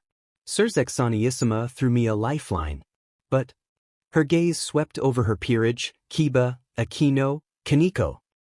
Riser wasn't entirely wrong. His peerage is larger, more experienced. His queen Yubaluna is powerful. His regeneration makes him incredibly difficult to defeat. We have 1 month to bridge a gap that feels immense. The flicker of hope was dimmed by the stark reality. I don't want that marriage, Issei. I want. She hesitated, her voice dropping. I want to find love. Marry someone I choose, someone who respects me. Not be traded like livestock to bolster a clan alliance. Her raw honesty, The glimpse of the vulnerable girl beneath the heiress trapped in a gilded cage resonated deeply with Issei. He saw the fear, the determination, the crushing weight of expectation she bore. Before he could formulate a response, Dawgs spoke, his mental voice shifting from furious outrage to something else, a low, cunning purr. "Vessel, an opportunity presents itself," Dawgs rumbled, a scheming edge to his tone. "The Devil Princess is cornered, desperate. She requires strength, power to shatter her gilded cage. And you possess the means to forge that power. Offer it." "Offer what?" "My dazzling personality." Issei thought back sarcastically, though he could sense Dawgs' intent. "Offer training, you imbecile," Dawgs snapped, though the scheming tone remained. "Offer the crucible. Offer the path of the dragon. You faced Rainier without scale mail. You understand efficiency, brutality, pushing limits. Her peerage fights with technique, with magic. They need to learn to fight like predators fighting for survival. Like dragons. Offer to train them. Push them beyond their breaking points. Forge them into weapons capable of shattering Phoenix pride." A pause, then the draconic voice dropped to a conspiratorial whisper. "And in forging them, you forge a deeper bond with the princess. Gratitude is a powerful motivator. And a grateful devil princess, freed from her unwanted chains, well, the path to her debut becomes considerably smoother. Consider it a long-term investment." Issei almost laughed aloud. You scheming ancient trickster. You're not just offering training, you're offering to be my ultimate wingman. Using world-saving heroics as a pickup line. The dog is versatile," Dawgs retorted, unashamed. "The goal justifies the strategy. Crush the Phoenix, free the princess, reap the rewards. A flawless plan. Now offer the crucible. Make it sound suitably hellish." Issei suppressed his grin, turning his full attention back to Rias and her peerage. He met Rias's desperate gaze, his own expression shifting from casual observation to focused intensity. "All right, princess," Issei said, his voice losing all trace of the drake, becoming hard and direct. "You heard the Ice Queen. 1 month. And you need an edge." He paused, letting the weight of his next words sink in. "That guy, Riser? Dawgs filled me in. Regenerating pest. Annoying, hard to squash, but not invincible. Not if you hit hard enough, fast enough, and smart enough." He looked pointedly at Kiba, then Akino, then Kaneko. "Your peerage, they're good. But from what I saw against Rainier," he let the implication hang, "they fight like they have rules. You need them to fight like their lives depend on it. Because they do. Your freedom does." He leaned forward, planting his hands on her desk, his gaze locking onto hers. "I faced a fallen angel in my pajamas and one without my full armor. I know how to push limits. I know how to make power hurt. I know how to fight efficiently without holding back because some JRK can heal." He straightened up, his gaze sweeping the room, encompassing Kiba, Akino, and Kaneko. "So here's the deal. You want a shot at beating that preening rooster? Let me train your peerage." Silence greeted his offer. Kiba looked intrigued but wary. Akino's calculating gaze sharpened.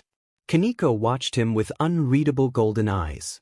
Rias stared at him, hope warring with apprehension. What kind of training?" Rias asked cautiously. Issei's lips curved into a smile that held no warmth, only the promise of relentless pressure. The kind that makes sparring with Kiba feel like a tea party. The kind that will push them past their breaking point, again and again. The kind that will forge them into something Riser won't recognize and won't know how to handle. His gaze hardened. "I won't hold back, Rias. Just because we're friends doesn't mean I'll go easy. If I train them, I train them to win. That means pain, exhaustion, frustration, probably a lot of grumbling directed at me." He locked eyes with her again. "It will be hell. Are you ready for that? Are they?" Rias didn't hesitate. The desperate fire in her eyes blazed brighter. She looked at her peerage, her bishop, her knight, her rook. She saw the determination reflected back at her, the willingness to fight for her, for their freedom. She turned back to Issei, her chin lifting with renewed resolve.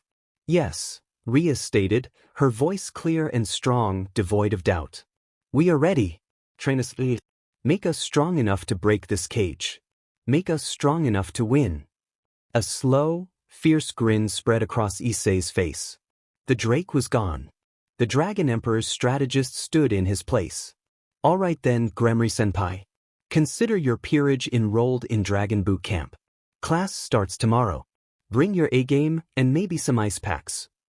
He cracked his knuckles, the sound echoing in the suddenly charged silence. Hell awaits.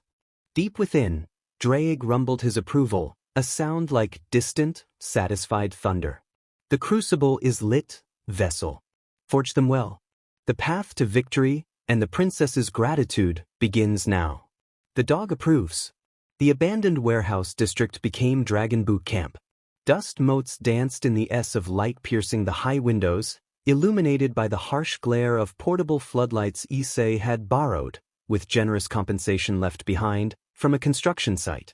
The air thrummed not with industry, but with exertion, pain, and the crackle of raw power pushed to its limits. Focus, Knight. Drake's voice boomed in Kiba's mind, amplified by Issei's connection. Kiba was a blur of silver hair and gleaming steel, his sword a whirlwind against 3 spectral draconic constructs Issei manifested using boosted gear energy, not for damage, but for relentless, unpredictable pressure. They moved with terrifying speed and coordination, forcing Kiba to abandon elegant forms for desperate parries, dodges, and brutal counterstrikes aimed at weak points Issei constantly pointed out.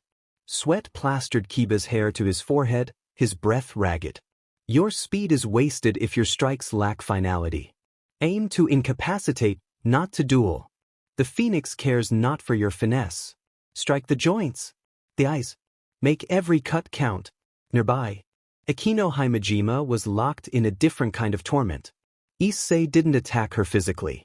Instead, he projected waves of pure, focused draconic pressure, an oppressive aura that mimicked the soul-crushing presence of an apex predator. It wasn't just physical weight, it sought to smother her demonic power, to instill primal fear. Akino stood amidst crackling spheres of holy and demonic lightning, her usual serene smile replaced by a grimace of intense concentration.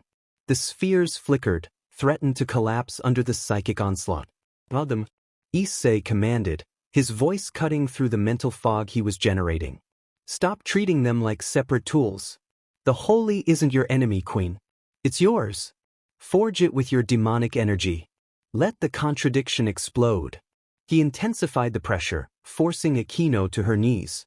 A scream tore from her throat, not of pain, but of furious effort as the holy and demonic energies within her spheres violently collided, then fused in a blinding flash of purple-white lightning that momentarily dispelled Issei's aura. She gasped, trembling, but her eyes blazed with newfound understanding. Kaneko faced the most physically demanding regimen. Issei, utilizing microboosts and draconic-enhanced speed and strength, was her relentless sparring partner. No techniques, no fancy footwork, just pure, overwhelming offense. He came at her with barrage after barrage of punches, kicks, grapples, testing the limits of her nekashu durability and strength.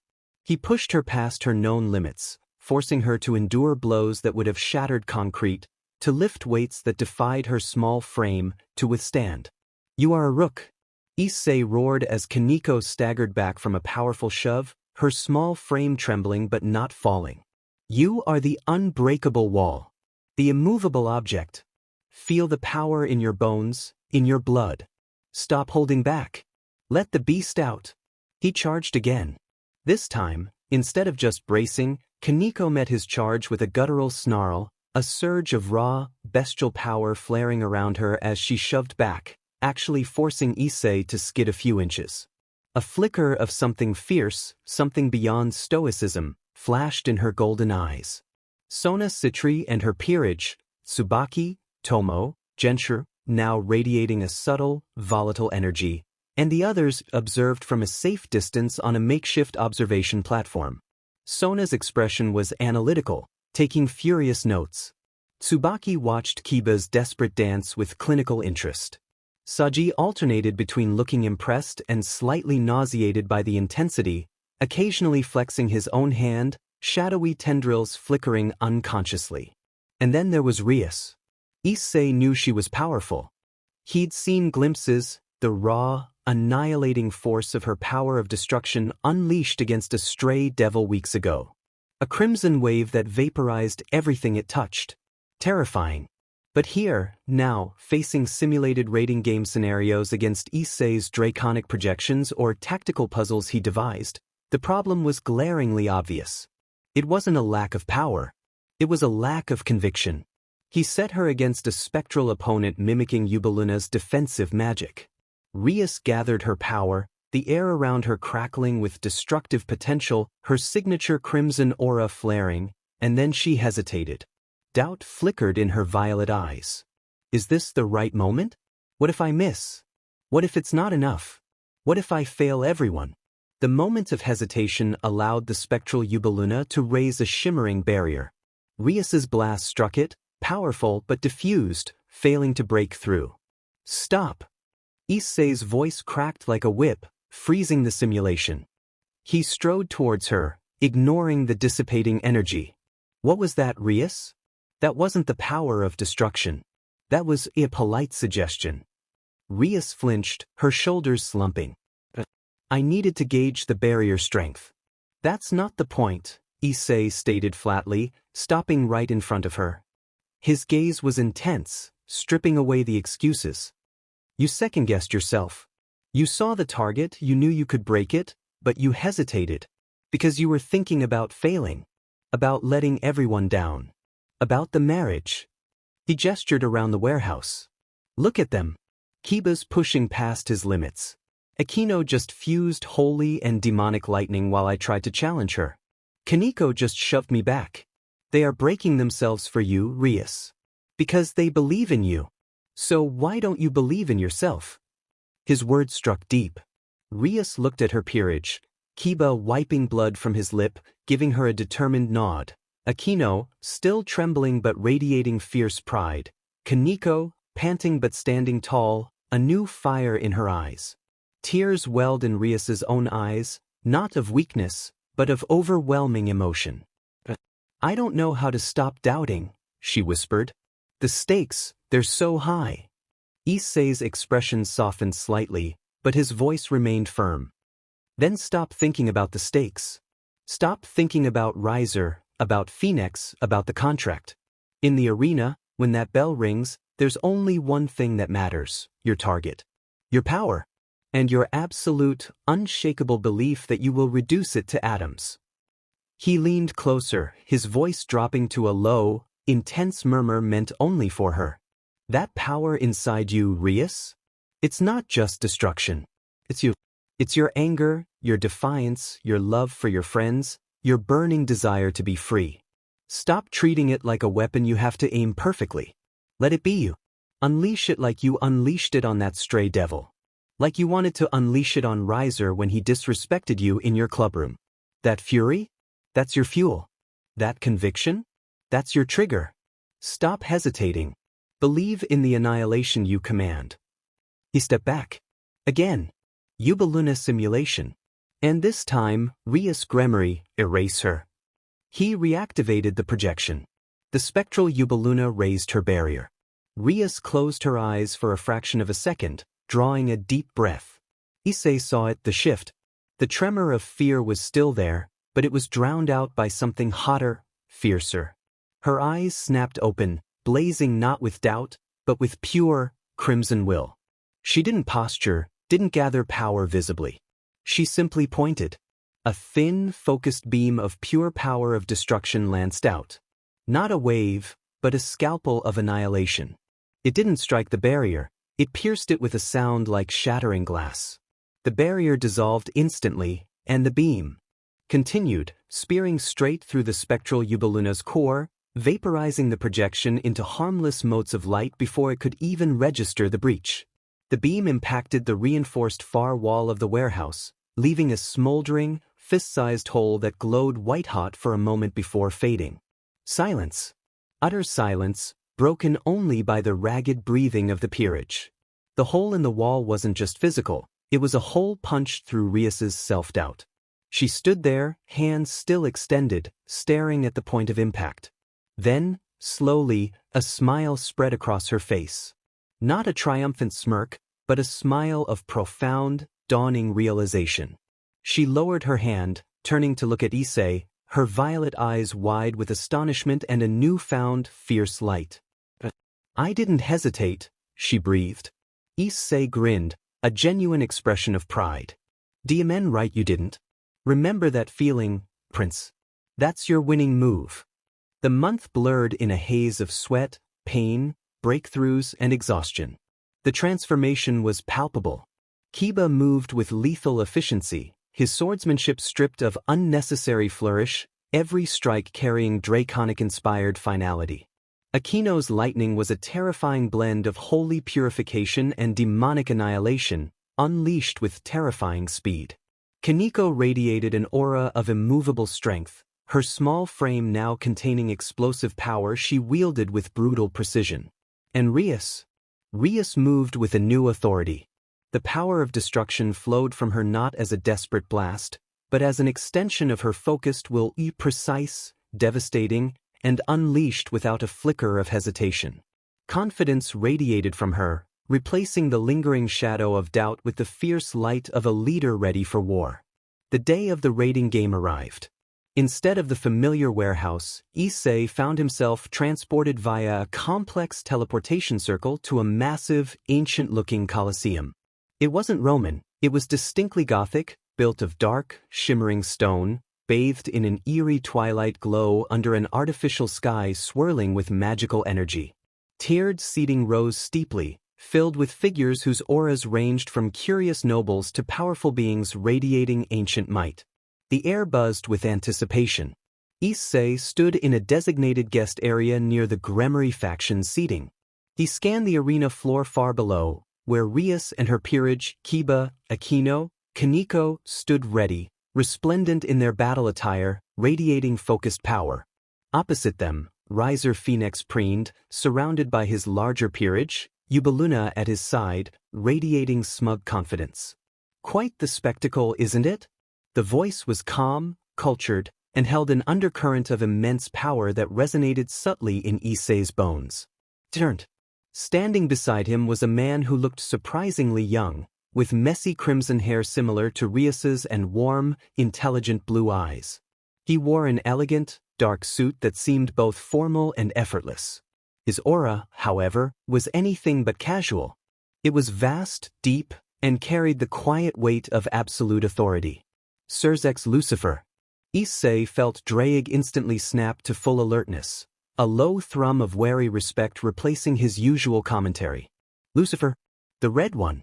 Powerful. Dangerous. Tread carefully, vessel." Surzex offered a small, genuine smile, his gaze fixed on his sister far below. "Graphia mentioned your unique training methods, Hayadu Issei, and the results seem significant." He didn't look at Issei, but his presence demanded attention. Issei nodded, keeping his own posture relaxed but respectful. She worked hard. They all did. He saw no point in false modesty. Surzex finally turned his head, his blue eyes meeting Issei's.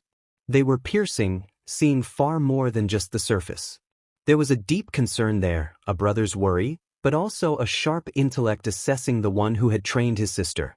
He wasn't the talkative, slightly goofy Surzex of lighter moments. Today, he was the Lucifer, bearing the weight of his station and his sister's fate.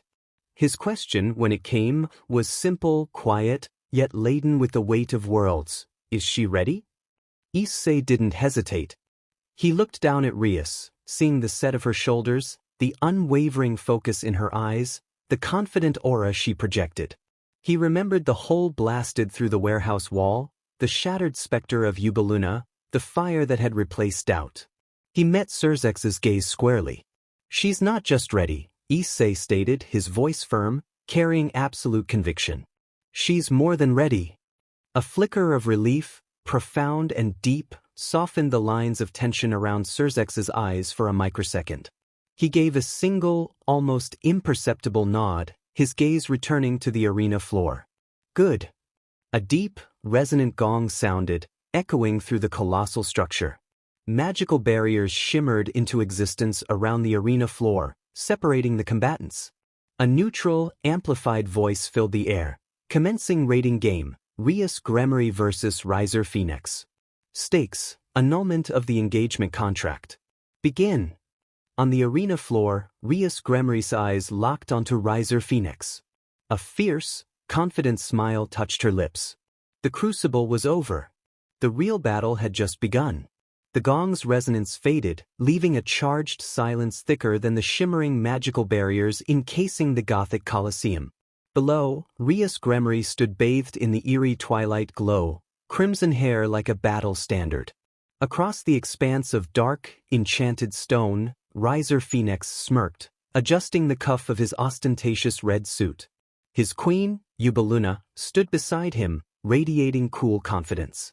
Around them, his larger peerage, knights, bishops, rooks, shifted, a well-oiled machine ready to crush the perceived underdogs. Begin. The amplified voice echoed again. Rias didn't hesitate. Kiba. Engage the flanks. Kaneko, center suppression. Akino, aerial dominance and support. Her commands were crisp and confident, echoing the focused will Issei had instilled in her during their intense training. Gone was the hesitant heiress. In her place stood a king commanding her forces. Kiba Yuto moved like liquid silver. Draconic efficiency replaced elegant swordsmanship. He didn't duel, he dismantled. Surging forward with enhanced speed honed under relentless pressure, he bypassed a lumbering rook trying to intercept him. His blade flashed, not aiming for a killing blow, but for precise, debilitating strikes, tendons behind a knight's knee, the delicate wrist joint. Of a bishop mid-incantation. Cries of pain echoed as Riser's flank collapsed into chaos. One knight lunged, telegraphing his move like a novice compared to Issei's spectral dragons. Kiba flowed under the clumsy strike, his blade a blur as it severed the straps holding the knight's armor together, leaving him stumbling and vulnerable before a swift strike to the temple knocked him out. A bishop raised a hand, demonic energy coalescing. Kiba was already a step ahead, a thrown dagger embedding itself in the bishop's casting hand, disrupting the spell before Kiba closed the distance and delivered a swift, disabling kick.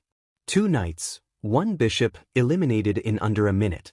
Kiba stood amidst the groaning forms, breathing steadily, his gaze already scanning for the next threat. Efficiency. Brutality. Finality. Meanwhile, Kaneko Tuju met the central charge head-on. A massive rook, easily twice her size and wielding a stone maul, roared as he brought it down towards her. The old Kaneko might have dodged. The new Kaneko planted her feet. The maul struck the stone floor where she'd been a microsecond before. She hadn't dodged. She'd slipped the blow by inches, using the draconic agility Issei had forced her to embrace. As the rook overextended, Kaneko exploded upwards. Her small fist, radiating dense, bestial power amplified by relentless conditioning, slammed into the rook's jaw with a resounding impact. He staggered, eyes rolling back. Before he could fall, Kaneko was already moving, a blur intercepting the second rook who tried to flank her. She didn't try to overpower him, she used his momentum against him, a whirlwind of grapples and shoves learned from Issei's merciless sparring, culminating in a devastating throw that slammed the second rook onto the hard stone with bone-jarring force. Both rooks lay still. Kaneko stood, panting slightly, but radiating an aura of immovable strength, her golden eyes fierce. The unbreakable wall had become a wrecking ball. Above, Akino Himejima dominated the air. Bolts of pure demonic lightning and searing holy light rained down, not as separate entities, but fused into terrifying purple-white lances of annihilation, the technique forged under soul-crushing draconic pressure. She targeted Riser's bishops attempting long-range spells, her attacks precise and overwhelming, forcing them into desperate defense or scattering them. Her face was a mask of concentration, the usual playful smile replaced by battle focus. She saw Kiba and Kaneko carving through the ground forces, saw Rias directing with calm authority. Hope flared. Riser's smug smirk hadn't vanished, but it had tightened. "Annoying gnats," he muttered. He glanced at Ubeluna. "Clear the air, my dear. That half-breed's parlor tricks are tiresome." Ubeluna nodded, her violet eyes hardening. She raised her hands, complex magical circles forming. A wave of oppressive, gravity-warping force slammed upwards towards Aquino. Rias saw it coming. Aquino! Evasive pattern delta. Kaneko, Kiba, converge on the king. Aquino banked sharply, the fused lightning crackling around her as she weaved through the distorting gravity waves. Kaneko and Kiba, finishing their immediate opponents, turned as one, charging towards Riser's position. Riser sighed theatrically. Persistent. He snapped his fingers. It happened faster than thought. Riser vanished in a blur of crimson light, appearing directly in Kaneko's path. Before her enhanced senses could fully register the threat, a backhand infused with phoenix power struck her with overwhelming force. Kaneko cried out, a sound of shock and pain, as she was launched backwards, crashing into the barrier and sliding down unconscious. Kiba, a split second behind, met a similar fate. Riser pivoted, his movements impossibly fast, a kick lashing out. Kiba raised his sword in a desperate attempt to block, but the overwhelming force behind the strike shattered his defense, sending him skidding across the stone floor. His sword clattered away as blood trickled from his mouth, and he struggled to rise, dazed. The arena gasped. The swift, brutal elimination of Rias's frontline fighters by Riser was a devastating blow. The confidence Rias had built began to waver. The sight of Kaneko's small, still form and Kiba's painful struggle sent a jolt of icy fear through her. Too strong. Too fast. I've failed them. I've led them to slaughter for my own selfishness. The old doubts and the crushing weight of expectation threatened to engulf her. Her power of destruction flickered uncertainly around her clenched fists. "See, Rias?" Riser's voice dripped with condescension as he straightened his suit, appearing completely unfazed. "This is the difference between pedigree and, well, whatever you've scraped together. Your little pets are broken. Surrender now and I might let them keep their pieces. You can still pick out a nice dress for the wedding." His laughter echoed cruelly. Rias felt despair clawing at her. She glanced at Kiba, trying to push himself up, and at Kaneko, who remained unmoving. The vast gulf between her peerage and Riser's raw power loomed large. The cage door seemed to slam shut. Then, the sky ignited. Aquino Himejima, having narrowly evaded Ubeluna's gravity wave, hovered high above. She witnessed Rias's moment of doubt and her fallen comrades. Riser's mocking laughter echoed in her ears. Fury, protective and pure, blazed within her, igniting a resolve that overrode a lifetime of hatred. She closed her eyes for a brief moment, drawing not just on her demonic heritage but reaching deep into the painful wellspring of her fallen angel blood. Holy energy, pure and searing, surged alongside her demonic lightning, burning her from within a visceral pain tied to the power she associated with her mother's betrayal and her own ostracization. But for Rias?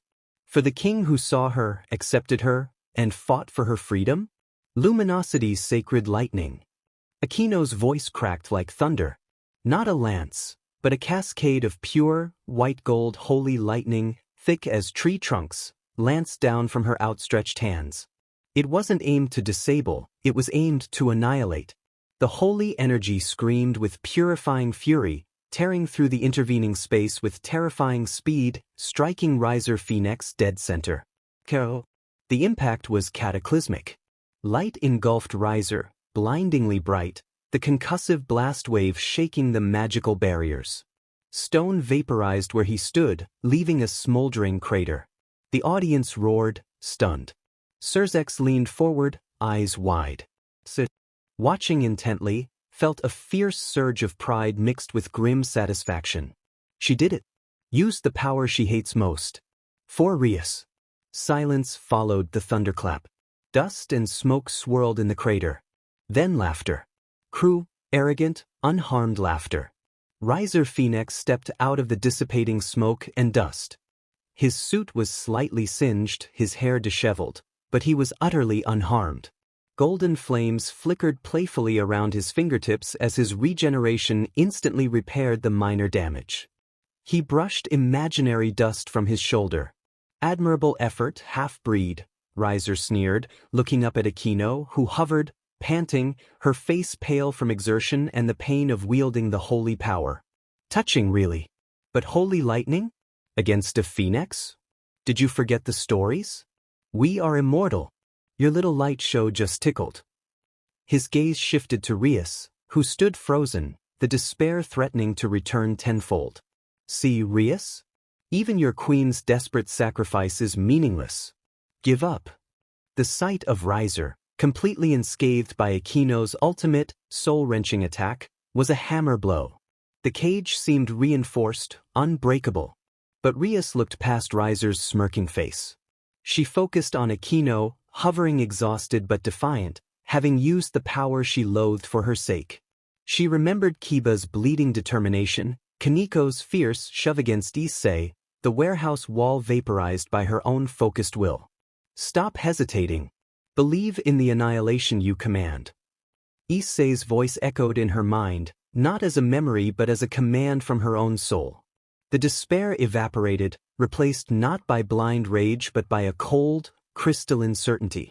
The power of destruction flared around her, not chaotic but controlled and focused, a corona of pure annihilation. Her violet eyes, when they locked onto Riser, held no fear, no doubt, only an absolute, terrifying conviction. Ubeluna! Riser barked, sensing the shift. Finish the half-breed. Ubeluna, having recovered from her surprise at Aquino's attack, raised her hands again, intricate magical circles forming for another devastating gravity wave aimed at the vulnerable Aquino. Rias didn't shout. She didn't posture.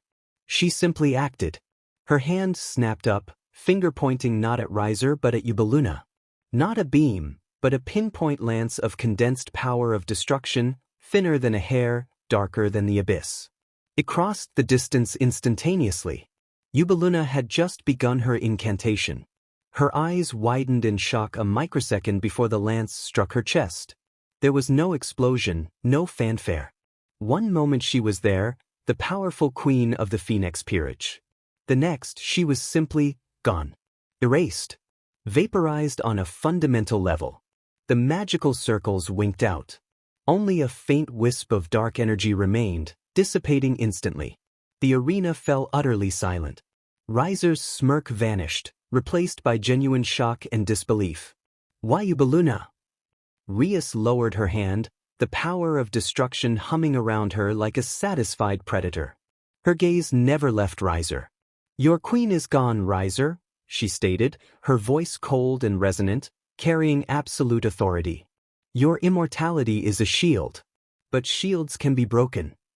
She looked at Aquino, who stared back, awe and renewed hope battling her exhaustion. Aquino. With me. Aquino nodded, understanding instantly. She descended, landing shakily but resolutely beside her king. Crimson annihilation and crackling purple-white lightning intertwined around them, a terrifying dance of opposing yet unified forces.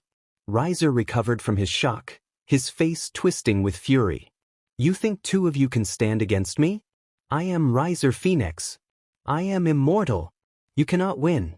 You will wear that wedding dress, Rias Gremory. You will be mine. Rias ignored his rant. Her focus was absolute. The cage wasn't just Riser, it was the expectations, the politics, the chains trying to bind her future. And chains? Chains were made to be destroyed. Now, Aquino, she commanded. They moved as one.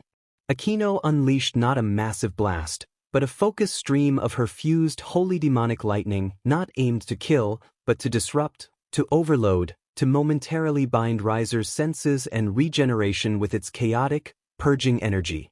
Riser roared, golden flames erupting as he struggled against the unique assault. In that split second of distraction, Rias acted. She didn't charge. She simply took a single, deliberate step forward, her hand moving out palm first. Not a lance this time, but a wave. A focused cone of pure power of destruction, wider than her earlier pinpoint strike but impossibly dense, annihilated the space between her and Riser. It wasn't a desperate blast, it was a precise strike of utter obliteration, amplified by her unwavering belief and honed by Issei's rigorous training. The crimson wave struck Riser as he was momentarily staggered by Akino's lightning. Golden regeneration flared, desperately trying to rebuild what was being unmade. For a terrifying second, Riser seemed to hold, a silhouette writhing within the annihilating light, screaming in rage and disbelief.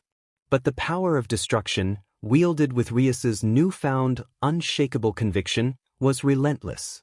The golden flames flickered, dimmed, and were overwhelmed. Boom! The wave passed through. Where Riser Phoenix had stood, there was nothing. Not even ash. Complete erasure. The golden flames winked out. The oppressive aura of the Phoenix vanished. Silence. Profound, absolute silence gripped the colossal Colosseum. Then, the magical barriers shimmered and dissolved. Elimination of King Riser Phoenix confirmed. The amplified voice boomed, shattering the stillness. Victory to Rias Gremory and her peerage. The terms of the raiding game are fulfilled. The engagement contract between houses Gremory and Phoenix is hereby nullified. The silence erupted. Not just cheers, but a roar that shook the very foundations of the magical arena. The Gremory faction seats exploded in jubilation. Surzek's Lucifer surged to his feet, a radiant smile of pure joy and relief breaking across his face. He clapped, not as the Lucifer, but as an overjoyed brother. Yes. Rias. Issei stood in the guest area, a fierce grin splitting his face. He watched as Kiba, bruised but alive, pushed himself up, staring in awe. He saw medics rush towards Kaniko's still form. He saw Akino collapse to her knees, exhausted but smiling through tears of pain and triumph. And he saw Rias. Rias Gremory stood amidst the fading energies of her victory, the power of destruction subsiding around her. Like a satisfied beast. She looked around, at her fallen but alive peerage, at the spot where Riser had been, at the roaring crowd. The weight was gone.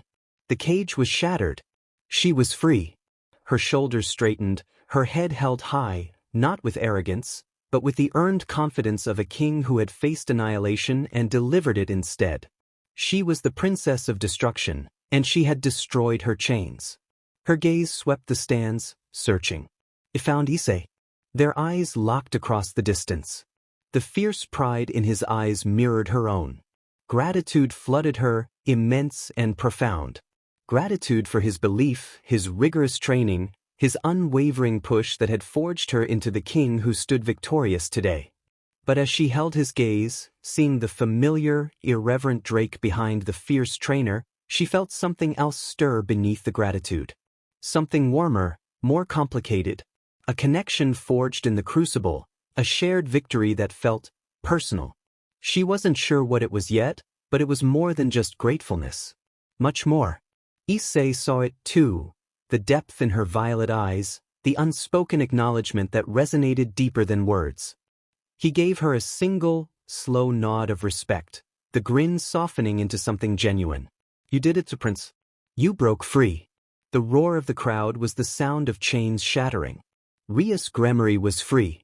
And as she looked at the man who had helped her find the strength to break them, the path ahead felt wide open, filled with possibilities far brighter than any gilded cage. The Gremory estate wasn't merely a house, it was a testament to ancient power and refined taste. Grand halls lined with portraits of stern-faced ancestors gave way to opulent ballrooms currently thrumming with life. Crystal chandeliers cast dazzling light onto polished marble floors where devils of significant standing mingled, their laughter and conversation a low hum beneath the soaring ceilings. The air shimmered with celebratory magic, carrying the scent of rare perfumes, exotic flowers, and rich delicacies piled high on silver platters carried by silent, efficient familiars. It was a victory feast, a roaring celebration of Rias Gremory's triumph over Riser Phoenix and the shattering of her chains. And at the center of this whirlwind, yet somehow standing apart from its most suffocating currents, was Issei Hairu. He navigated the glittering throng with his usual easy charm, accepting congratulations with a grin and a self-deprecating shrug. Just pointed him in the right direction. He'd say when someone praised his role in training the peerage. Rias and her team did all the heavy lifting. Seriously, you should have seen Kiba move, like a furious silver tornado. His Brooklyn drawl, slightly softened but still present, cut through the formal devil dialect, drawing curious glances and amused smiles. The gratitude, however, was palpable and came from the highest source. Surzek's Lucifer, the Red Satan himself, found Issei near a towering ice sculpture depicting a stylized Gremory crest. The Lucifer's usual air of slightly distracted power was replaced by a profound warmth and relief. He clasped Issei's shoulder, a gesture that carried surprising weight and sincerity. "Hi, Surzek said, his voice low but carrying easily over the din. The sheer power radiating from him was a physical pressure, yet it felt controlled, respectful. "I find myself deeply in your debt." His intelligent blue eyes held none of the piercing assessment from the Colosseum. They were filled with genuine, brotherly gratitude. "What you did for Rias, it went far beyond training techniques. You gave her back her belief. You saw the fire when others, perhaps even I in my protectiveness, only saw the duty." He squeezed Issei's shoulder lightly. "The House of Gremory, and I personally, owe you a significant boon. Name it, within reason, and it shall be yours." Issei met the Lucifer's gaze, feeling the immense power but also the genuine emotion behind it. He offered a respectful nod, his usual flippancy tempered by the moment. "Just seeing her win was boon enough, Lucifer-sama. Seriously, watching that smug rooster get vaporized? Priceless." He grinned. "But if you ever need someone to test out a new demonic roller coaster or judge a chili cook-off, keep me in mind." Surzek chuckled, a warm, rich sound. "Noted, Hayadu-kun. Enjoy the festivities. You've earned it." With a final nod, he melted back into the crowd, leaving Issei feeling a strange sense of accomplishment that had nothing to do with draconic power. The party swirled around him, elegant devils offering subtle compliments, curious nobles probing about his unique methods, Akino flashing him a dazzling, exhausted smile from across the room, Kiba raising a glass in silent salute, Kaneko already commandeering a plate piled high near the dessert table. But amidst the celebration, Issei realized the guest of honor was missing. Rias, the radiant center, had vanished. Curiosity, mixed with a pull he couldn't quite define, led him away from the main ballroom. He wandered down quieter corridors lined with tapestries depicting mythical battles, past closed doors humming with residual magic, following an instinct rather than a map. He found himself in a wing that felt more personal, less imposing. At the end of a corridor, light spilled from a slightly ajar door. He approached quietly. Through the doorway he saw her. Rias Gremory stood before a large arched window, silhouetted against the vast expanse of the underworld sky. An artificial moon, impossibly large and luminous, bathed the meticulously landscaped gardens below in silver light, casting long, dramatic shadows. She wasn't wearing her battle attire or a regal gown, but a simple, elegant dress of deep crimson that seemed to absorb the moonlight. Her posture wasn't that of the victorious king, but something quieter, more introspective. Issei knocked softly on the open door. "Hey, princess. Hiding from your adoring public." Rias didn't startle. She turned slowly, the moonlight catching the planes of her face, highlighting the lingering intensity in her violet eyes, now softened with contemplation. A small, genuine smile touched her lips. "Just absorbing the quiet. Feels new." She gestured towards the window. "Come and say, the view is adequate." He stepped into the spacious room, clearly her private quarters. It was elegant but surprisingly lived in. Shelves held not just ancient tomes but also manga volumes and a few of the magical girl figurines Issei had once teased her about. A large, comfortable-looking bed dominated one wall. The air smelled faintly of her unique scent, roses and ozone. He walked over to stand beside her at the window, leaning against the cool stone frame. "Adequate? That's one hell of an understatement. Looks pretty real to me. Though, gotta say, the real moon back home doesn't make the trees look quite so dramatic." He kept his tone light, sensing she needed the space, not an interrogation. Rias chuckled softly, the sound warm in the quiet room. Dramatic seems to be a theme tonight. She was silent for a moment, gazing out at the moonlit gardens. The sounds of the distant party were a faint murmur. "It's strange," she murmured, almost to herself. For so long, this view, this entire world, felt like the bars of a very beautiful cage. Every stone, every portrait, every expectation, a reminder of what I had to be, not who I was. She turned fully to face him then, her gaze locking onto his. The moonlight caught the depth in her violet eyes. "And then you showed up. With your ridiculous slang and your irreverent attitude and your terrifyingly effective boot camp." A wry smile touched her lips. "You didn't see the heiress of Gremory. You didn't see the political pawn. You didn't even just see the sacred gear wielder." She took a small step closer. "You saw Rias. The girl who likes terrible movies and argues about shoujo manga. The girl who was drowning and didn't know how to fight the current." Her voice dropped, becoming more intense, filled with a sincerity that cut through any remaining casualness. "You pushed me, Issei. Not just my peerage, but me. You forced me to look at my own power, not as a burden or a tool, but as an extension of myself. You saw the potential for destruction, but you also saw the potential for freedom in it." When Graphia came, Rias's expression hardened slightly at the memory. "You didn't bow to duty or power. You stood up for me. For my right to choose. To breathe. To be more than just a title." She shook her head, a faint wonder in her eyes. "No one, not Surzex, not anyone, has ever fought for Rias like that.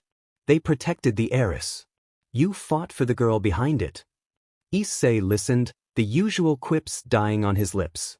He saw the raw emotion in her eyes, the depth of her gratitude mixed with something else, something that resonated with the connection forged in the crucible of training and shared defiance.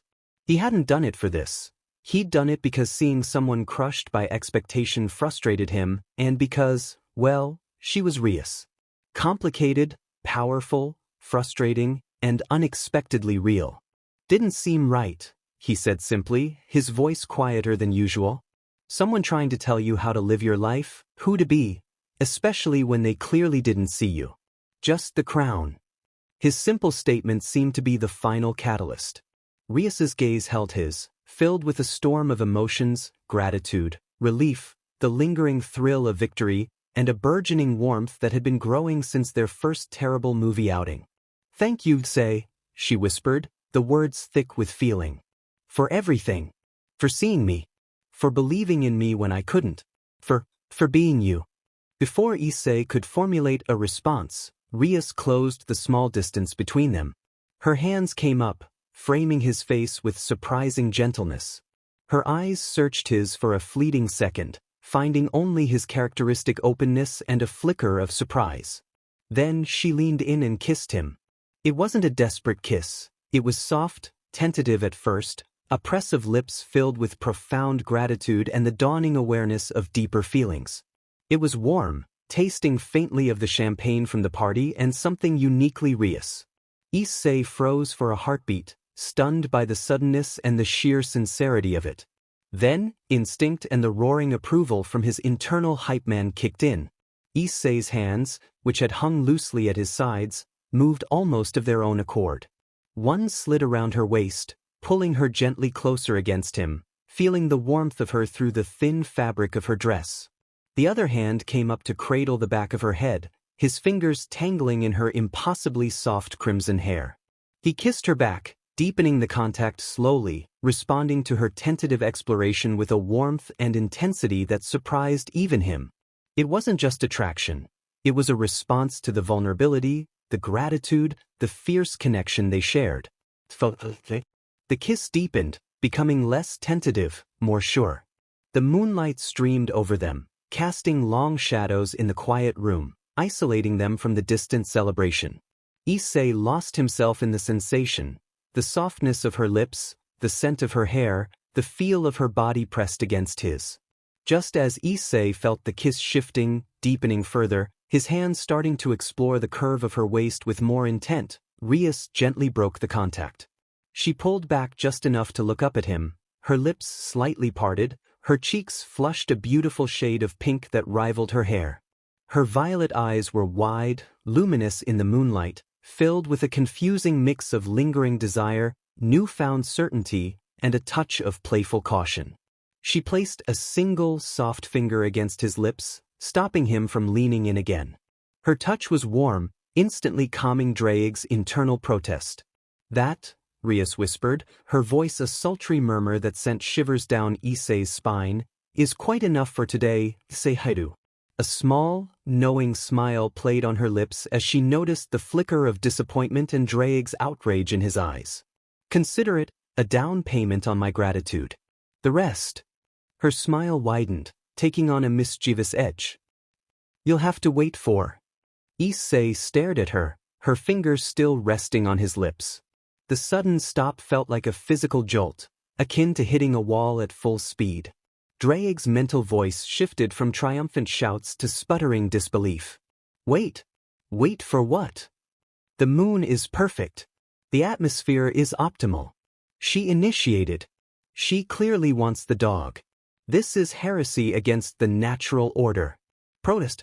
Yet, looking down at Rias, seeing the playful challenge in her eyes and the flush on her cheeks, Issei felt surprisingly okay.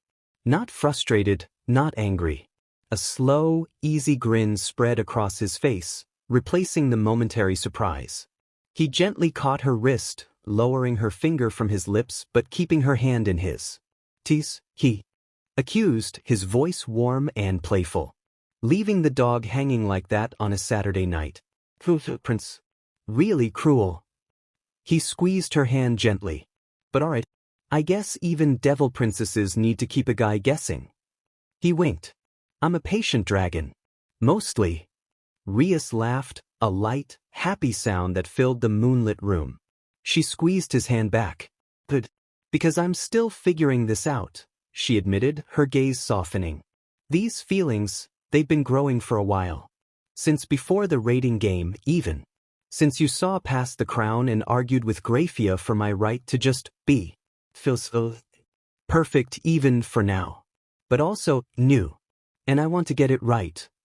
She leaned her head briefly against his shoulder, a gesture of unexpected intimacy and trust. "So, patience, Dragon Emperor.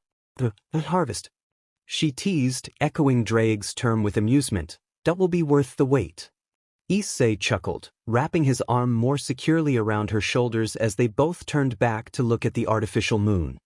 He rested his cheek against the top of her head. "Hear that, D? Worth the wait.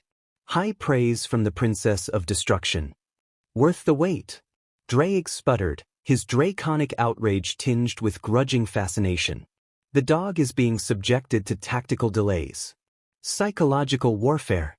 This is unprecedented. And yet, Draig paused, observing Issei's internal landscape.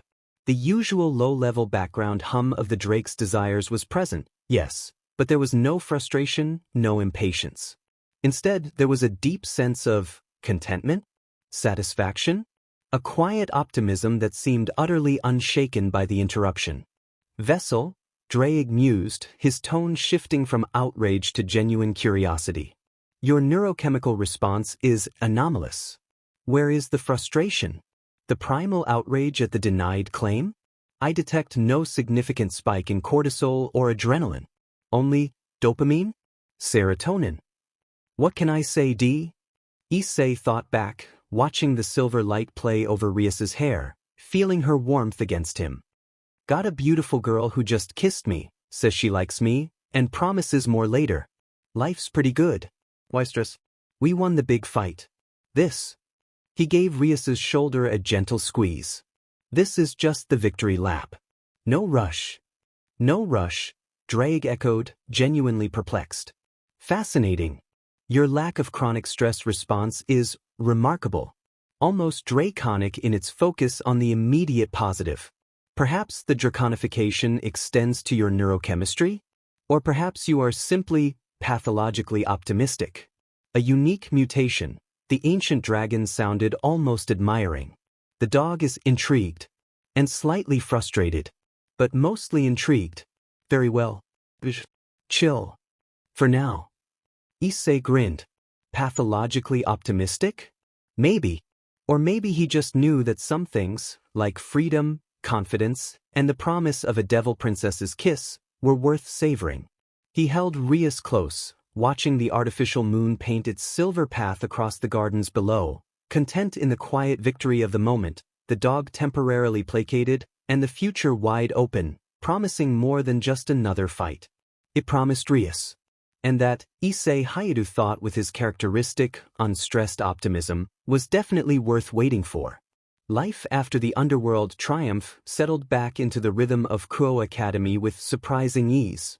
The weight that had hung over Rias, the crushing expectation, the dread of the arranged marriage, was gone, replaced by a lightness that was infectious. The Occult Research Club room buzzed with a different energy, less tense strategy, more relaxed camaraderie punctuated by focused training sessions. Weekends resumed their cherished pattern. Terrible movies with Rias, Aquino joining more often than not, her serene smile now holding a genuine warmth towards Issei, ramen adventures downtown, and occasional arcade battles where Rias still dominated the shooting gallery with unnerving precision. Gym sessions with Saji were back on, filled with the usual banter, protein debates, and Saji's increasingly volatile, but controlled, Vritra-powered shadow tendrils flickering during particularly heavy lifts. Kendo practice with Kiba, Murayama, and Keitase felt sharper, more instinctive, Kiba's movements reflecting the brutal efficiency forged in Dragon Boot Camp, even when toned down for a human sport. A month bled into two, a comfortable blur of school, training, hanging out, and the slow, delicious burn of whatever was unfolding between Issei and Rias. Their connection was palpable, lingering touches, knowing smiles, the unspoken promise of that down payment hanging in the air. Draconic oscillated between impatient grumbling. The princess teases. The dog demands dividends. And fascinated observation of Issei's unnerving calm. Your serotonin levels remain bafflingly stable, Vessel. Most perplexing. One crisp autumn afternoon, Issei trudged home from school, the familiar weight of his bag a comforting anchor after a day of Fukuda-sensei's pop quizzes and navigating the usual Kuo hallway chaos. He pushed open the front door, kicking off his shoes with a practiced flick. "I'm home," he called out, the familiar greeting echoing in the Genkan. His greeting froze halfway as his eyes landed on the shoe rack. Nestled beside Asia's soft leather flats and his parents' sensible footwear were two unfamiliar pairs, sturdy, well-worn brown boots that looked like they belonged on a hike, and sleek, polished black ankle boots with a slight heel. Practical, yet distinctly not local. Visitors, Drake noted, his mental voice instantly shifting from lazy observation to focused alertness. Interesting footwear. Sturdy. Traveled. Yeah, no kidding, Issei muttered under his breath, toeing off his own shoes. The house felt different. Not threatening but charged. He could hear the murmur of voices from the dining room, his parents, Asia's gentle tones, and two unfamiliar female voices. One was bright, bubbly, almost overly enthusiastic. The other was lower, flatter, radiating a no-nonsense intensity even through walls. Vessel, Drake's tone sharpened, a low growl underlying his thoughts. There is a resonance, faint, but distinct. Holy relics. Sacred artifacts. Powerful ones. They are here. Inside your dwelling. Issei's eyes narrowed. Holy relics? In his house? That wasn't part of the post-Phoenix peace dividend. His draconic senses, honed by Drake and his own experiences, tingled with unease. He slipped silently down the hallway, momentarily setting aside his usual Drake persona for the calculating strategist of the Dragon Emperor. He paused at the entrance to the dining room. The scene was one of domestic chaos. His mother bustled between the kitchen and the table, laden with extra dishes. His father sat at the head, pretending to read the newspaper but clearly eavesdropping.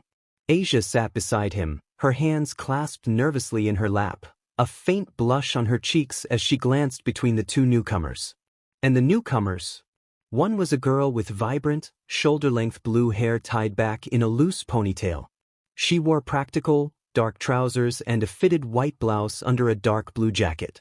Her posture was rigid, her blue eyes sharp and scanning the room, the doorway, the windows, with the focused intensity of a soldier assessing a battlefield. Her presence radiated danger, tempered only by an underlying aura of confusion and annoyance. She exuded power, contained but potent. The relic resonance is strongest near her, Dawgs confirmed. Like steel forged in starlight. Dangerous. The other girl? Issei blinked. She had long, silky silver hair cascading down her back, framing a face that was both strikingly beautiful and vaguely familiar. Large, expressive amethyst eyes sparkled with excitement. She wore a simple, knee-length dark gray dress with a white collar, looking both demure and incredibly out of place in the Hyudu dining room. She leaned forward, animatedly chatting with Issei's mother, her gestures wide and enthusiastic.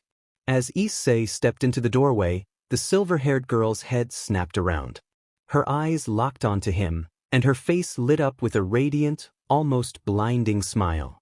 "Issei," she exclaimed, launching herself out of her chair so quickly that it scraped loudly on the floor.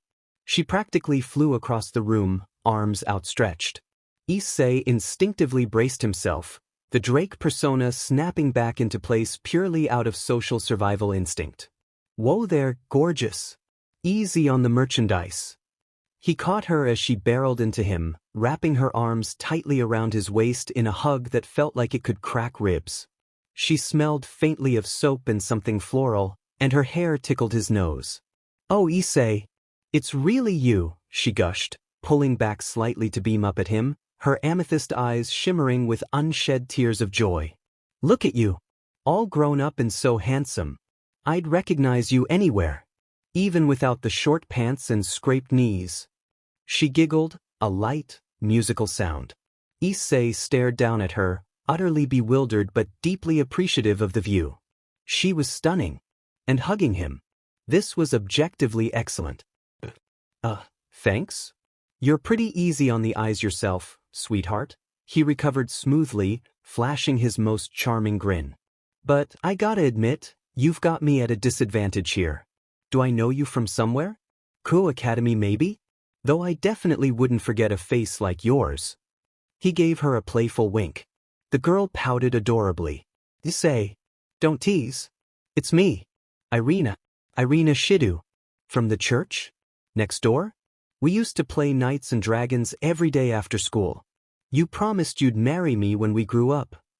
She delivered this last part with utter sincerity, her cheeks flushing slightly. Irina Shidu. The name sparked nothing. Absolutely nothing. Issei's childhood memories were a blur of playgrounds, vague neighborhood kids, and his intense focus on becoming the ultimate playboy, which had started suspiciously early. A childhood friend? And a hot one who thought he'd proposed? This was unprecedented. Issei thought urgently, keeping his charming smile plastered on for Irina. Any truth bombs? Is she legit?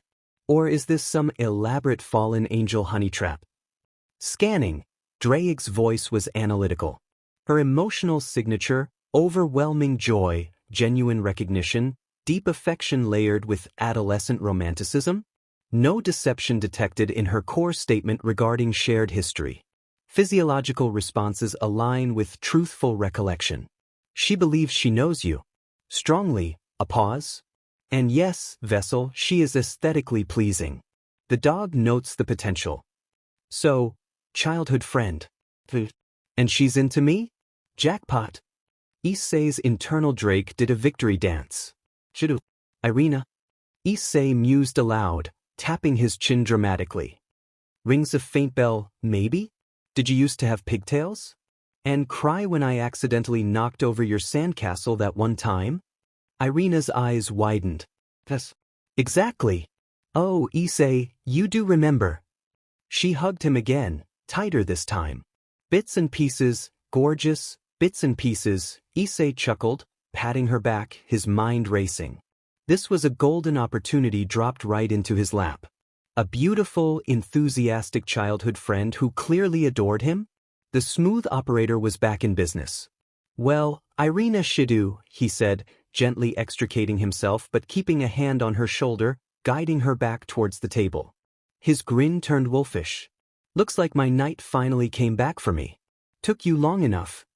Irina blushed furiously, giggling again. "Oh, stop it, Issei." Asia, watching the entire exchange from her seat, felt a peculiar tightness in her chest. She saw the way Irina looked at Issei, pure, unadulterated adoration. She saw Issei's effortless charm, the flirty smile he directed solely at this new girl. The playful banter he sometimes shared with her felt different now. A small frown touched her lips, and she looked down at her clasped hands, the blush on her cheeks deepening, but this time with a hint of something akin to dismay. "He doesn't flirt with me like that." Zenobia, the blue-haired girl, watched the scene with cold, analytical eyes. Her gaze flicked between the blushing Irina, the smugly grinning Issei, and the subdued Asia. Her expression was unreadable, but her posture radiated disapproval and intense focus, particularly when her eyes lingered on Asia. "The other one watches the nun like a hawk," Dawgs observed. "And her scrutiny of you is assessing, calculating. Be wary, vessel. The steel starlight relic bearer is not charmed." "Ah, Issei, good timing." Issei's mother beamed, setting down a large bowl of steaming rice. "Look who came to visit. Irina-chan, your old friend from next door. And this is her friend, Zenobia-san. They're traveling through Japan." "Pleasure," Zenobia stated flatly, giving Issei a curt nod that held no warmth. Her blue eyes swept over him dismissively before returning to Asia, who flinched slightly under the intense gaze. "Yo," Issei replied, his grin not faltering as he pulled out a chair beside Irina, deliberately sitting close enough that their shoulders brushed. "Traveling, huh? What brings you to our neck of the woods, Irina-chan?" He poured her some tea, his movements smooth. "Besides finally coming back to claim your childhood Prince Charming, of course." He winked. Irina giggled, accepting the tea. "Oh, Issei, you haven't changed a bit. Still such a flirt." She didn't seem to mind in the slightest. "We're on a pilgrimage. Visiting holy sites. And Kuo was on the list, and I just had to see if you still lived here." Dinner was a masterclass in controlled chaos and simmering tension. Issei's father hid his amused smirk behind his newspaper, occasionally peeking over the top to observe his son in full smooth operator mode. His mother chatted happily, oblivious to the undercurrents. Asia picked at her food, unusually quiet, her eyes downcast, flinching every time Issei made Irina laugh with some outrageous comment or playful tease. Zenobia ate with mechanical efficiency, her gaze constantly shifting, assessing the room, the exits, Issei, and most frequently Asia, her expression hardening whenever she looked at the nun. Dawgs noted grimly, "She suspects the nun. The holy relic reacts to the inherent sanctity within her. This is problematic." Issei, meanwhile, was in his element. He regaled Irina with exaggerated tales of his high school exploits, his charm dialed up to 11. He complimented her hair, her eyes, her pilgrim spirit, making her blush and giggle constantly. He poured her more tea, offered her the best pieces of food, his attention laser-focused on her. The Drake was riding high, and Dawgs was providing enthusiastic, if slightly distracted, commentary. Excellent deflection regarding the Knight and Dragon game. Imply shared history without confirming specifics. Her pupils dilated at the shoulder touch. Proceed. The dog approves of the sustained eye contact. Maintain dominance. Why is the blue-haired one glaring at the nun again? Distracting. Focus on the harvest. As the meal finally wound down, Zenobia pushed her chair back with a scrape. "Irina, we should go. We have few prayers to attend to." Her voice was firm, brooking no argument. Irina's face fell. "Oh, but Zenobia, we just got here. And I haven't had nearly enough time to catch up with Issei." Issei saw his opening. He leaned back, stretching casually. "Places to be, Zenobia-san? Tough schedule for pilgrims." He turned his full-wattage smile on Irina. "But hey, Irina-chan, if you ladies need a place to stay for the night, my mom's the best. We've got a spare room. Right, Mom?" He shot his mother a look that clearly said play along. His mother, bless her kind heart, beamed. Oh, of course. We have plenty of space. You girls must be exhausted. Stay the night. It's no trouble at all. Irina's eyes lit up like stars. Really? Oh, that would be wonderful. Thank you, Haida-san. She clasped her hands together, beaming at Issei's mother and then at Issei. Zenobia looked like she'd bitten into a lemon. She opened her mouth, likely to protest, but Irina cut her off. Please, Zenobia? Just one night? It'll be fine. The sheer hopefulness in Irina's voice seemed to momentarily disarm the stoic exorcist. Zenobia sighed, a sound of deep resignation, and gave a single, curt nod. Her eyes, however, immediately flicked back to Asia, filled with cold suspicion. Yes, Drake roared internally, momentarily drowning out all other thoughts. The harvest proceeds. The dog rejoices. Strategic hospitality. A masterstroke, vessel. Later, after helping clear the table, under his mother's surprised but pleased gaze, Issei found himself in his room. Irina had followed him, seemingly magnetically drawn. Asia had retreated to the spare room Zenobia was using, looking troubled. Zenobia herself was prowling the hallway outside Asia's door like a guard dog. Irina perched on the edge of Issei's bed, looking around his room with wide-eyed fascination. The posters, the manga, the slightly messy desk. Wow, Issei! Your room is so... Issei leaned against his desk, arms crossed, giving her his most charming smirk. Only the best for my long-lost princess. So, he said, his tone shifting subtly, still playful but with an underlying edge. Pilgrimage, huh? Visiting holy sites? That sounds pretty serious. When did little Irina decide to become a full-fledged holy warrior? Irina blinked, her smile faltering slightly. She tilted her head. That's not fair, Issei. You can't just ask questions like that without telling me anything. She pointed a finger at him playfully, though her eyes held a spark of challenge. My turn. When did you become well?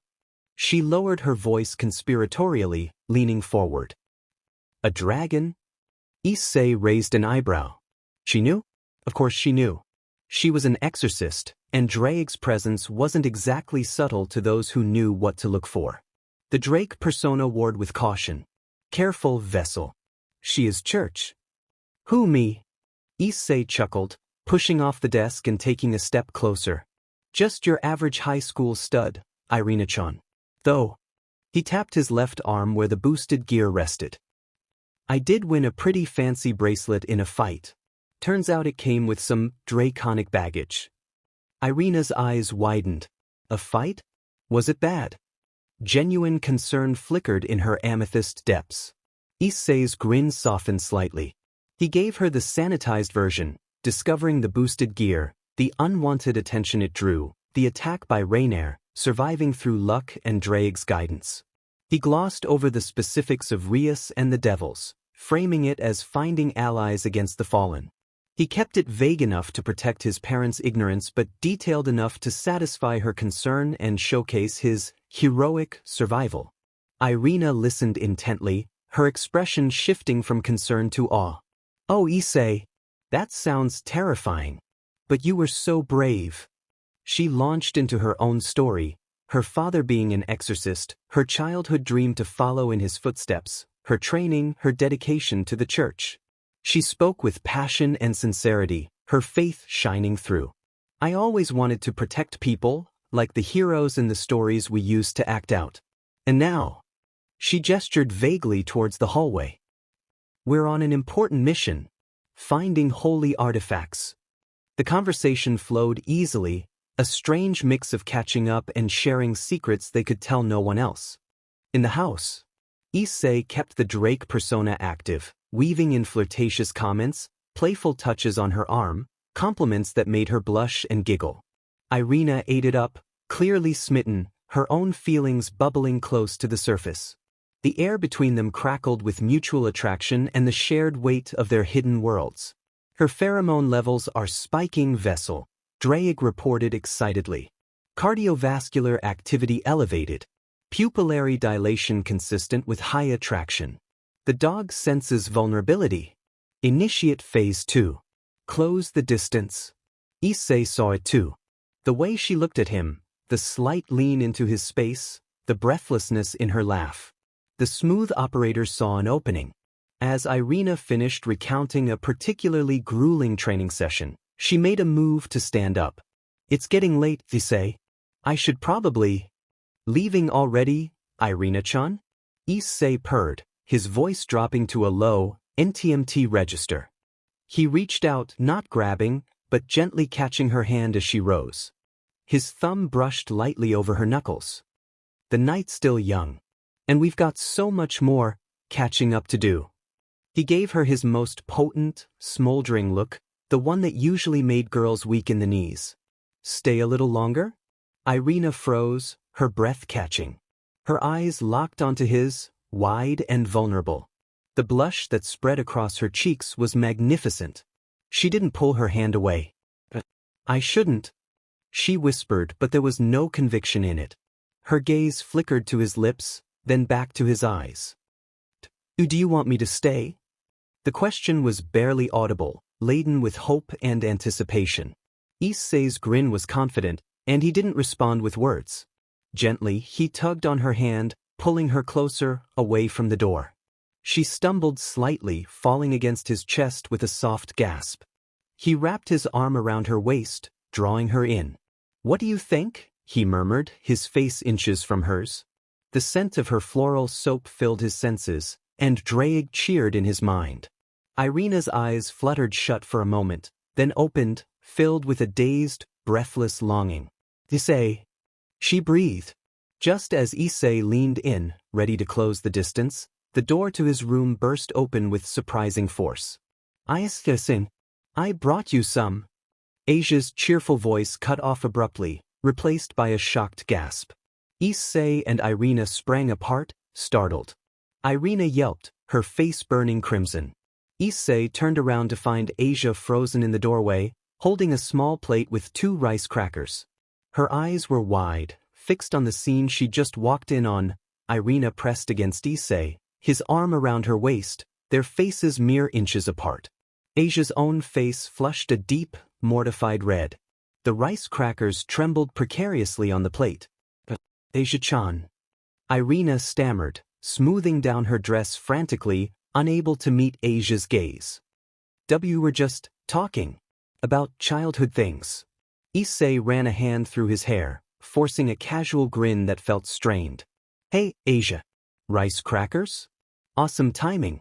We were just getting hungry. The awkwardness hung thick in the air. Asia stared at them, her gaze flicking from Issei's forced smile to Irina's flustered expression. The dismay she'd felt at dinner solidified into something colder. Without a word, she moved the plate forward onto Issei's desk, the crackers clattering. Here, she mumbled, her voice thick. Then she turned and fled, practically running down the hallway towards the spare room. Silence descended upon Issei's room, heavy and uncomfortable.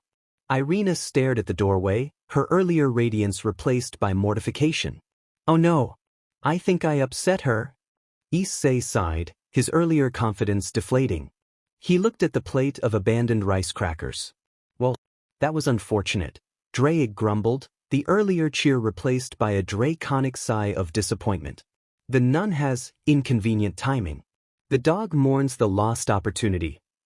Yeah, Issei muttered aloud, running a hand down his face. He looked at Irina, who still looked devastated. He managed a weak chuckle. Guess some things never change, huh? Childhood friends always know how to crash the party at the worst possible moment. He offered her a tired but genuine smile. Still, pretty great childhood friend I had. Coming back looking like that? Definitely made coming home interesting. Irina managed a small, shaky smile back, the blush still high on her cheeks. I'm glad I found you, Issei, even if it got a little awkward. She glanced towards the door where Asia had vanished. I should probably go find Zenobia before she thinks I've been corrupted by the dragon. She gave a nervous little laugh. As Irina slipped out of his room, leaving behind the scent of flowers and a lingering sense of missed potential, Issei flopped onto his bed. He stared at the ceiling. Draig's disappointment was palpable. But beneath it, Issei couldn't help a small, wry grin. Life was definitely never boring. A beautiful, holy knight childhood friend with a crush? A stoic partner who glared at Asia? And Asia herself, radiating confusion? The Holy Sword arc had just crashed into his living room, and the smooth operator was already plotting his next move. The dog might have to wait, but the game was most definitely on. The morning sun streamed through Issei's window, painting stripes of gold across his face. He woke with a grin already forming, the events of the previous night replaying in vivid detail, Irina's radiant smile, her flustered blush, the intoxicating nearness before Asia's disastrous interruption. Today would be different. Today, the smooth operator would ensure an uninterrupted harvest. Draig's enthusiastic growl echoed his sentiment. Today, vessel. Today the dog feasts. No interruptions. Strategic positioning. Lock the door. Demonstrate, Issei muttered, stretching. Operation, claim the holy knight is a go. He practically bounced out of bed, humming a tune that was equal parts anticipation and confidence. He threw on his uniform with extra care, ensuring his collar was rakishly askew. The image of Irina's amethyst eyes wide with longing fueled his steps as he practically skipped downstairs. He burst into the dining room, his charming grin ready. Morning, ready for another day of... His smile faltered. Only his parents and Asia sat at the table. His father peered over his newspaper, eyebrow raised. His mother smiled brightly, stirring a pot of miso soup. Asia kept her eyes firmly on her rice bowl, a faint blush dusting her cheeks. Morning, Issei, his mother chirped. Sleep well? Irina-chan and Zenobia-san left quite early. Said they had important business to attend to before school hours. The grin vanished. Left? Already? Issei's voice held genuine dismay. He slumped into his chair. And no, Draig roared internally, a sound of pure draconic outrage. The harvest. Aborted before sunrise. Sacrilege. The dog demands retribution. They were very polite, his mother continued, oblivious to the internal dragon tantrum. Left a lovely thank you note. Such nice girls, even if that Zenobia-san was a bit intense. She placed a bowl of steaming soup in front of Issei.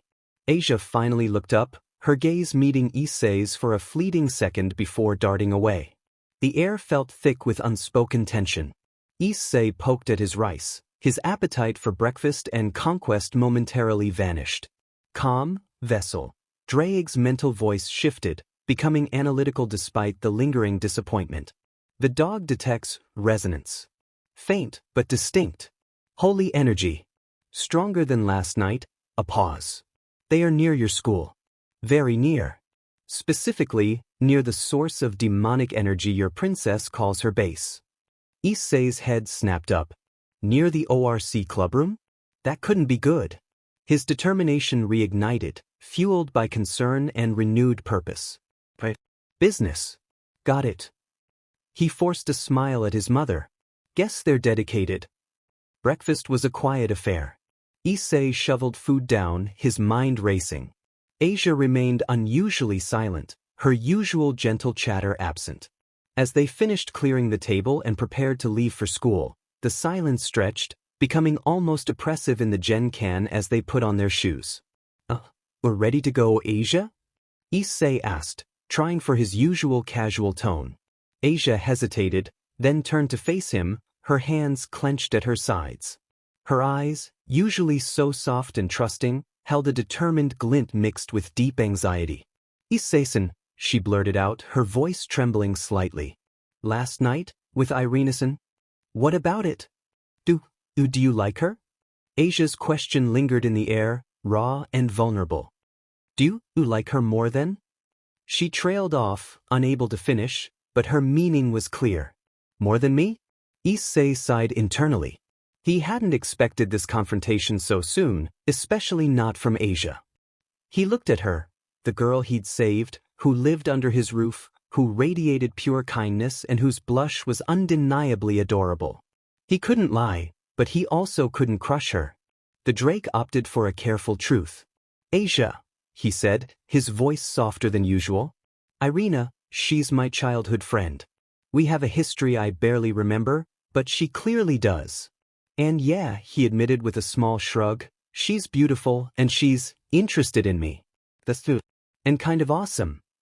He saw Asia flinch slightly but pressed on. But like her more?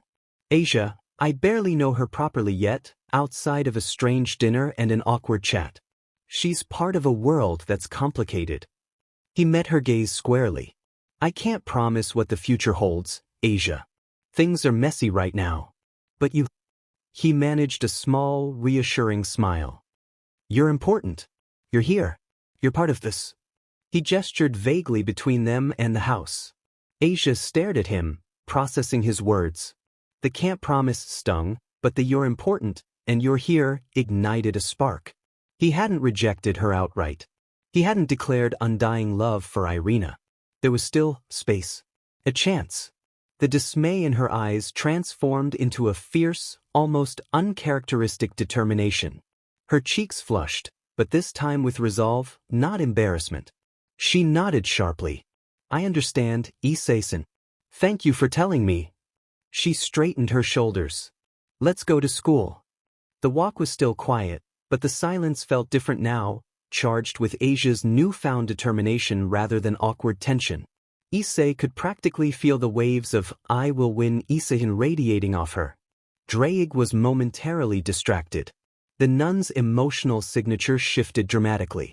From despair to competitive resolve? Fascinating. And slightly alarming. They reached Kuo Academy, the usual bustle of students a stark contrast to the charged atmosphere surrounding them. Issei's focus, however, was immediately drawn towards the old school building. Dawgs' resonance ping was strong. He made a beeline for the occult research club room, Asia trailing close behind, her eyes scanning for potential rivals or allies. He threw open the clubroom door. "Oh, anyone order a devilishly handsome?" He stopped dead.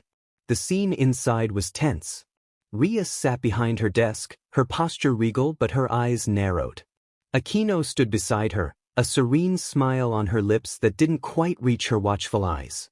Kaneko was perched on her usual chair, radiating quiet hostility. Kiba stood near the window, his back rigid, his usual gentle smile replaced by a cold, closed-off expression. And standing in the center of the room, facing Rias, were Irina and Zenobia. Irina brightened instantly upon seeing Issei. "Say, good morning." Her greeting was warm, relieved. Zenobia barely glanced at him, her icy blue eyes fixed on Rias, radiating suspicion and challenge. Her hand rested near the hilt of the large sword strapped to her back, Excalibur destruction. Issei recovered his grin, though it felt tighter than usual. "Well, fancy meeting my favorite holy pilgrims in my unholy dungeon of charming devils." He sauntered further in, deliberately positioning himself slightly between the two groups. "What brings the forces of heavenly righteousness to our den of infernal mischief? Sightseeing? Or have you finally come to recruit me for the angelic choir? I gotta warn you, my singing voice is more Drake's roar than celestial harmony." Rias's gaze flickered to Issei, a flicker of something unreadable in her violet eyes before returning to Zenobia. Issei raises a pertinent question. "Explain your presence here, Exorcist. Kuo Academy, particularly this room, is under the protection of the Gremory Peerage." Irina stepped forward slightly. "We're here on a mission assigned by the church," she declared, her voice earnest. "It's very important." Zenobia cut in, her voice flat and hard. "Our mission is church business. It does not concern devils. We merely came to inform you as a courtesy." The words sounded foreign on her tongue, that we will be operating in this territory. We expect no interference. Stay out of our way. The abandoned cathedral loomed against the stormy sky, a decaying monument to forgotten faith now twisted into a stronghold of madness. Rain lashed the stained glass windows, long since shattered, leaving gaping maws like screaming mouths. Inside, the air hung thick with the stench of ozone, burnt metal, and something darker, the taint of corrupted holy energy. They tracked Fried and Valper here, following the warped resonance of the stolen Excalibur fragments and the psychic scars left by Kiba's trauma. Issei peered through a broken window into the cavernous, shadowed nave. His enhanced draconic sight pierced the gloom. Valper Galilee, a gaunt, white-haired figure in a stained lab coat, stood hunched over a monstrous apparatus at the far end, a pulsating, skeletal frame of dark metal and glowing conduits. At its center, crackling with unstable energy, was a grotesque fusion of 4 Excalibur fragments, rapidly sickly green hum, destruction's dark aura of ruin, nightmare's chilling purple haze, and transparency's unsettling shimmer. It was a jagged, incomplete abomination, a mockery of the holy sword. Fried Selzen paced nearby, giggling maniacally, twirling Excalibur mimicry like a baton, its blade shifting through copied forms of the stolen fragments. The abomination is unstable, vessel, Drake growled, his voice tight with disgust. A perversion of holy power. Valper's arrogance knows no bounds. The fragments war against each other. It is a bomb waiting to detonate. Right, Issei murmured, pulling back. He turned to the gathered force behind him in the ruined cloister, Rias, radiating regal fury, Akino, lightning dancing at her fingertips, Kiba, his face a mask of glacial hatred, soul-cutting sword, birth already shimmering in his hand, Asia, clutching her twilight healing cross, determination warring with fear, Zenobia, gripping Durandal tightly, her eyes burning with vengeance, Irina, holding her own Excalibur mimicry with grim resolve, Kaneko, crouched low, golden eyes fixed on Fried, and Saji, shadows writhing around his arms, radiating volatile power. Sona Citri and her peerage, Tsubaki, Tomo, Genshuru, and the others stood ready nearby, having coordinated the approach. Plan, Issei stated, his voice cutting through the drumming rain. He pointed towards the cathedral entrance. Kiba. Valper's yours. He's focused on that monstrosity. Get in, get close, end him. Fess. Don't let him trigger that thing. Kiba gave a single, sharp nod, his eyes promising retribution.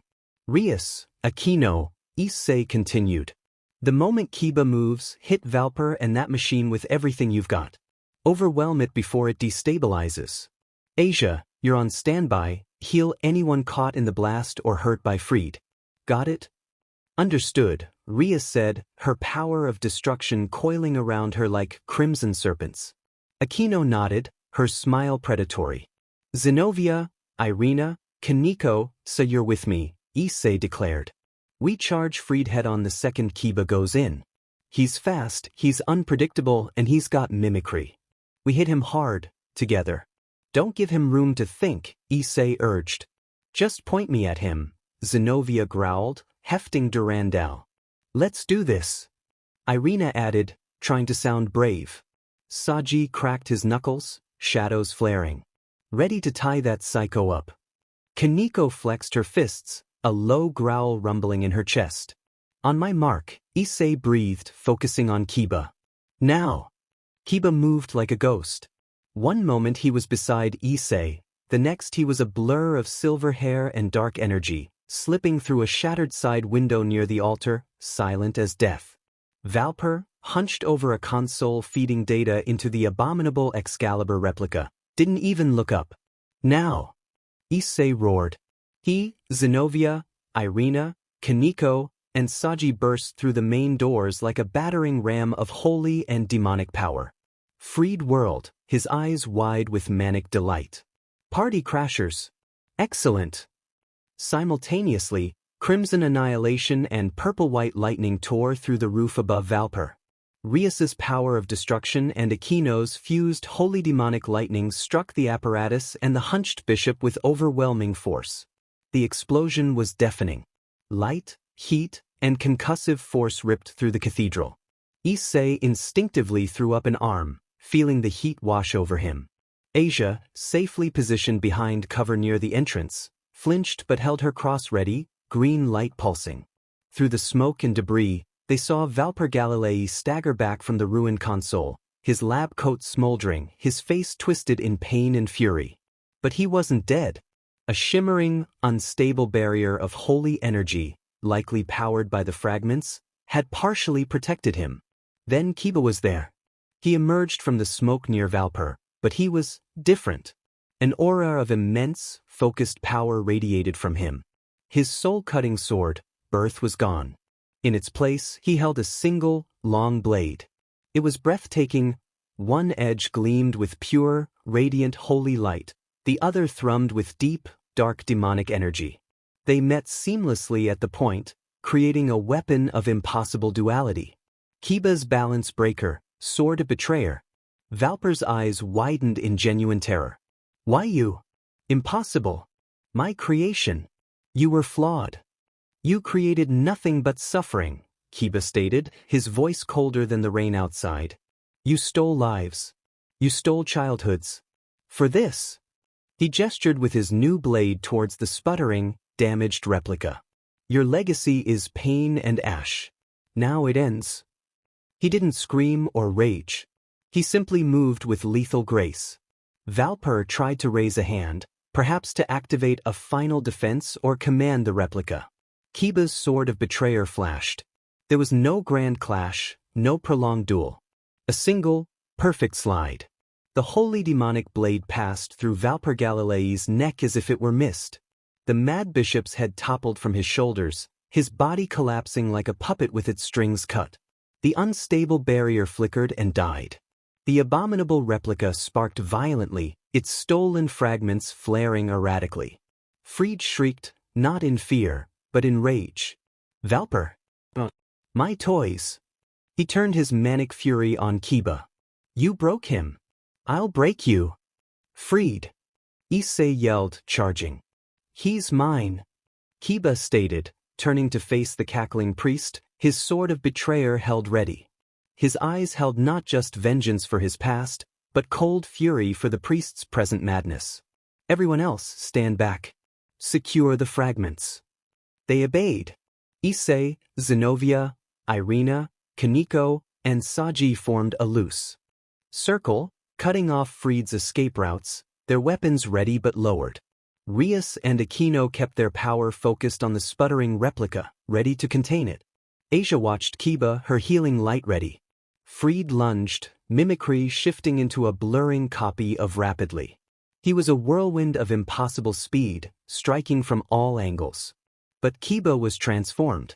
His balance breaker wasn't just a new sword, it was a new level of being. He flowed around Fried's attacks, his movements preternaturally smooth, anticipating the mad priest's chaotic patterns. The sword of betrayer met mimicry not with brute force, but with perfect parries and devastatingly precise counters that exploited the gaps in Fried's frenzied style. Holy light clashed with demonic shadow, holy speed met demonic precision. Fried screamed in frustration, his attacks growing wilder, more desperate. You're too slow, devil. Fried spat, mimicry shifting to destruction, aiming a heavy, ruinous blow. Kiba didn't dodge. He met the blow with the demonic edge of his blade. A shockwave of dark energy rippled outwards, cracking the stone floor. Fried grunted, pushed back. Kiba pressed the advantage, his sword a silver and black blur. He disarmed Fried with a flick of his wrist, sending Excalibur mimicry clattering across the floor. Fried stumbled back, wide-eyed, finally realizing the predator he faced. No more games, Kiba stated, his voice devoid of mercy. He raised the sword of betrayer, both edges humming with power. For the children. For my friends. Fried opened his mouth, perhaps to curse, perhaps to beg. Kiba's blade descended in a single, blindingly fast arc. It cleaved through Fried Selzen's neck with a sickening thunk, separating head from body. The mad priest's head hit the floor with a wet slap, his body collapsing beside it. Silence fell, broken only by the sputtering of Valper's ruined machine and the drumming rain. Irina rushed forward, scooping up Excalibur mimicry and moving towards the unstable replica to retrieve the stolen fragments. Rapidly, destruction, nightmare, transparency. Zenobia lowered Durandal, a grim satisfaction on her face. Kiba stood over Freed's corpse, breathing heavily, the sword of betrayers slowly dissipating into motes of light. The weight of centuries seemed to lift slightly from his shoulders, replaced by a profound, weary sorrow. Suddenly, the air ripped. Not like teleportation, but like reality itself tearing apart. Pressure, immense and ancient, slammed down on the cathedral, making the very stones groan. A figure materialized high above the ruined altar, standing on air as if it were solid ground. Tall and imposing, clad in dark, ornate fallen angel armor, 12 magnificent black wings spread wide behind him. His face was handsome but cruel, etched with lines of disdain and boundless arrogance. His eyes, cold and intelligent, swept over the scene, Valper's headless body, Freed's corpse, the sputtering replica, the gathered devils, exorcists, and dragon. Kokabeel, Draig hissed, his voice laced with wary recognition. Cadre of the Grigori. Ancient. Powerful. Dangerous. Kokabeel's lip curled in disgust as he surveyed Valper and Freed. Pathetic. His voice echoed, deep and resonant, filled with utter contempt. Weaklings playing with power they couldn't comprehend. I held expectations. A foolish notion. He sighed theatrically. To think such insects could further the cause. Rhea stepped forward, her power of destruction flaring defensively. Kokabeel, she stated, her voice cutting through the oppressive aura. Cadre of the Fallen. You trespass in my territory. Explain your presence. Her tone was regal, demanding, but Issei could see the tension in her frame. Kokabeel's cold gaze fixed on her, a predatory smile touching his lips. Crimson Heiress.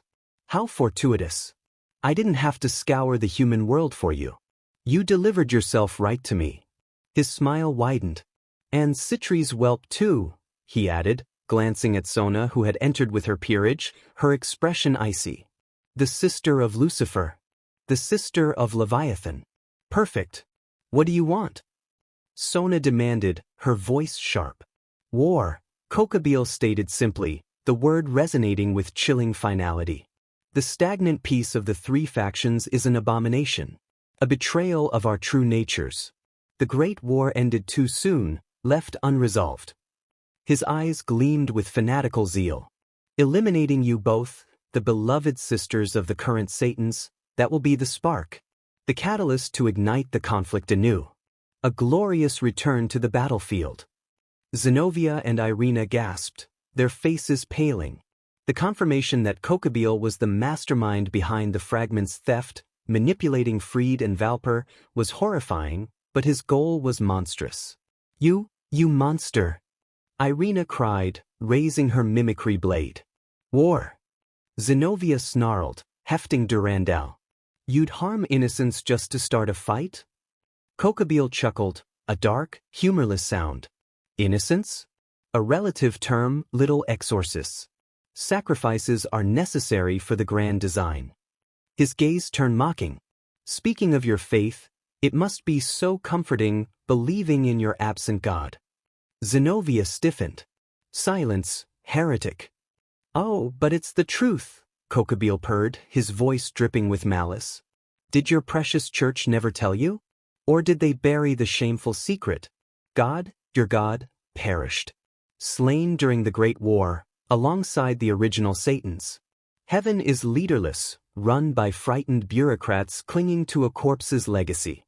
Your faith is in a ghost. The words hit like physical blows. Zenobia staggered, her eyes wide with utter shock and horror. The color drained from her face. Durandal's tip dipped towards the floor. No. She whispered, her voice breaking. It's a lie. Irina gasped, her own faith shaken, tears welling in her amethyst eyes. God dead. The foundation of their world, their purpose, seemed to crumble beneath Kokabeel's cruel revelation. He speaks the truth, vessel. Draig confirmed grimly. A truth hidden by heaven for millennia. A devastating blow. Kokabeel saw their devastation. He smiled, savoring it. Shattering, isn't it? Now. He raised a hand, dark energy crackling around it. Face the consequences of your absent deity. He moved. Faster than thought. A dark energy blast lanced towards the paralyzed Zenobia. Asia! Issei roared, boosted gear flashing as he lunged, but he knew he wouldn't make it. A green light flashed. Asia, tears streaming down her face but her resolve unbroken, move her cross forward. A shimmering barrier of twilight healing manifested inches in front of Zenobia. Kokobeel's blast struck it. Crack. The barrier shattered like glass, but it absorbed the worst of the impact. The concussive force still sent Zenobia flying backwards, crashing hard against a pillar, Durandal clattering from her grasp. She groaned, stunned, but alive. Asia cried out, staggering back from the feedback, but her healing light was already reaching out towards Zenobia. Irina! Kaneko! Issei bellowed, charging Kokobeel directly. Saji, now! Irina, shaking off her shock through sheer protective fury for her friend, charged with a scream, mimicry blazing. Kaneko blurred forward, aiming a devastating punch amplified by her Nekishu's strength. Saji gritted his teeth, shadows exploding from his arms like living chains. Absorption line, shadowbind. Foolish gnats, Kokobeel sneered. He moved with impossible grace, dodging Kaneko's punch, swatting Irina's blade aside with a contemptuous backhand that sent her sprawling, and evading Saji's initial shadow tendrils. A flick of his wrist sent a wave of dark force that slammed Kaneko into a wall. Slumped face. Rias! Sona! Boss fight! Issei yelled, skidding to a halt. Full combo. Now, say hold him. Saji roared, veins bulging in his neck. Every shadow in the cathedral surged towards Kokobeel, not just binding, but pouring into absorption line. Tendrils of pure darkness, thicker and stronger than ever before, whipped around the fallen cadre, latching onto his limbs, his wings, his torso. Kokobeel snarled, struggling against the unexpected strength of the bindings. Black energy crackled as Saji's sacred gear siphoned power directly from the ancient fallen, but the strain was immense. Saji's face contorted in agony, blood trickling from his nose. He's pushing it to the limit, Draig warned. Tiba with me. Zenobia, Irina, get up. Finish him. Issei shouted. Zenobia, healed by Asia's frantic light, scrambled for Durandal, her eyes burning with a new fire, not faith, but pure, unadulterated rage. Irina pushed herself up, mimicry glowing fiercely. Issei didn't hesitate. He focused, pouring his will, his anger, his protective fury into the boosted gear. Welsh Dragon Balance Breaker. Armor of molten crimson scales erupted around him, the scale mail. Wings of blazing energy unfurled. Power, raw and immense, flooded his veins. He rocketed towards the bound Kokobeel, boosted gear knuckles glowing white-hot. Kiba was beside him, sword of betrayer reigniting, holy and demonic energy blazing. Zenobia charged, Durandal screaming through the air. Irina followed, mimicry shifting into a brilliant copy of Durandal's power. Rias! Kino! Sona! Tsubaki! Everything you've got! Aim for the core! Issei roared through his helmet speakers. Rias raised her hands, a sphere of pure power of destruction, darker and denser than ever before, coalescing above her. Akino gathered holy and demonic lightning into a swirling vortex of purple-white annihilation. Sona manipulated the rainwater pouring through the roof, forming colossal, pressurized lances of ice and water. Tsubaki and the other Citri members unleashed a barrage of elemental spells, fire, earth, wind, all converging on the struggling Kokobeel. Issei felt the energy building in his chest, within the glowing jewel of his scale mail. He gathered the power of the boost, amplified it through his balance breaker, drawing on the sheer momentum of the charge. Dragon shot. He unleashed it not as a beam, but as a concentrated orb of pure draconic destruction, fired point-blank from his chest jewel. Time seemed to slow. Kiba's sword of betrayer struck. Zenovia's Durandal swung. Irina's mimicry Durandal slashed. Issei's dragon shot impacted. And then, the combined onslaught from Rias, Akino, Sona, Tsubaki, and the Citri peerage arrived. Boom! The explosion dwarfed the one that had destroyed Valper's machine. Light crimson, purple-white, blue, holy gold, demonic black, elemental fury, consumed Kokabeel. The shockwave shattered the remaining stained glass, blew out walls, and lifted everyone off their feet, throwing them backwards. The roar was deafening, a physical force that shook the very foundations of the cathedral.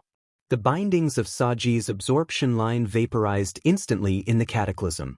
The light faded slowly, revealing a massive, smoldering crater where Kokabeel had stood.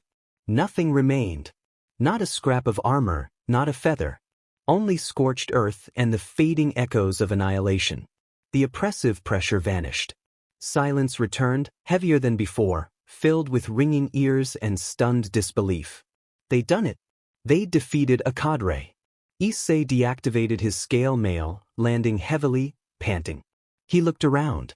Asia was already rushing to heal Zenobia and Irina, who were picking themselves up, battered but alive. Kaneko groaned, pushing rubble off herself. Kiba leaned on his sword, breathing hard. Rias and Aquino supported each other, drained. Sona and her peerage looked similarly exhausted. Then Issei saw Saji. The Sekiryai user lay face down near the edge of the crater, unmoving.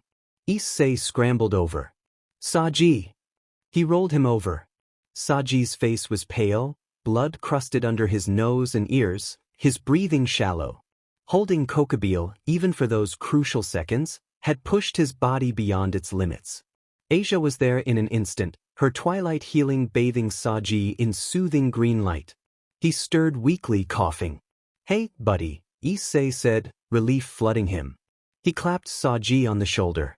"You did it. You held him. You were the MVP, man. Seriously. Without you tying that guy down?" He shook his head. "You earned it." Saji managed a weak, bloody grin. "Told you, my gear wasn't just for show. Drake." Then his eyes fluttered shut as Asia's healing took deeper hold. A collective sigh of relief went through the group. They'd won. Against impossible odds, they'd won. Irina gathered the retrieved Excalibur fragments, rapidly, destruction, nightmare, transparency, holding them carefully. Zenobia retrieved Durandal, her expression unreadable but the blind faith replaced by a hardened resolve forged in fire and disillusionment. Issei stood up, turning to Rias. "We did it, Pierre." The words died in his throat. The air, still vibrating from the explosion, suddenly grew cold. Not the cold of rain, but the cold of absolute zero, of the void between stars. A pressure, different from Kokabeel's ancient malice, descended. This was sharper, cleaner, infinitely more focused. A pressure of pure, unadulterated draconic might. High above the ruined cathedral, hovering amidst the swirling rain clouds, stood a figure clad in armor of pristine, gleaming white. Sleek, aerodynamic, radiating an aura of chilling power and absolute confidence. 12 magnificent wings of pure white light spread from its back. The helmet's visor was down, but Issei could feel the gaze locked onto him. It was a gaze that promised challenge, rivalry, and inevitable conflict. "Vessel," Draeg's voice roared in Issei's mind, not with warning, but with a surge of primal recognition, ancient hatred, and fierce excitement. "The Hakuryu, the White Dragon Emperor. Dividing Dragon, Albion." Issei's blood ran cold, then ignited with a fierce heat. His boosted gear reacted, pulsing with crimson light on his arm, resonating with the presence above. He stared up at the white-armored figure, his own draconic power rising to meet the challenge. The rain lashed down, the ruins of the cathedral smoldered, and the survivors caught their breath, unaware of the new, terrifying presence.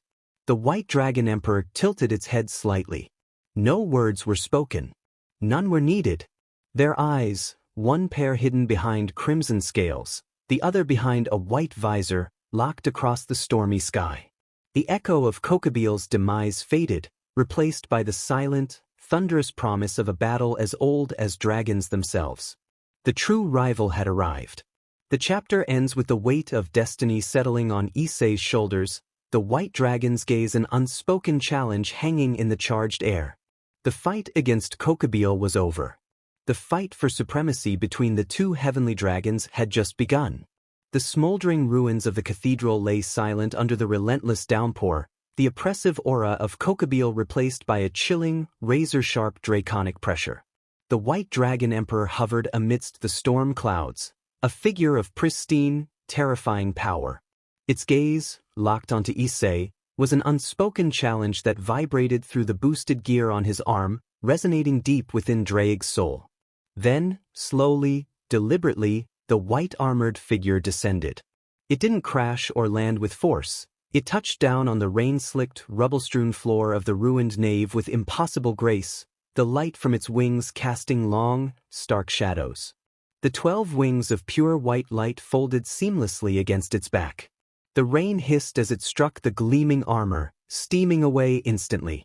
The helmet's visor slid upwards with a soft hiss, revealing not the face of a monster, but a young man.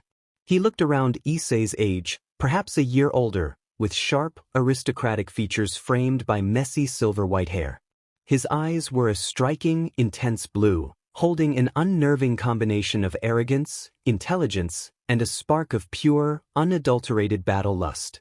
A slow, almost feral grin spread across his face as he looked directly at Issei. "Boosted gear," the young man stated, his voice clear and carrying easily over the drumming rain.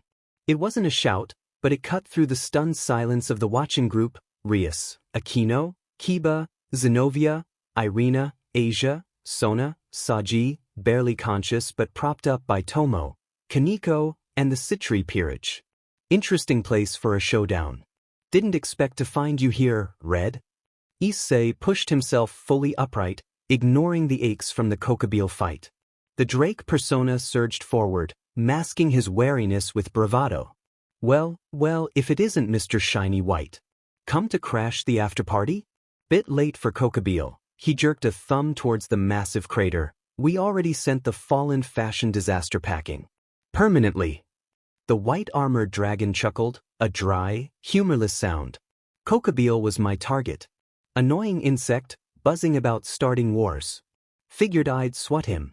Running into you." His intense blue eyes gleamed. "Thought that was unexpected. But destiny has a sense of humor, doesn't it?" He rolled his shoulders, the white armor shifting fluidly. "And I never back down from a challenge. Especially not from you."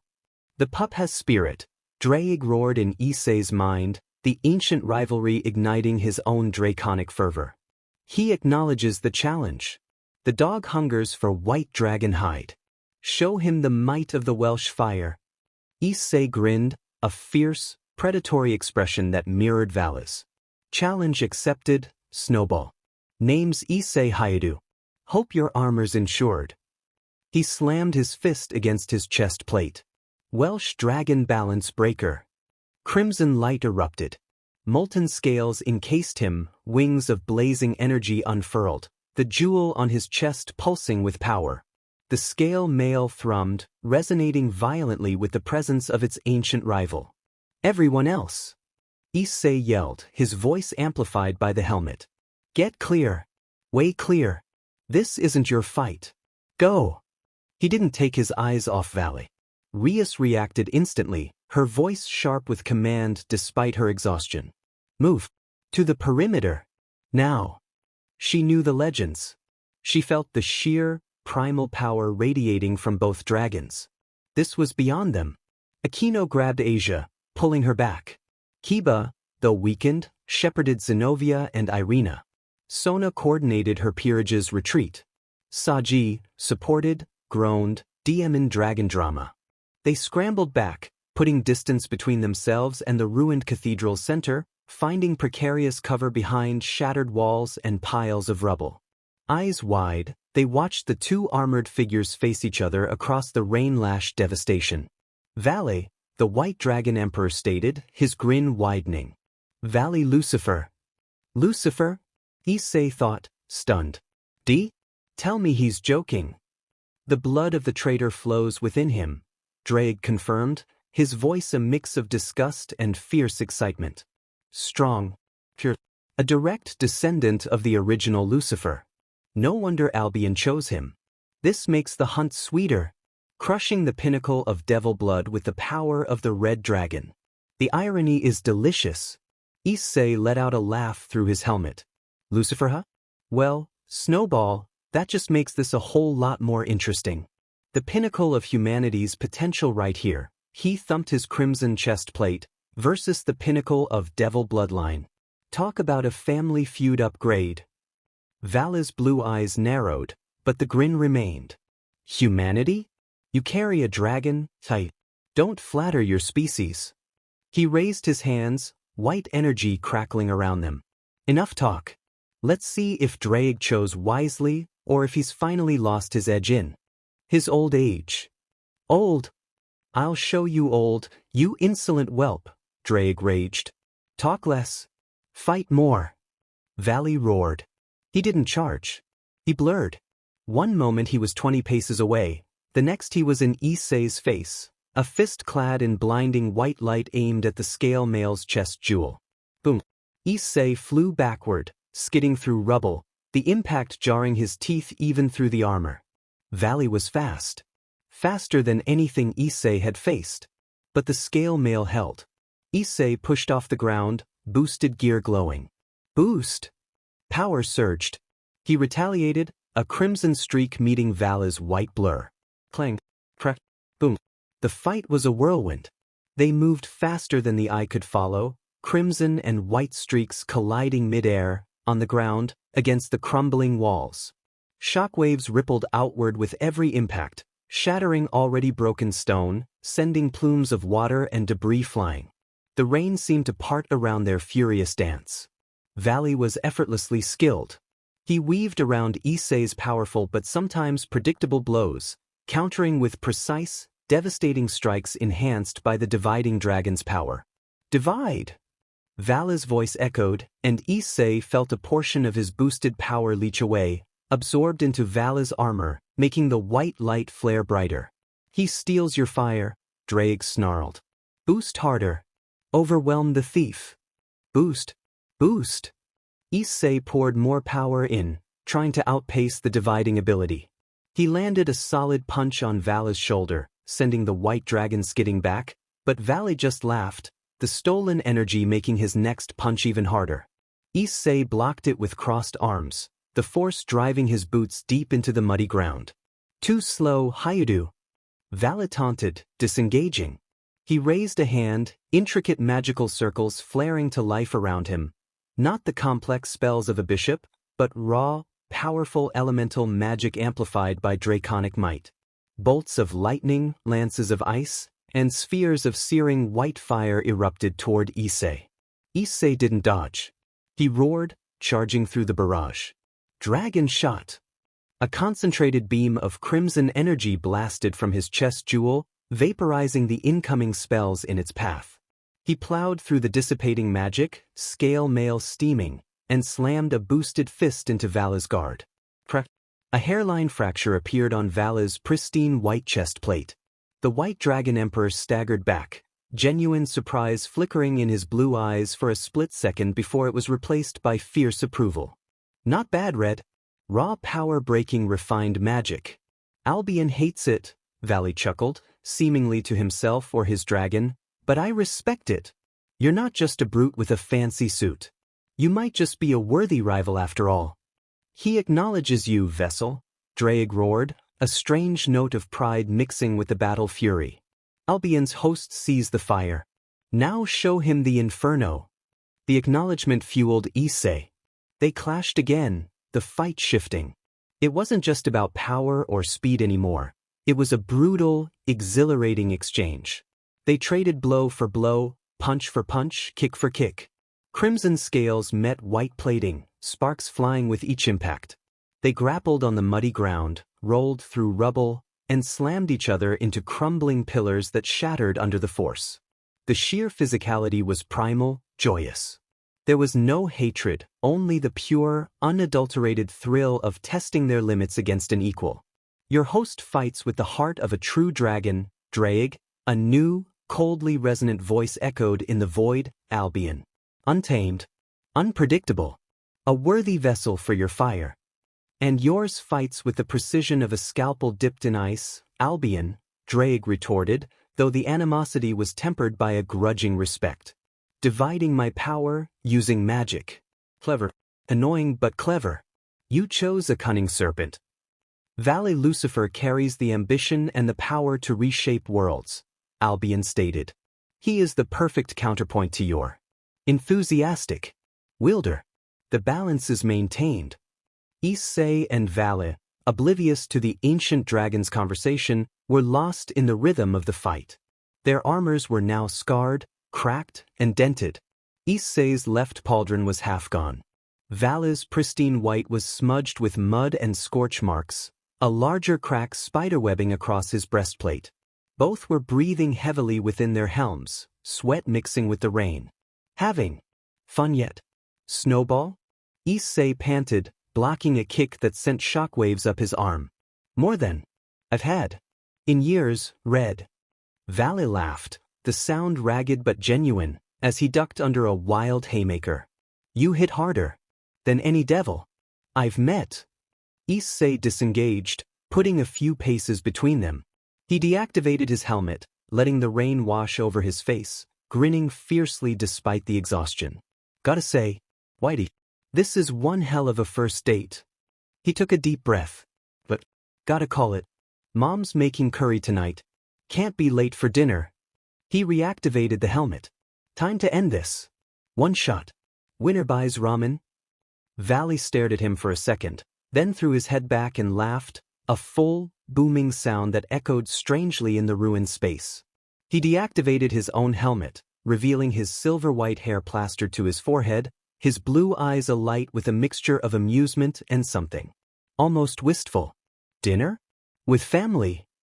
He shook his head, the laughter fading into a softer, more complex expression. You really are something else, Hayudu. All right. One shot. Ramen's on you. He reactivated his helmet, the blue eyes behind the visor hardening with renewed focus. I respect two things, strength and family. You've got both. Don't waste it. The brief moment of camaraderie vanished, replaced by the finality of the challenge. Both dragons knew this exchange would decide it. They crouched, energy flaring, crimson power swirling around Issei, white light coalescing around Valley. The rain seemed to slow, hanging in the air around them. Boost, boost, boost. Issei poured every ounce of power Drake could channel into his right fist, the scale mail groaning under the strain, the jewel on his chest blazing like a miniature sun. Divide, divide, divide. Valley responded, the air around him warping as he siphoned ambient energy, demonic residue, even the lingering holy power from the fragments, focusing it into his own clenched fist, white light becoming almost blinding. They didn't charge. They launched. 2 meteors, one crimson, one white, Issei across the ruined nave on a direct collision course. No strategy, no feints. Just pure, concentrated power aimed at the other's head. They passed through the curtain of hanging rain. Crunch. 2 fists, blazing with draconic might, connected simultaneously. Issei's boosted knuckle struck the left side of Valley's white helmet, while Valley's divided energy fist collided with the right side of Issei's crimson helm. A silent pulse of energy radiated outward, not destructive but nullifying. The rain ceased falling within a 10-meter radius, suspended in midair. The light from their armors flickered violently. Then, darkness. Both suits of armor, the scale mail and the divine dividing, dissolved into motes of fading light, vanishing like smoke in the rain. Issei and Valley collapsed to the muddy ground, unconscious before they even hit the earth. The suspended rain crashed down in a sudden deluge, soaking them. Silence, deeper than before, was broken only by the returning downpour. For a heartbeat, no one moved. The sheer abruptness of the simultaneous knockout was staggering. Issei! Rias's scream shattered the stillness. She was the first to move, sprinting across the treacherous ground, the power of destruction flaring unconsciously in her panic. Asia was right behind her, tears streaming down her face, twilight healing already glowing in her hands. Issei-san. Kiba moved almost as fast, his exhaustion forgotten, reaching Valley's side first. He checked the fallen white dragon's pulse. Alive, he reported tersely, though his expression was wary. Unconscious. Severe concussion, probably. Takino, Sona, Zenobia, Irina, Kaneko, and the others rushed forward. Zenobia looked down at Valley with a mix of awe and lingering distrust. He fought like a demon. Literally. He fought like a dragon, Irina corrected softly, her gaze fixed on Issei as Asia and Rias frantically checked him over. Twilight Healing's green light bathed Issei's head, soothing the massive bruise already forming on his temple. Alive, Asia sobbed with relief, her healing light steady. He's alive, Bucho. Rias let out a shuddering breath, her hand resting on Issei's chest, feeling the steady beat of his heart beneath the soaked uniform. Her violet eyes held a storm of emotions: fear, relief, and fierce, protective fury. Foolish dragon, she whispered, brushing wet hair from his forehead. Reckless, impossible, magnificent fool. Sona adjusted her glasses, looking between the two unconscious rivals. This complicates things immensely. Valley Lucifer, heir to the original Lucifer's bloodline, and the Seker UDI. She looked at Rias. We cannot leave him here, nor can we hand him over to the fallen or the church. The repercussions. Rias understood. Her gaze hardened. We take them both. To the clubroom. Asia, prioritize stabilizing them both. Kiba, Aquino, help carry Valley. Zenobia, Irina, help me with Issei. Sona, can your peerage secure the perimeter? Ensure we weren't followed. Of course, Sona nodded, already issuing commands to Tsubaki and the others.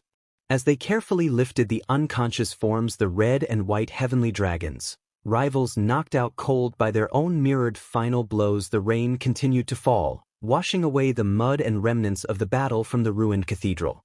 The clash against Kokabeel was over. The battle of the dragons had ended in a draw.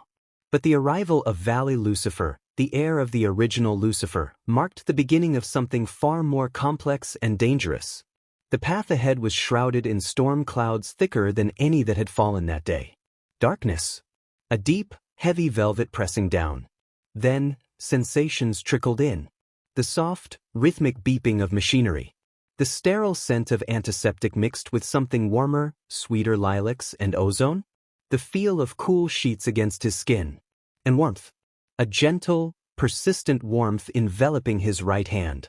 Issei had groaned, the sound rough and unfamiliar in his throat. His head throbbed with a deep, insistent ache, centered squarely on his right temple. It felt like someone had used it for Draig's anvil. He tried to open his eyes, but the light, even filtered, felt like daggers. He squeezed them shut again. Vessel, Draig's voice was a low rumble in his mind, uncharacteristically subdued. Status report. Can you hear the dog? Loud and painfully clear, Issei thought back, wincing internally. Head feels like Kaneko used it for batting practice. What happened? Did we get the ramen? The white serpent fled before settling the bill. Draig's indignation surged, momentarily overriding his concern. He struck a cowardly blow and vanished. The dog demands vengeance. And noodles. Memories flooded back the ruined cathedral, the brutal, exhilarating clash with Valley, the final, simultaneous knockout punches. The sheer, primal joy of the fight mixed with the bone-deep exhaustion and that final, world-ending impact. The warmth around his hand tightened slightly. A soft sob reached his ears. He forced his eyes open, blinking against the harsh fluorescent light of the ORC clubroom's makeshift infirmary area. Blurry shapes resolved. Crimson hair, no golden. Gentle green eyes, swollen and red-rimmed, filled with tears. Asia Argento. You're awake. Asia gasped, her voice thick with emotion. Before Issei could even muster a weak grin, she flung herself forward, wrapping her arms around his neck in a desperate hug, burying her face in his shoulder. Issei-san. You're awake. Thank the Lord. I was so scared. I prayed and prayed. Issei winced slightly at the pressure on his bruised body but managed to lift a heavy arm to pat her back awkwardly. Hey, Asia. Easy there. I'm okay. Mostly. He tried for his usual charm, but it came out raspy. Just got my bell rung by a snowball, that's all. The dog's tougher than that. Asia pulled back slightly, sniffling, tears still streaming down her cheeks.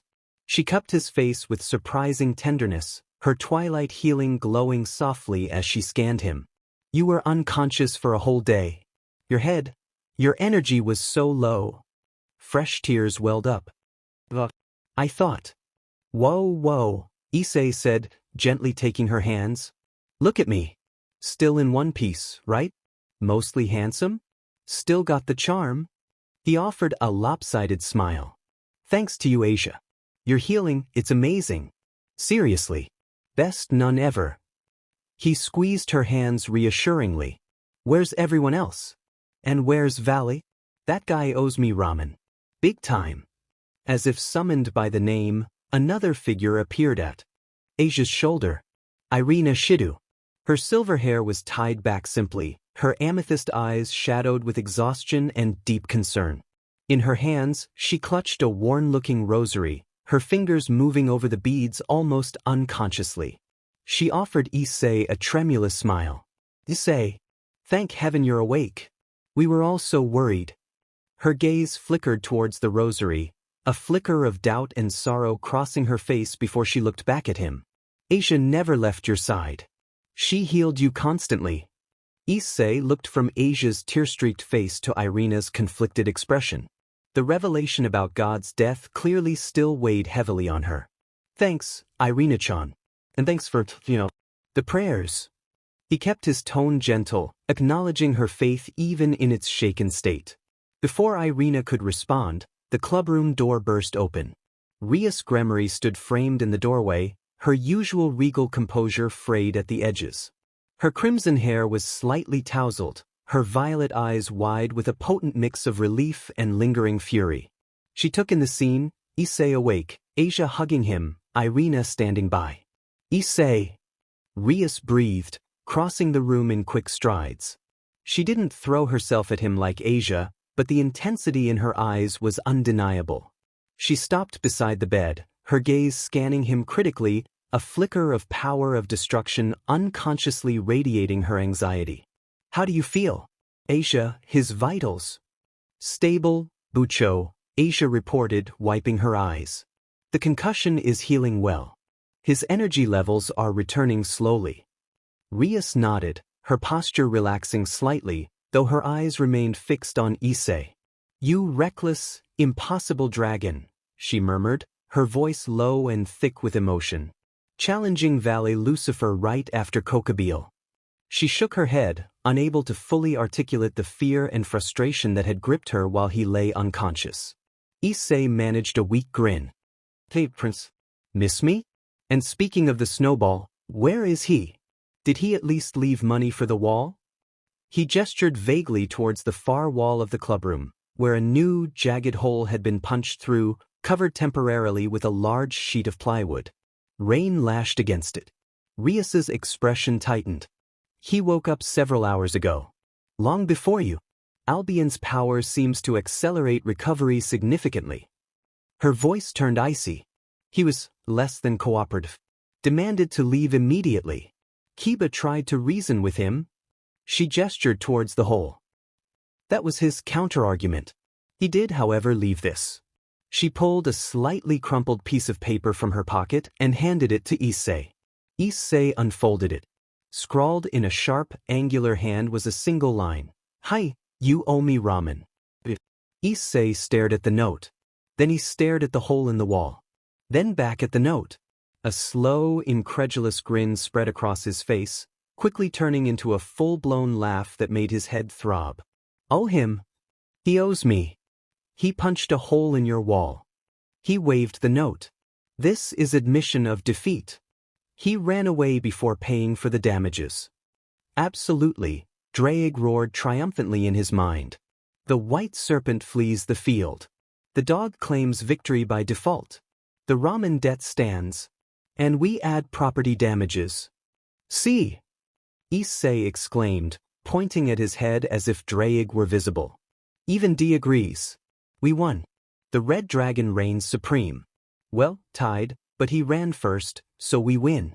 Rias pinched the bridge of her nose, a mixture of exasperation and reluctant amusement warring on her face.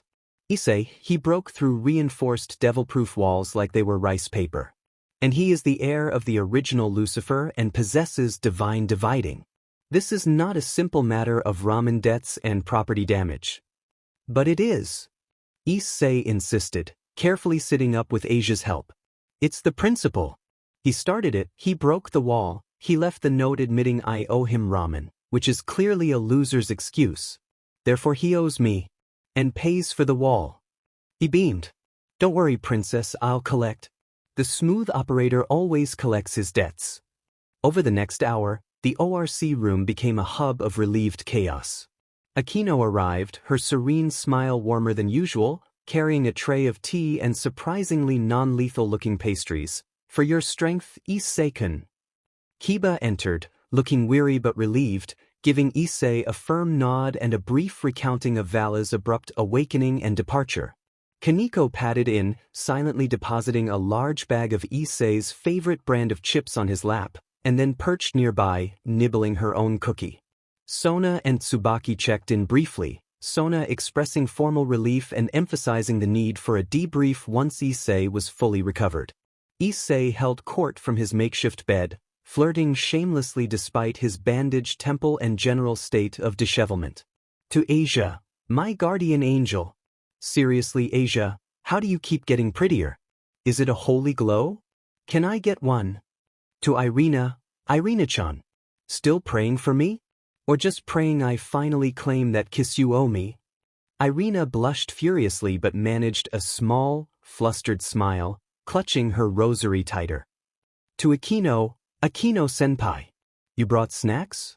Is this a Stuckton technique? Because it's working. My defenses are down. My head is vulnerable. To Rias, princess, you look stressed. Need a dragon-sized hug to loosen up? Free of charge for my favorite devil. Rias just leveled a look at him that promised retribution later, but a faint blush touched her cheeks. Amidst the flirting and the recounting of the dragon fight, he was fast, yeah, but the dogs got power. Boom. Right in the kisser. Well, temple. Issei noticed Zenobia Corda. She stood slightly apart, near the window, staring out at the rain-lashed school grounds. Durandal was propped beside her, but she wasn't holding it. Her usual rigid posture was slumped, her expression distant, conflicted. The fire of vengeance that had burned after Fried's defeat and Kokobeel's revelation seemed banked, replaced by a deep uncertainty. Once the initial flurry of attention subsided and Asia was gently rebandaging his temple, Issei caught Zenovia's eye. Hey Zenny, you look like you lost your favorite sword. Fin. What's up? Zenobia turned, her blue eyes meeting his. There was no anger, just a profound weariness and confusion. I did lose it. More than once. And other things. She hesitated, glancing at Irina, who was quietly talking to Kiba about Valper's lab notes they'd secured. What Kokobeel said I about? God. Issei's playful expression softened. He gestured to the space beside his bed. Pull up a crate, Zenny. Talk to the dog. Draig's mostly yelling about ramen right now. Zenobia approached slowly, sitting stiffly on a nearby storage crate. She looked down at her hands. My whole life, my training, my purpose, it was all for the church. For God. To wield Durandal in his name. To fight evil. To protect. She clenched her fists. And now it's gone. The foundation. The reason. Is gone. Died in a war millennia ago. My faith, was it always in nothing? Issei was quiet for a moment, listening to the rain drum on the plywood covering Vala's exit. Dee told me it was true, he said quietly. About God. About the original Satans. Big mess back then. He met her troubled gaze. But here's the things, Zenny. Kokobeel? He was evil. Like, super evil. Starting wars for fun evil. Fried? Valper? From Rainier? Total menace. He leaned forward slightly. You fought them. You fought with us. To stop them. To protect Irina. To protect the town. To protect, well, kinda me sometimes. He offered a small grin. Was that faith? Faith in God? Or was it faith in stopping bad things from happening? Faith in protecting people? Zenobia frowned, thinking deeply. I wanted to protect. To uphold what was right. Exactly. Issei said, tapping his temple gently and wincing. Okay, careful with the wisdom, brains bruised. The idea, Zeni. The idea of protecting people. Of fighting for what's good. That doesn't die just because the big guy upstairs clocked out early. That idea? That's what matters. That's worth having faith in. Faith in the good fight. Faith in your friends watching your back. He gestured around the room, to Rias overseeing things, Aquino serving tea, Kiba listening, Asia fussing over his bandage, Kaneko eating, Irina praying softly. Faith that this, he pointed at the group, is worth protecting. That's your purpose. Not a dead guy, but the living ones. The idea of keeping them safe. Zenobia stared at him, then slowly looked around the room. She saw Rias's protective aura, Aquino's quiet strength, Kiba's steadfast resolve, Asia's gentle compassion, Kaneko's fierce loyalty, Irina's shaken but persistent faith. She saw the community, the shared purpose that had fought Kokabeel and was healing Issei. The rigid certainty of the church doctrine had shattered, but Issei offered something else. A reason rooted in the present, in the people around her, in the act of protection itself. A spark ignited in her blue eyes, different from holy fervor, but strong. Determined. I want to protect, she stated, her voice firmer than before. That hasn't changed. That won't change. She looked directly at Issei. I need time. To understand this new purpose. To understand Durandal's place in it now. She took a deep breath. Irina will return to the church. Report. Deliver the fragments. But I wish to stay. In Kuo. If that is acceptable. She glanced at Rias, then back at Issei, a hint of uncertainty returning. Issei's grin was wide and welcoming. Stay? Zeni, are you kidding? After that team-up against Kokabeel? You're practically ORC material. Well, minus the horns and tails. Mostly. Rias. He looked at the Crimson Heiress. Rias stepped forward, her expression thoughtful but not unwelcoming. Kuo is under the protection of the Gremory and Citri peerages. A wielder of Durandal, especially one seeking a new path aligned with protection, would be a valuable ally. And a friend is always welcome. She gave a small, regal nod. You may stay, Zenobia Corda. Relief washed over Zenovia's face, quickly replaced by a practical concern. Thank you, Lady Gremory. However, I require lodgings. The church safehouse is compromised and I... She trailed off, realizing she had nowhere to go. Issei burst out laughing, making his head throb again. Lodgings? Zeni, relax. You're moving in. Zenobia blinked. Moving in? Where? Where else? Issei spread his arms, wincing slightly. Casa Hayudu. Best guest house in Ko. Free food, mostly, quirky parents, guaranteed, and prime dragon viewing. Mom will adopt you on the spot if you smile. Dad will pretend not to notice but will sneak you extra rice. And Asia. He pointed at the nun, who beamed. You get to bunk with Asia. Think of it. Slumber parties. Pillow fights. Comparing holy artifacts. Asia clapped her hands, her eyes shining. Oh, Zenobia-san. Please. It would be wonderful. We can share my room.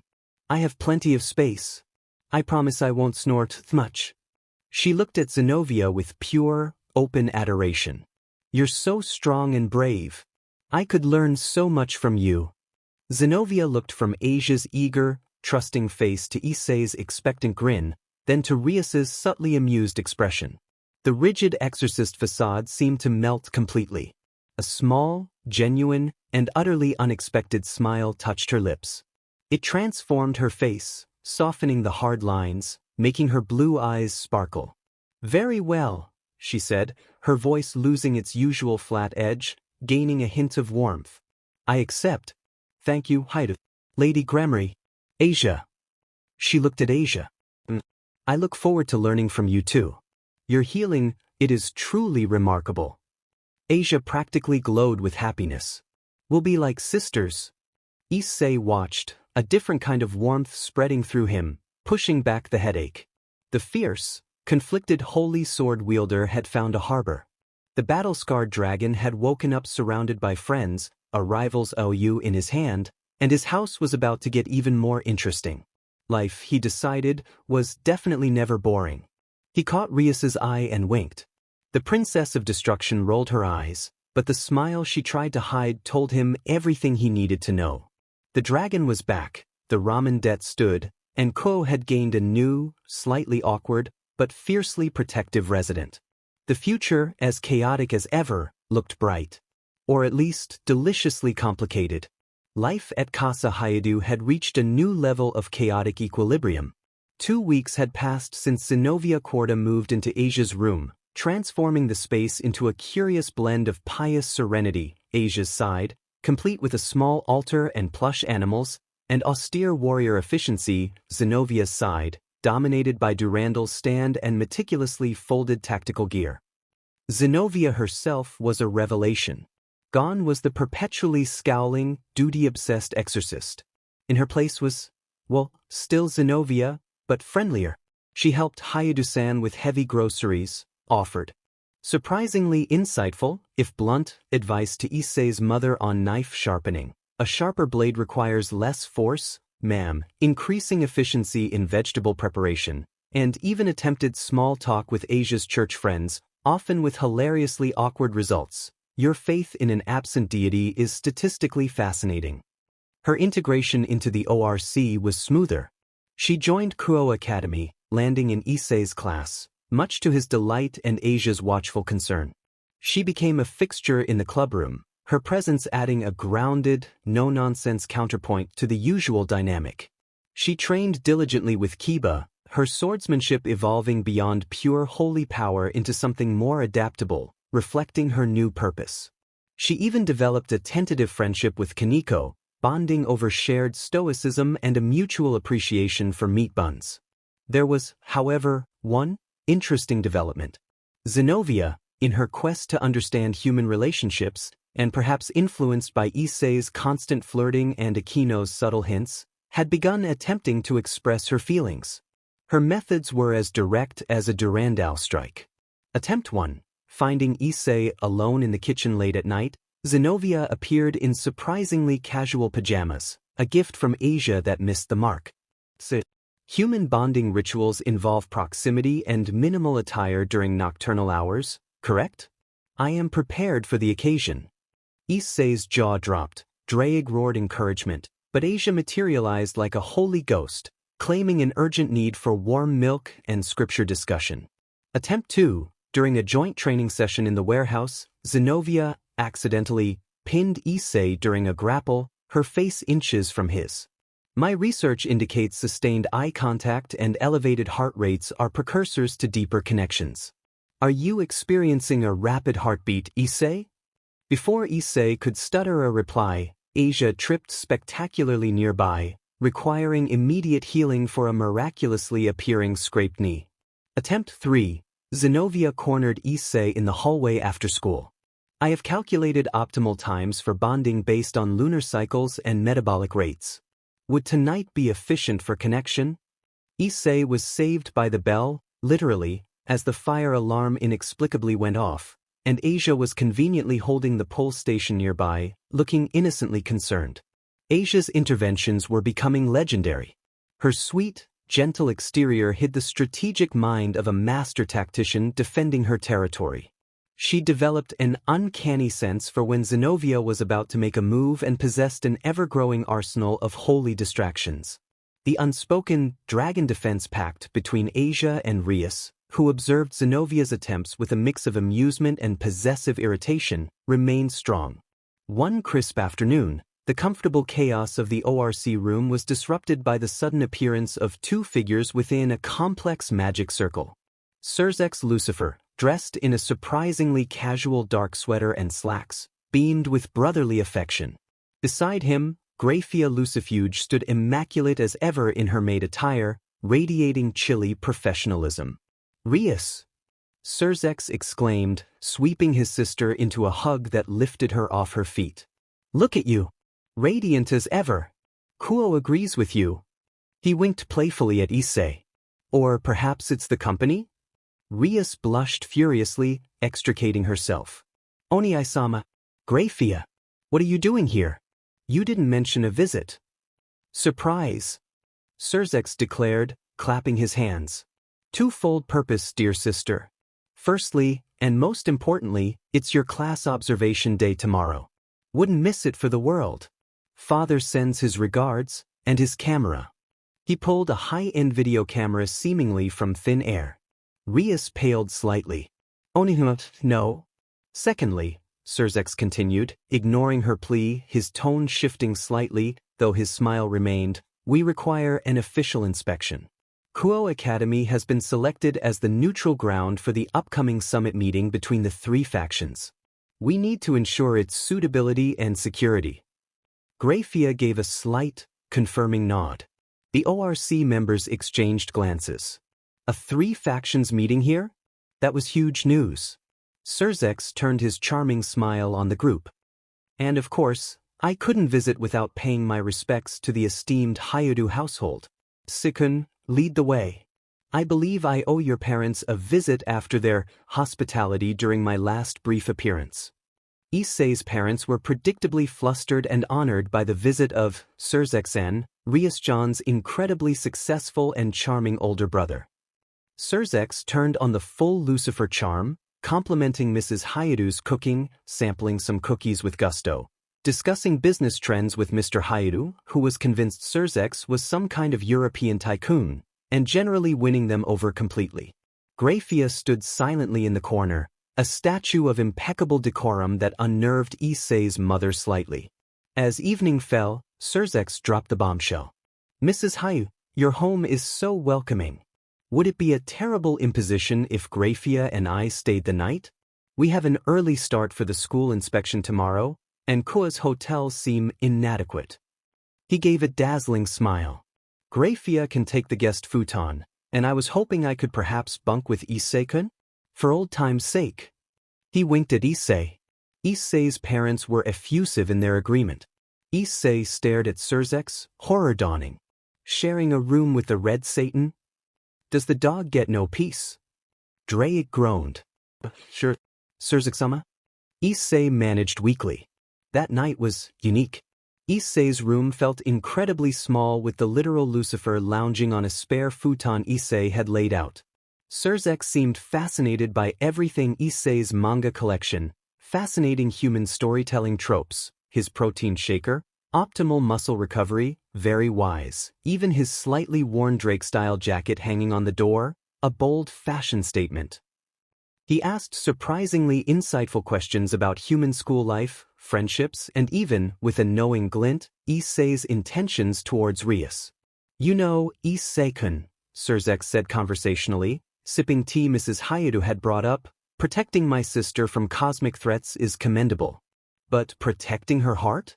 That requires a different kind of courage. And perhaps, less flirting with silver-haired exorcists under your own roof. His smile was gentle, but his eyes held the weight of the underworld. Issei choked on his own tea. Aye. Zenovia's just adjusting. It's harmless. Surzex chuckled. I'm sure. Just remember, Rias may be a devil heiress, but she's also a girl who punched her own engagement contract to shreds for the right to choose.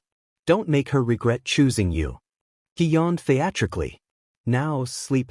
Big day tomorrow, observing Rias being adorably flustered in front of her students. With that, the most powerful being in the underworld rolled over and started lightly snoring, leaving Issei wide-eyed and contemplative. The next morning, after a breakfast where Surzex charmed Issei's parents further and Grafia silently assessed the structural integrity of the house, the group split. Rias left to guide Surzex and Grafia for their official inspection. Asia and Zenovia headed home early to help Issei's mother prepare for dinner. Issei, needing to clear his head after the unusual sleepover, decided to walk to school alone. The air in the dimly lit corridor of Kuo Academy's old-school building hung thick with dust and anticipation. Rias Gremory stood before a heavy, reinforced classroom door, layered with intricate, fading magical seals that pulsed with residual power. The Occult Research Club Issei, Akino, Kiba, Kaneko, Asia, and Zenobia flanked her, their expressions a mix of curiosity and solemnity.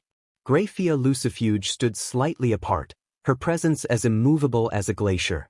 "It's time," Rias announced, her voice echoing slightly in the silent hall. She placed her hand on the central seal, crimson energy flaring. Graphia mirrored the gesture, silver-blue light intertwining with Rias's power.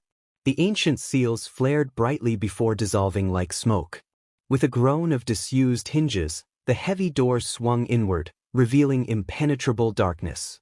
Akino stepped forward, her usual serene smile replaced by focused determination. She raised her hands, chanting softly. Chains of holy and demonic lightning snaked into the darkness, wrapping around something large and heavy. With a grunt of effort she pulled. A massive, ornate coffin slid into the dim light of the corridor, covered in dust and cobwebs. Before anyone could react, a piercing scream tore through the silence.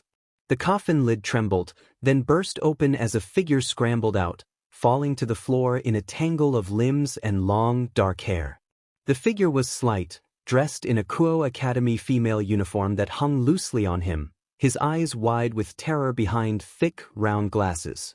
He curled into a ball, trembling violently. "Gigi Gasper?" Rias whispered, her voice thick with emotion. She knelt, her expression softening immeasurably. "Gasper Vladi. It's me. Rias. You're safe now." The boy, Gasper, peeked through his fingers, his large, crimson eyes filled with tears. "Arya-sama?" he stammered, his voice high-pitched and trembling. "I am sorry. I didn't mean to. Please don't seal me again." Issei, ever impulsive, stepped forward, crouching beside Rias. "Hey there, little dude. No one's sealing anyone, okay? We're here to—" The moment Issei's hand touched Gasper's shoulder in a gesture of reassurance, the world stopped. Time itself had ground to a halt. Rias was caught mid-blink, Akino in the act of lowering her hands, Kiba half-turned, Kaneko's chewing motion halted, Asia's worried expression locked in place, Zenovia's hand frozen on Durandal's hilt. Graphia stood like a statue, her eyes wide with uncharacteristic surprise. Issei's mind raced, but his body was utterly paralyzed. He could only see, think, and feel the sheer, overwhelming terror radiating from the small boy whose shoulder he still touched. Gasper whimpered, his eyes squeezed shut, pure panic emanating from him. Drake, what is happening?" Issei screamed internally, the only sound in the frozen void. Temporal stasis. Drake's mental voice was strained, fighting the effect. "The sacred gear, forbidden Baylor view. He possesses the power of the king of the Fomorians. But he cannot control it. His fear is triggering it." After what felt like an eternity trapped in silent, terrifying stillness, the pressure abruptly released. Time snapped back with a dizzying lurch. Sound returned, Gasper's sobs, the startled gasps of the ORC members, the creak of the old building settling. Issei jerked his hand back as if burned, stumbling backwards. "What was that?" Rias quickly gathered the trembling Gasper into a protective hug. "It's all right, Gasper. It's all right. You didn't mean to." She looked up at the stunned group, her expression grave. "This is Gasper Vladi, my bishop. His sacred gear, forbidden Baylor view, allows him to stop time within a localized field. But," she held the sobbing boy closer, "he has never been able to control it. It triggers involuntarily, especially when he's frightened. That's why he was sealed. For his safety. And everyone else's." Gasper buried his face in Rias's shoulder. "I'm a monster." "No, you're not," Rias said firmly, stroking his hair. "You're my precious servant. And we're going to help you learn control." Preparations for the imminent Three Factions Summit demanded Rias, Akino, and Kiba's presence. With a final reassuring word to Gasper, they departed with Graphia, leaving Issei, Asia, Zenobia, and Kaneko with the trembling vampire. Training began in the cavernous, empty gymnasium, chosen for its space and relative isolation. The goal was simple: help Gasper trigger his power intentionally, then learn to control its duration and area. The reality was chaos. Gasper, terrified of his own ability and overwhelmed by the presence of near strangers, spent most of the time trying to hide behind bleachers or inside supply closets. Attempts to coax him out resulted in accidental time stops, freezing Kaneko mid-cookie retrieval or Zenobia mid-stretch.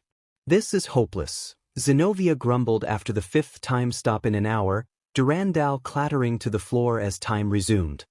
"He's like a scared rabbit with a nuclear button." Asia, ever compassionate, tried gentle encouragement. "It's okay, Gasper-kun. We believe in you."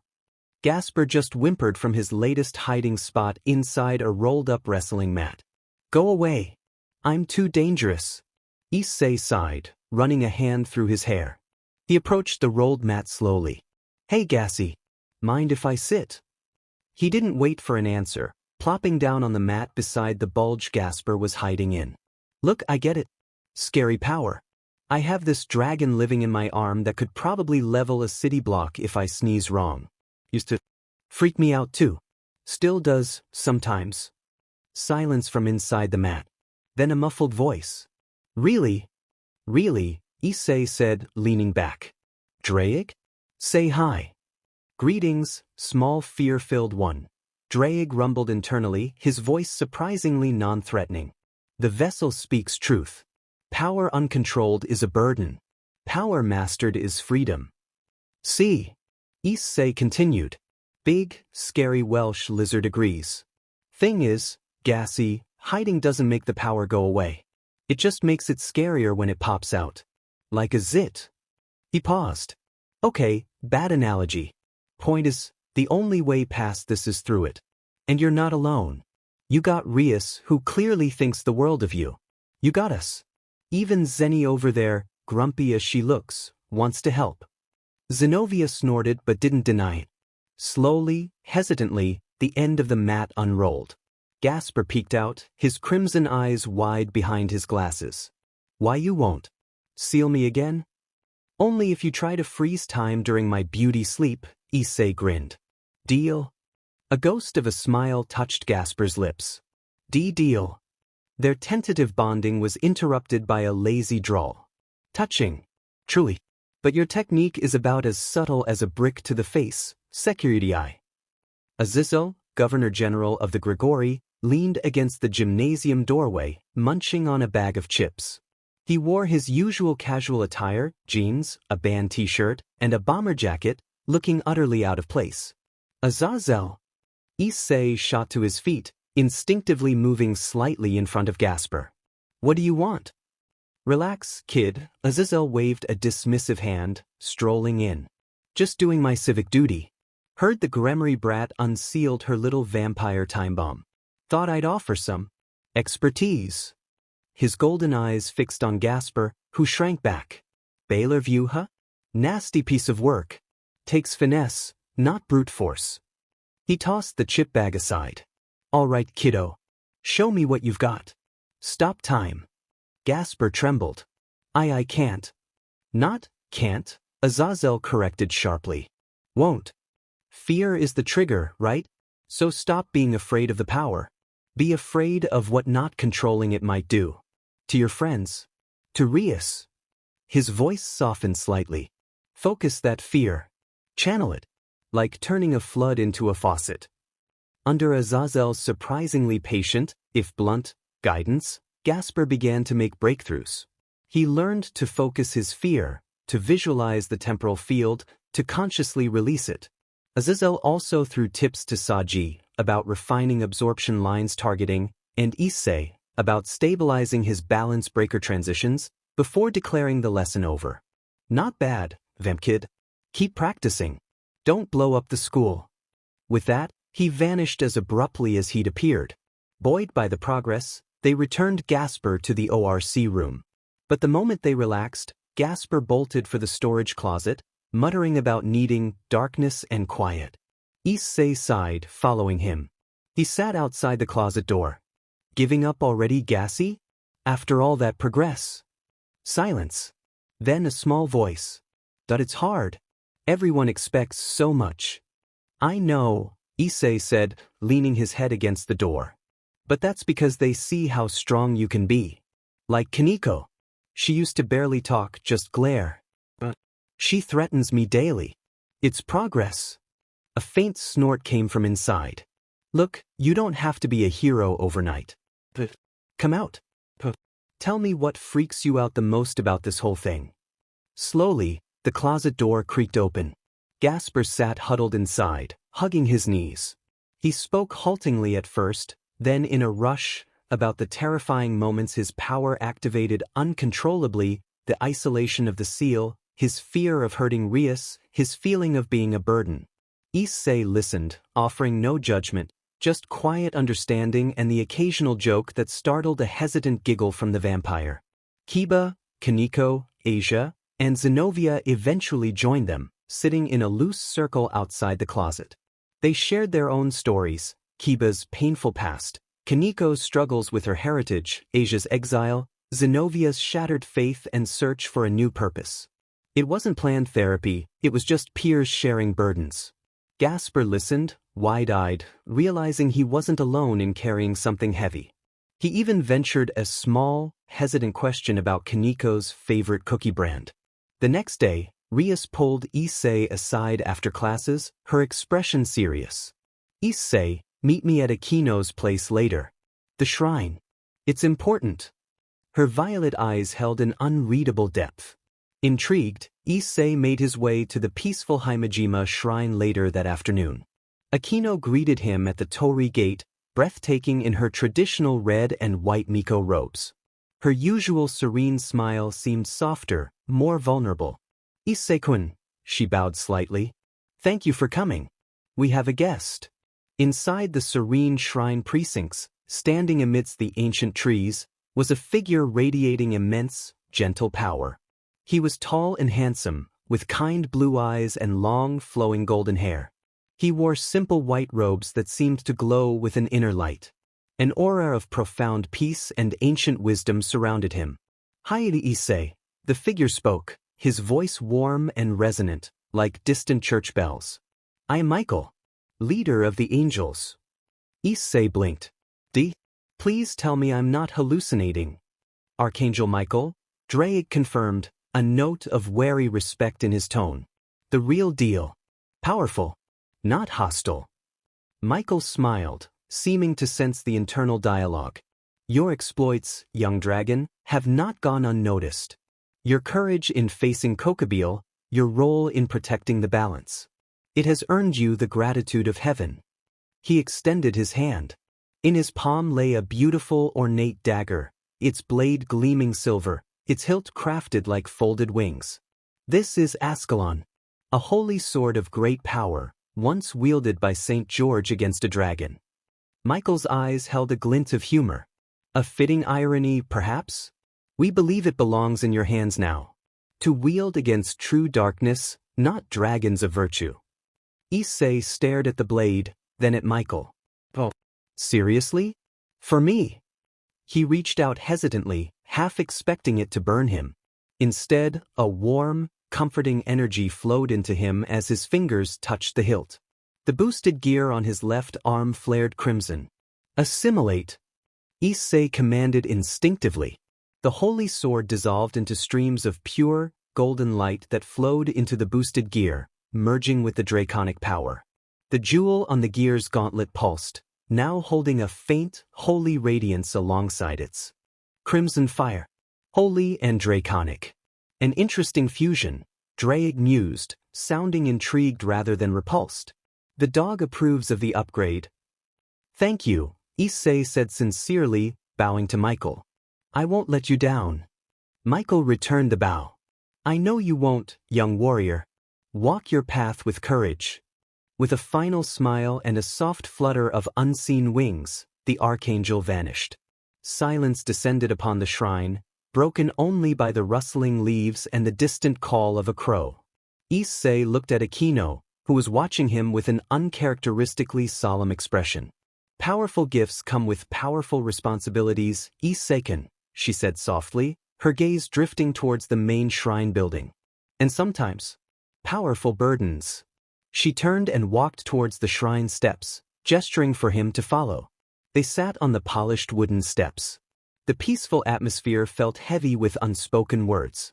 Michael is kind, Akino murmured, staring at her hands. He represents the light. The purity I was born from, yet can never truly claim. Issei understood. Because of your mother. Akino nodded, a flicker of pain in her golden eyes. Half-fallen angel. Half-human. Tainted blood. A being caught between heavens, belonging to neither. She wrapped her arms around herself. Sometimes I wonder, who am I, Issei-kun? The serene queen of the Gremory peerage? The monster who enjoys the pain of her enemies? The broken girl hiding in a shrine? Issei didn't hesitate. He reached out, placing a hand gently over hers. You're Akino Himejima, he said firmly, meeting her gaze. My friend. The girl who laughs at terrible movies and makes amazing tea. The one who fused holy and demonic lightning to save us. The one who gives the best advice, even when it involves dodging Rias's wrath. He gave her hand a squeeze. Where you came from? That's just the backstory. That's the amazing person sitting right here. And I like that person. A lot. No matter what blood runs in her veins. Akino stared at him, her eyes shimmering with unshed tears. The carefully constructed mask of serene composure crumbled, revealing raw vulnerability. Without a word, she shifted, gently guiding Issei to rest his head in her lap. Her fingers began to card softly through his hair. It was an NTMT gesture, filled with profound trust and a deep, aching need for comfort he'd somehow offered. Thank you, Issei-kun, she whispered, her voice thick with emotion. You always see. More than anyone expects. She leaned down, her breath warm against his ear. You are precious to me. Issei closed his eyes, the tension of the past days melting away under her gentle touch and the peaceful ambience of the shrine. Drake was uncharacteristically silent, sensing the depth of the moment. This wasn't flirting, this was connection. Healing. Akino. The roar shattered the tranquility. Rias Gremory stood at the torii gate, her crimson hair seeming to crackle with power of destruction, her violet eyes blazing with possessive fury. Unhand my dragon this instant. Akino didn't flinch, though her fingers stilled in Issei's hair. She looked up at Rias, a serene, almost challenging smile touching her lips. But Bucho, I was merely providing comfort. Issei-kun seemed troubled. He looked perfectly comfortable. Rias stormed up the path. Too comfortable. We're leaving. Gasper needs help with his training. Right now. She grabbed Issei's arm, hauling him unceremoniously from Akino's lap. Hey, Rias. I was enjoying the Issei protested. No time for lap pillows. Rias declared, dragging him away. She shot a final glare at Akino. We will discuss this later, Akino. Akino simply waved, her serene mask back in place, though her eyes held a knowing glint. Of course, Bucho. Take care of him. Back at the school gym, Issei's irritation at being dragged away faded instantly. Gasper, under Kiba's patient guidance, was actually demonstrating control. He focused, sweat beading on his forehead, and created a small, localized time-stop bubble around a single, slow-falling feather Kaneko had dropped. He held it for 5 seconds before releasing it, panting heavily but beaming with pride. You did it, Gassy. Issei cheered, ruffling the vampire's hair. See? Told you could. The genuine praise made Gasper blush furiously, but his smile was brighter than it had ever been. The fear was still there, but now it was tempered by budding confidence. Later that night, Issei lay in his bed, staring at the ceiling. His thoughts kept returning to Akino, the raw pain in her eyes, the vulnerability she'd shown. I should have been more careful, he thought, guilt pricking him. Pushed too hard. Should have just enjoyed the moment without poking the wound. Drake offered no sarcastic commentary, a silent acknowledgement of the moment's gravity. A soft knock sounded at his door. Issei? Are you awake?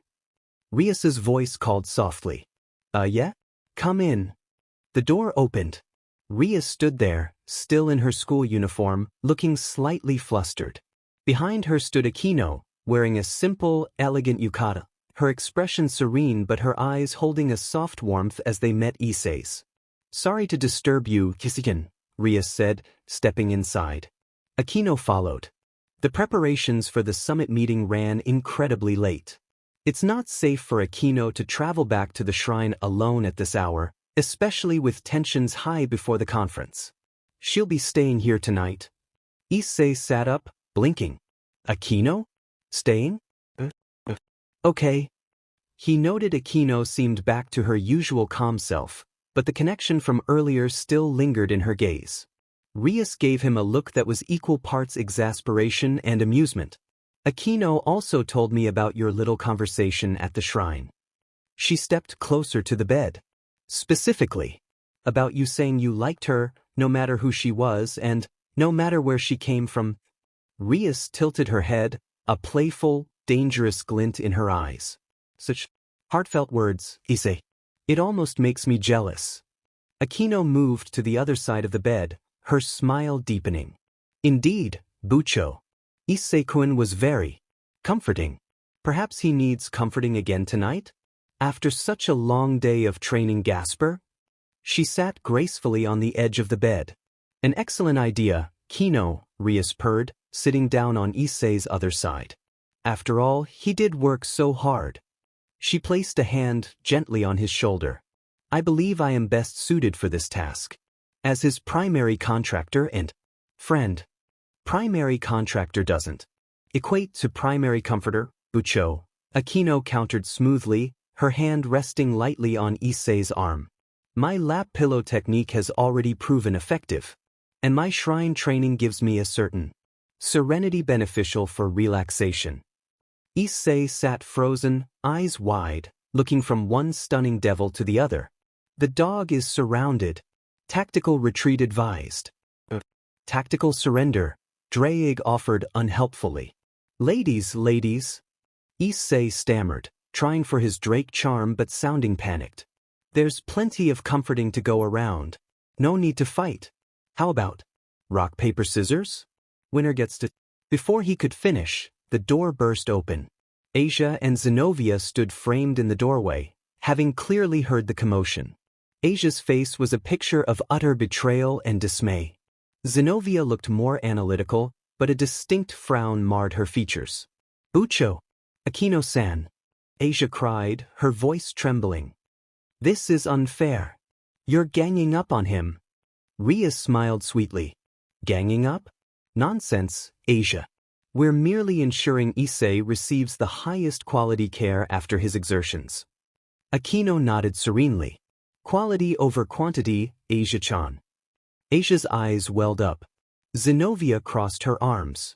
Unacceptable tactical advantage. Issei requires equitable distribution of comfort resources. She stepped into the room, Asia following reluctantly, both radiating competitive energy. The battle lines were drawn. Issei awoke feeling like he was buried under a warm, soft avalanche. He blinked groggily. Sunlight streamed through his window. His arms were pinned.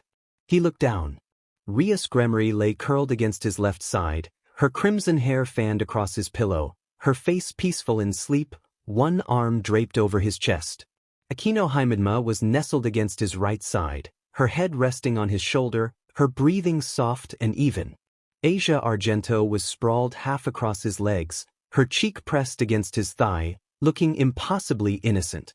All three were breathtakingly beautiful. Issei's brain short-circuited. A slow, dazed, utterly triumphant grin spread across his face. Did we?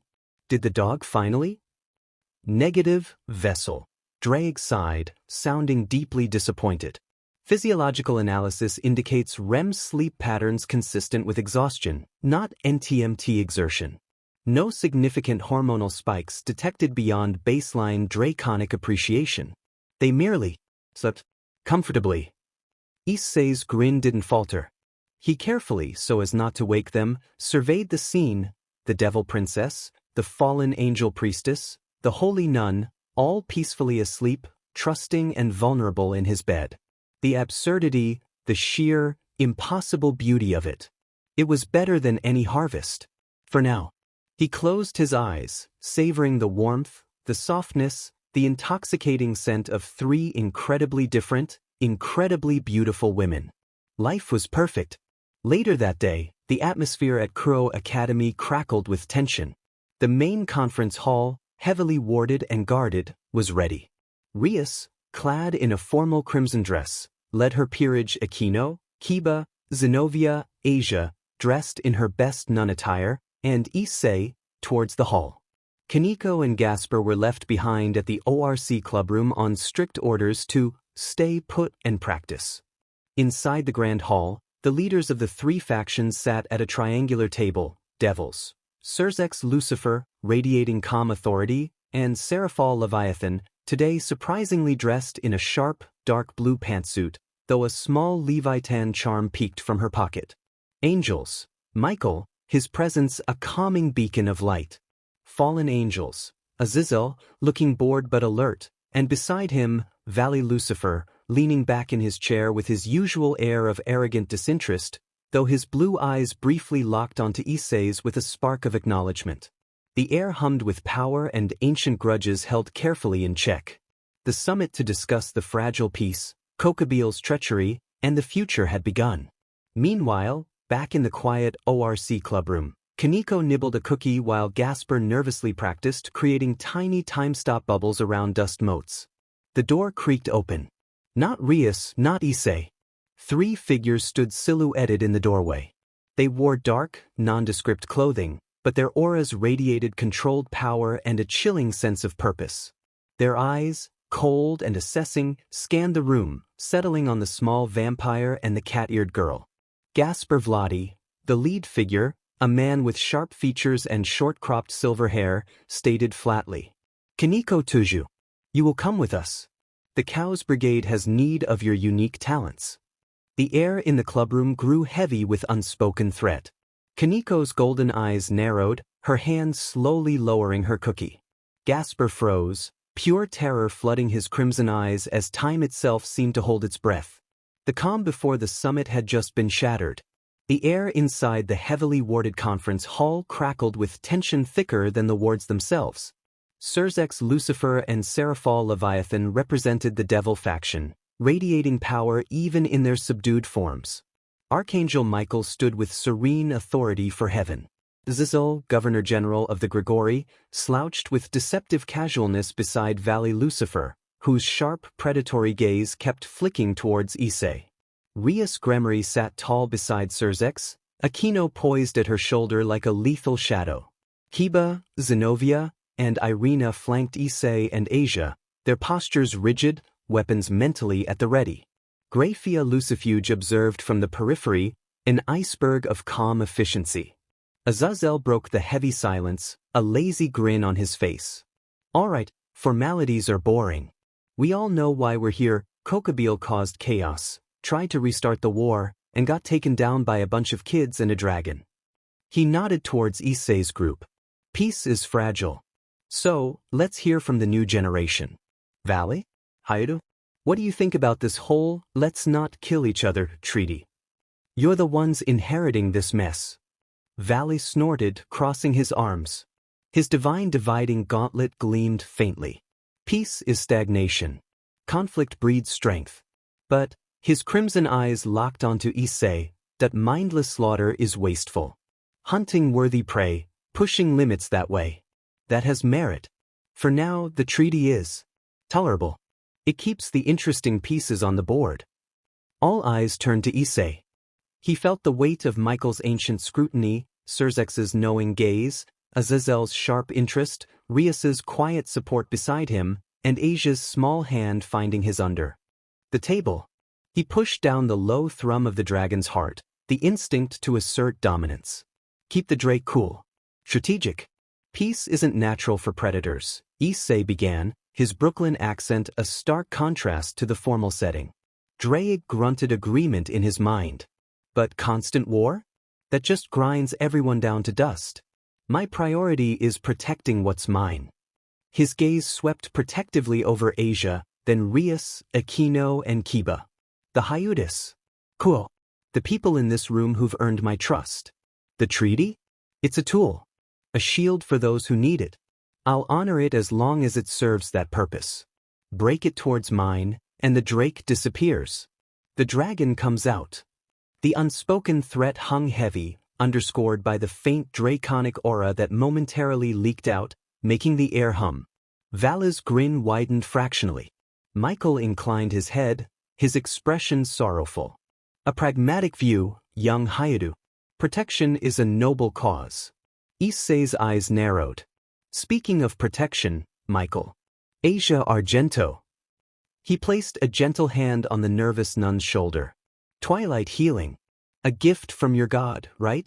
So why was she hunted like an animal? Exiled for the crime of healing a devil. His voice hardened. Explain that to her. To me. A pained sigh escaped the archangel. The loss of God. It created a vacuum of both power and faith. Fear became rampant within the church. Twilight healing. A sacred gear of such divine potency appearing in a human. It was seen as a sign, but interpreted through lenses clouded by terror. Some feared it was a trick, a demonic ploy. Others coveted its power uncontrollably. The leadership fractured, corrupted by fear and ambition. Asia became a symbol they couldn't control and thus feared. Her exile.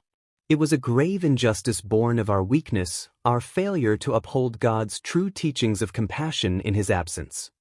He looked directly at Asia, his eyes filled with profound regret. For that, Asia Argento, you have my deepest, most sincere apology. The heaven you were taught to serve failed you. Asia trembled, tears welling, but her voice was clear and firm. Thank you, Archangel Michael. But I'm not angry anymore. I found a new family. A new home. With Issei-sen, and the Hyutis, and Lady Rias and everyone. She squeezed Issei's hand tightly. I'm happy here. Truly. Zenobia stood abruptly, her chair scraping. Her usual stoicism was replaced by fierce conviction. Heaven failed me too. Failed us all. The God I pledged my life to was already gone. My faith was in a lie. She slammed a fist onto the table, making Irina jump. But here?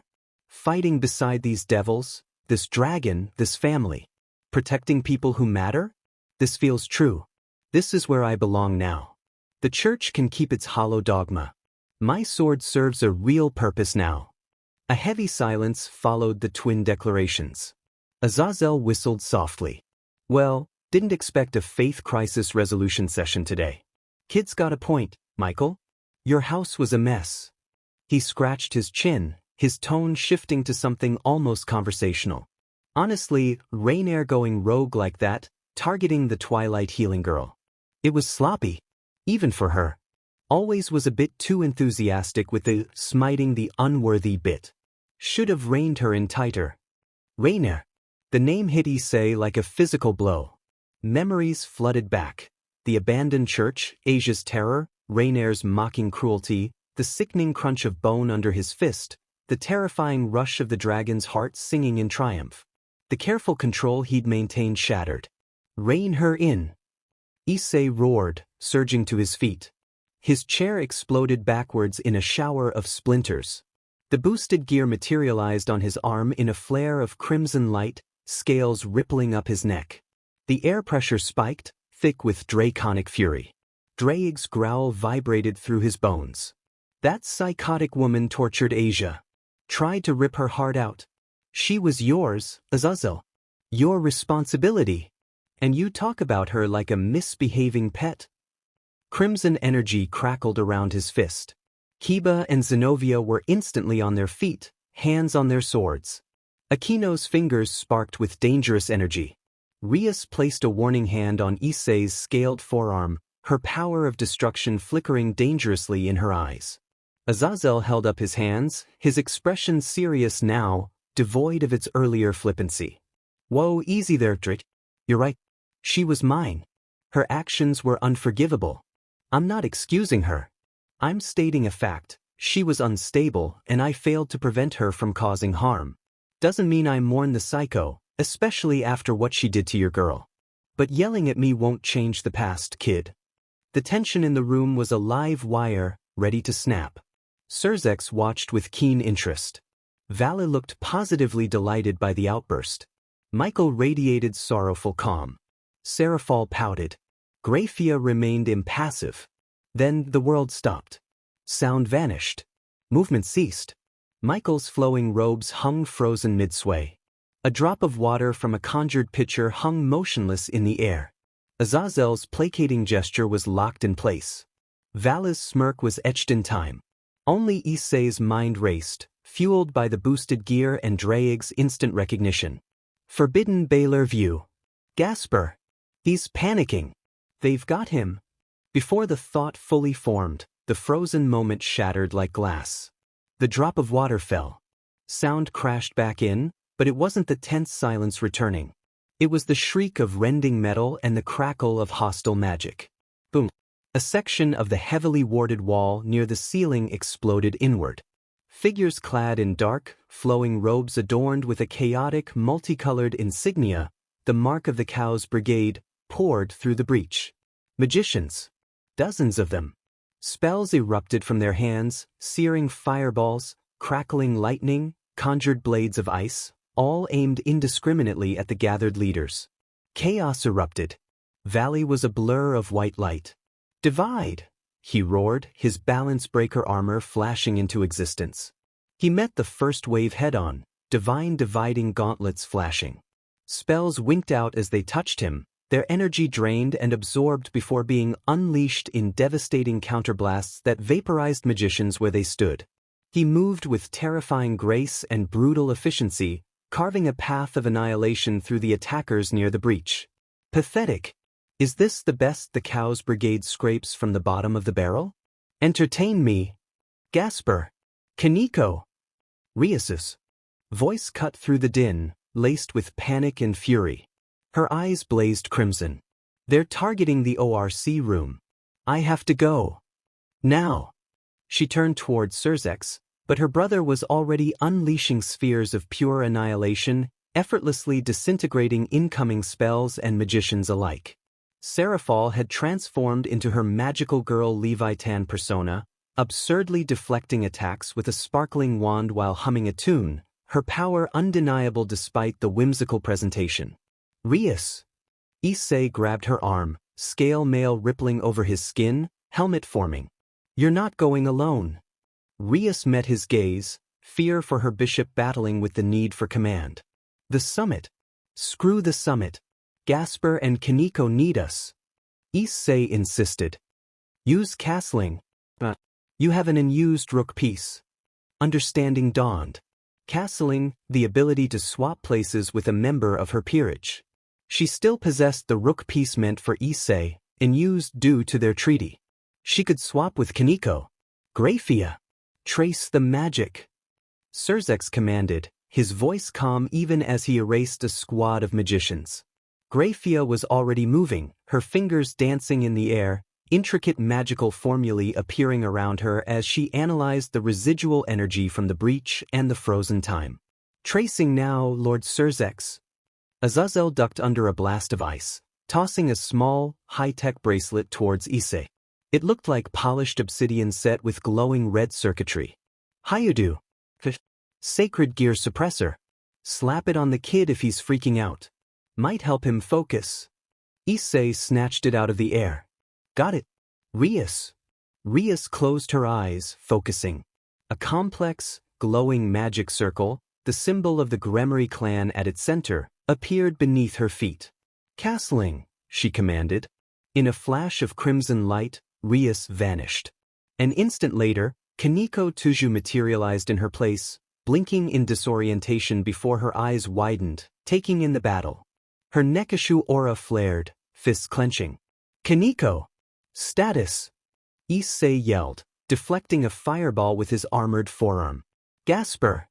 Kaneko snarled, her voice thick with determination. 3 hostiles. Strong. Took him. Old school building. West Wing. She launched herself at the nearest magician with a fierce roar, her small fist striking with incredible force. Rias is there. We're going. Issei roared. Kiba. Zenobia. Irina. Cover the retreat. Help clean up here. Understood. Kiba's sword of betrayer flashed, parrying conjured blades. Leave it to us. Zenobia hefted Durandal, holy light blazing defiantly despite her shattered faith. I won't let them hurt anyone else. Irina declared, her mimicry shifting form.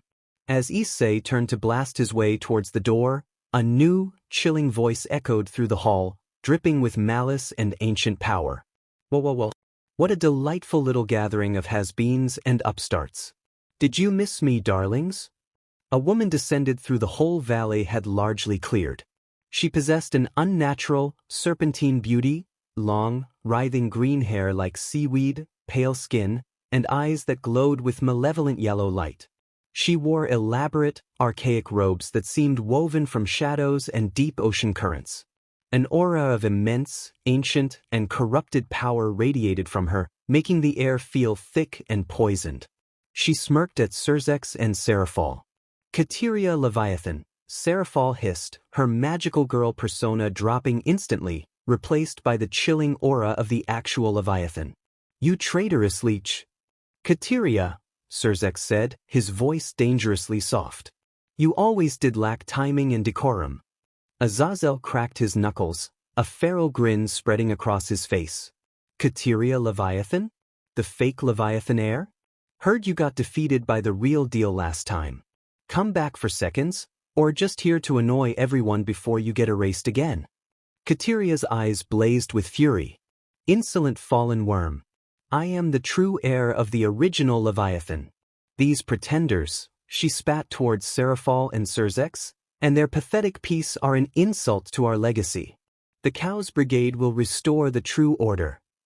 She raised a hand, swirling vortexes of dark water forming around her.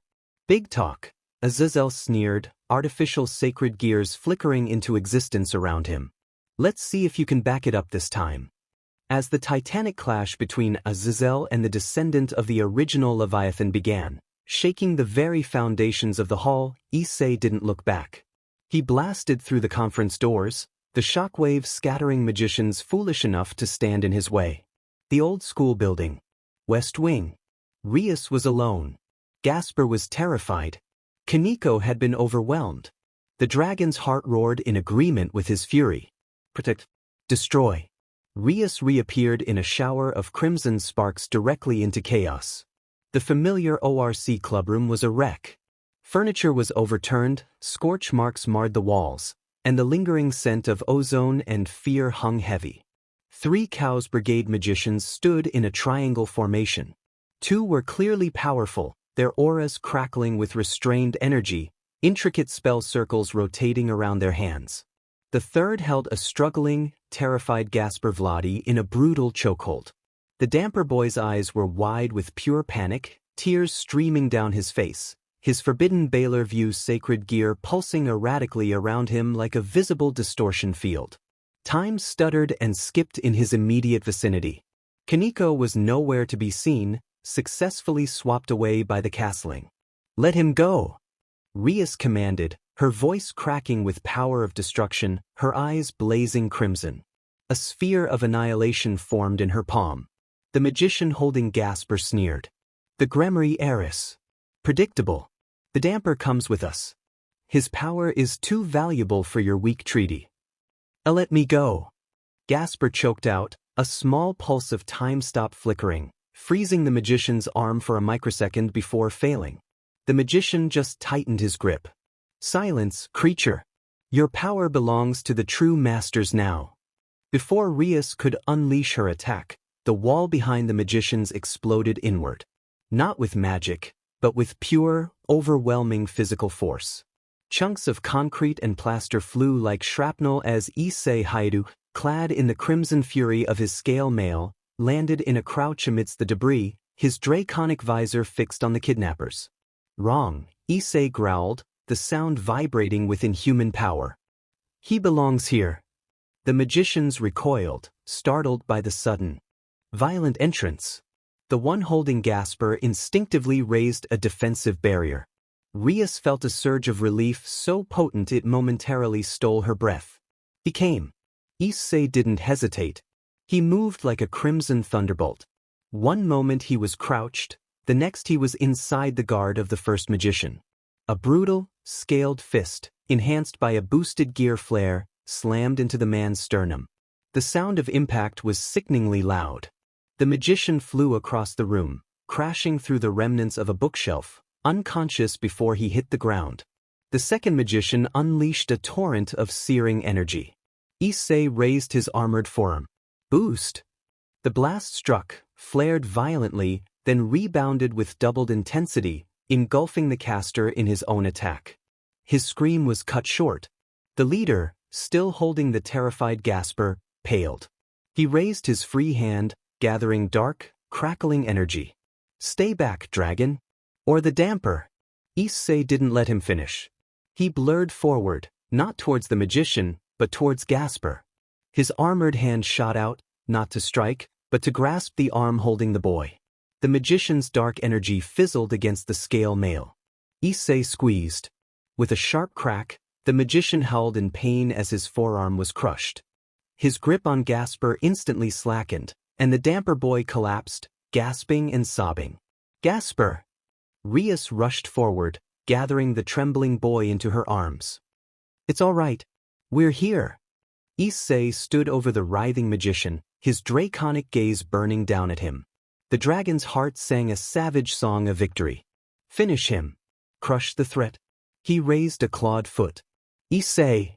Rias's voice, sharp with command, cut through the bloodlust. The suppressor. Azazel's device. Gasper needs it. Issei froze. The crimson haze receded slightly. He looked down at the whimpering magician, then at the terrified boy clinging to Rias. Protect. Not just destroy.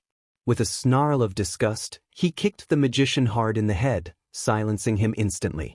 Not dead, but definitely out. He deactivated the scale mail down to his forearm guard and knelt beside Rias and Gasper. The boy flinched violently, his eyes wide with residual terror directed at Issei's still partially draconic form, the scales on his neck and jaw, the faint red glow in his eyes. The time distortion field around him pulsed erratically again. Easy, kid, Issei said, forcing his voice lower, less growling. He held up the obsidian bracelet Azazel had given him. This is gonna help. Trust me. He didn't ask. He gently took Gasper's thin wrist and snapped the suppressor bracelet into place. The effect was immediate. The chaotic pulses of Forbidden Baylor View dampened significantly, shrinking to a faint, manageable shimmer around Gasper. His frantic breathing began to slow. The overwhelming terror in his eyes receded, replaced by exhaustion and confusion. I stopped time. Everyone froze. They came. I was so scared. I know, Gasper, Rias soothed, stroking his hair. But you're safe now. Issei stopped them. Issei met Rias's gaze over Gasper's head. The gratitude and relief in her eyes were profound. But there was something else too, a fierce, possessive pride. He gave a curt nod. Then a thought struck him. Azazel's device helped, but Gasper needed control, not just suppression. And Dampier's. Gasper, Issei said, his voice firm but not unkind. He retracted the gauntlet completely, revealing his human hand. He bit down hard on his own thumb, breaking the skin. Dark red blood welled up. He held it out towards the boy. Drink. Rias gasped. Issei. Damper blood. Is powerful, Issei finished. Especially this blood. Drags in here too, remember? Might help him focus. Stabilize him. Trust me, Prez. He looked back at Gasper. It'll give you strength. Help you control that power of yours. Take it. Gasper stared at the offered thumb, the scent of potent, draconic blood filling his senses. Hunger warred with fear and revulsion. But seeing the calm certainty in Issei's eyes, feeling Rias's protective arms around him, he leaned forward hesitantly and closed his lips around the wound. The effect was electric. Gasper's eyes snapped wide open, glowing faintly crimson for a second. A shudder ran through him, But it wasn't fear. It was power, focused, manageable power. The last erratic flickers of forbidden Baylor view vanished completely. He pulled back, liking his lips, color returning to his cheeks, a new, fragile determination in his eyes. I feel stronger. Calmer. The time feels quieter. Issei withdrew his hand, the small wound already clotting rapidly thanks to his enhanced healing. Good. He stood up, reactivating the scale mail fully, the helmet snapping into place. He surveyed the wrecked clubroom, the 3 down magicians. Threat neutralized. For now. He looked at Rias, then towards the direction of the distant sounds of battle still raging in the conference hall, the clash of titans, the screams of magicians, the distinctive divide. A valley and the roar of Azazel's artificial gears mixed with Kateria's enraged shrieks. But the party's just getting started over there. You good, Prez? Rias stood, helping Gasper to his feet. The young damper stood straighter, the suppressor bracelet on his wrist, the borrowed draconic strength steadying him. Rias's power of destruction flared around her fist, her expression fierce. We are now. Gasper, stay behind us. Issei. She met his gaze within his helm. Let's go finish this. The Drake Emperor nodded, crimson energy flaring around his armored fist. Lead the way, boss. Time to crash the real fight. He gestured towards the hole he'd made. After you. Together, Rias Gremory and Issei Haidu stepped through the ruined wall, Gasper sheltered between them, ready to plunge back into the maelstrom of the summit under siege. The rescue was done. Now came the reckoning. The return to the summit hall was like stepping into a war zone sculpted by gods and monsters. The elegant conference setting was obliterated. Chunks of reinforced concrete littered the floor, deep gouges scarred the walls, and the air reeked of ozone, burnt magic, and the coppery tang of blood. Valid Lucifer remained a whirlwind of white annihilation, his divine dividing balance breaker effortlessly dismantling waves of Chaos Brigade magicians who foolishly challenged him. Divide, he roared, a blast of stolen energy vaporizing 3 attackers mid-spell. Still boring. Send something worth my time. At the epicenter, however, was the clash of titans. Azazel, Governor General of the Grigori, moved with deceptive speed, dodging torrents of corrupted water and blasts of ancient demonic energy. Kateria Leviathan, the descendant of the original, shrieked in fury, her serpentine hair lashing like whips, summoning vortexes of dark, crushing ocean depths. Your pathetic artificial toys won't save you, fallen insect. Azazel grinned, a feral flash of teeth. Who needs toys when you've got this? He raised his right arm. Energy crackled, not demonic or holy, but pure, focused annihilation. A massive spear materialized in his grasp, sleek, obsidian black, humming with terrifying power, its tip radiating waves of destructive force that made the very air scream. Meet Downfall Dragon Spear, custom job. Designed specifically for putting down overgrown lizards who forgot their place. He lunged. The spear wasn't just move, it was a declaration of war against ancient bloodlines. It pierced Kateria's defensive water vortex like it was mist, the destructive waves emanating from its tip shredding her corrupted energy. Kateria's eyes widened in genuine shock and fear as the spearhead slammed towards her heart. She twisted, sacrificing a plume of shadowy essence that screamed as the spear erased it. The impact still sent her crashing through another section of wall, a cry of pain and outrage echoing. Time stop. Gasper's voice, shaky but determined, rang out from behind Issei and Rias. The young damper, stabilized by Issei's blood and the suppressor bracelet, focused his forbidden Baylor view not on people, but on the intricate, glowing magic circle one group of magicians was desperately trying to activate near the main breach. The complex runes flickered, distorted, and then shattered like glass. Their escape circle. I cancelled it. Gasper gasped, swaying slightly. Rias steadied him, pride mingling with concern. Good work, Gasper, she praised. The remaining magicians panicked, realizing their escape was blocked. Their coordination shattered. Vala dispatched them with contemptuous ease. Azazel approached the hole Kateria had created, his downfall dragon spear at the ready. Stay down, sea snake, or the next one finishes the job. A heavy silence descended. The immediate threat seemed neutralized. Surzex and Seraphal observed, their expressions unreadable but their powerful auras contained. Michael radiated a sorrowful calm. Grayfia continued her analysis, unperturbed. Then, a bright light flared. Vala Lucifer landed lightly between Azazel and the hole, his divine dividing armor gleaming. He wasn't looking at Kateria but at Azazel, a chillingly calm smile on his face. Impressive toy, Governor General. Truly. Azazel narrowed his eyes, lowering the spear slightly. Valley? What's this? The inevitable, Valley stated, his voice devoid of its usual battle hunger, replaced by cold certainty. I joined the Grigori to learn, to access resources, to get closer to worthy opponents. And to those who hold power I need to understand. He raised his gauntlet hand. But my allegiance was always to my own path. My heritage. The Cows Brigade offers a more direct route to the chaos I crave. The power I need to surpass Juggernaut Drive. He turned his crimson gaze fully on Azazel. Consider this my resignation. Effective immediately. A collective gasp went through the room. Surzex's eyes hardened. Seraphal looked genuinely surprised. Michael sighed deeply. Traitor, Azazel spat, the word laced with cold fury. After everything?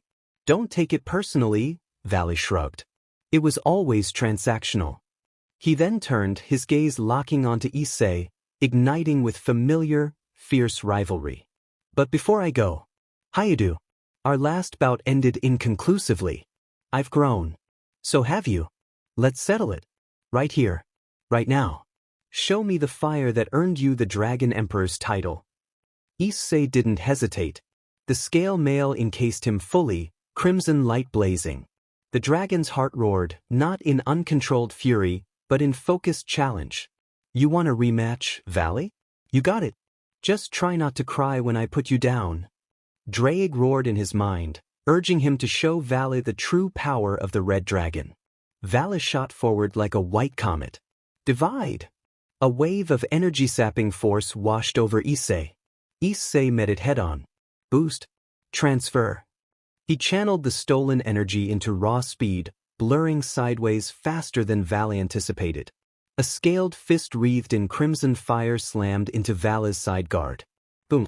Valley skidded back, armor cracking slightly, surprise flickering in his eyes. Not bad. Valley grinned, genuine excitement returning. He retaliated with a flurry of divide-enhanced punches, forcing Issei onto the defensive. Issei blocked, countered, and used boosts to amplify his strength in short, explosive bursts. The air screamed as their fists collided, shockwaves scattering debris. They moved faster than most could track, a whirlwind of crimson and white, trading blows that could level buildings. Issei felt the strain. Valley had grown stronger, his control over divine dividing sharper, his movements more refined. But Issei felt something Valley lacked, a burning anchor. Images flashed, Rias's determined face, Asia's tearful smile, Kiba's trust, Kaniko's fierce loyalty, Gasper's fragile hope. This wasn't just about the fight. It was about protecting the fragile piece they'd built, the family he'd found. The dragon's heart burned, but it burned for them. Boost. Boost. Boost. Issei roared, amplifying his power and focusing it. The crimson aura around him intensified, becoming almost solid flame. He stopped retreating and met Vala's next divide-enhanced punch with his own. Crack. The sound echoed like a gunshot. Vala's armored fist visibly buckled. The White Dragon Emperor grunted, staggering back, genuine shock on his face. Impossible! Valley hissed. My divide means nothing. Issei snarled, pressing the advantage. His fists became a crimson storm, each blow boosted and driven by protective fury. You fight for chaos. I fight for them. He drove a knee into Vala's gut, the force lifting the white-armored figure off his feet. For Rias. For Asia. For my home. A devastating uppercut snapped Vala's head back. You'll never understand that fire, Valet. Valet crashed into the far wall, cracking it deeply, his armor flickering. He pushed himself up, blood trickling from his lip, his eyes blazing with a mix of fury, pain, and reluctant respect. So, that's your source? Sentimentality? He raised his gauntlet, energy gathering for a massive divide. Let's see how it holds against. Thud. A massive staff, glowing with golden energy, slammed down between Issei and Valet, sending a shockwave through the floor. A figure landed lightly atop it, a young man with spiky blonde hair, wearing modern clothes but radiating ancient, monkey-like power. He grinned, sharp teeth showing. Whoa there, boss. Didn't expect you to be getting your white scales handed to ya. Time to bounce. Biko, Valet growled, lowering his gauntlet slightly, his expression annoyed but not surprised. Orders from higher up, Biko said cheerfully, hopping off his staff. He winked at the stunned assembly. Nice mess you got here. Later, suckers. He grabbed Valet's shoulder. A complex, unfamiliar magic circle flared beneath them. How you do? Valet locked eyes with Issei one last time as the light engulfed them. This isn't over. Next time. I won't hold back. His voice was a promise, cold and fierce. The light vanished. Valet and Biko were gone. Only the echoing silence and the devastation remained. Issei deactivated his scale mail, breathing heavily. The dragon's heart slowly settled, replaced by exhaustion and grim satisfaction. He hadn't won decisively, but he'd proven something, to Valet and to himself. He looked towards Rias, who nodded, relief and fierce pride in her eyes. Asia ran to him, checking for injuries. Kiba and Zenobia lowered their weapons, the tension slowly bleeding from their postures. Azazel snorted, dismissing the downfall dragon spear. Dramatic exits. So overrated. He glanced at the hole where Kateria had fled. She's long gone too. Coward. He turned to Surzex and Michael. Well, this summit's officially a mess. My traitorous ex-student aside, the brigades made their move. We clear on the threat. Painfully clear, Surzex said, his voice cold steel. The ceasefire holds. For now. We share intelligence on the Cow's brigade. Fully. Michael nodded solemnly. Agreed. Heaven will cooperate. Issei stepped forward, drawing their attention. He looked directly at Michael. Archangel Michael. Isha. Zenobia. He gestured to the two former nuns. They know the truth. God is gone. But the faith they had? The comfort they found in prayer? That wasn't just about the guy upstairs, was it? Asia and Zenobia looked at him, then at Michael, hope warring with uncertainty in their eyes. Can they still pray? To the idea? To the good they believed in? Even if the receiver isn't there anymore? Michael regarded Issei for a long moment, then turned his gentle gaze on Asia and Zenobia. A profound sadness, yet also a deep understanding, filled his expression. Prayer, he said softly, is not merely a transmission to a receiver. It is an expression of the heart, a yearning for connection, for hope, for solace, for gratitude. The essence of what they prayed to, compassion, love, protection, light, these ideals did not die with God. They reside within creation itself, within every act of kindness, every spark of hope. If prayer brings them peace, connects them to the goodness they strive for, then yes, Issei Haidu, they may pray. To the light that endures. To the memory of the hope he represented. Heaven will not forbid it. We understand the need for solace. He offered Asia and Zenobia a gentle, sorrowful smile. Seek your peace where you can find it, children. Tears welled in Asia's eyes, but they were tears of relief. Zenobia stood straighter, a weight visibly lifting from her shoulders. Thank you, Archangel Michael, Asia whispered. Azazel clapped his hands together, breaking the solemn mood. All right, touchy-feely moment over. My people are cleaning up the riffraff outside. I've got a traitor to hunt and a snake woman to track. He nodded to Surzex. I'll send my reports. Try not to blow up the planet before I get back. He turned and strode towards the largest breach, his fallen subordinates materializing silently to flank him. He paused, looking back at Issei, a calculating glint in his eye. You've got potential. And a serious power management issue. Try not to get yourself killed before we talk. With that, he vanished into the smoke. The cleanup took days. Repairs to Kuo Academy began immediately, funded by the obscenely wealthy Gremory family. Life, however, slowly attempted to return to normal within the Hyudu residence, though normal was becoming a relative term. A few days after the summit debacle, as Issei was attempting to explain the concept of a knuckle sandwich to a fascinated Zenobia over breakfast, much to Mrs. Hyudu's dismay, the doorbell rang. Azazel stood on the porch, hands in his pockets, looking utterly casual. Morning. Nice place. Cozy. Issei blinked. Azazel? What are you doing here?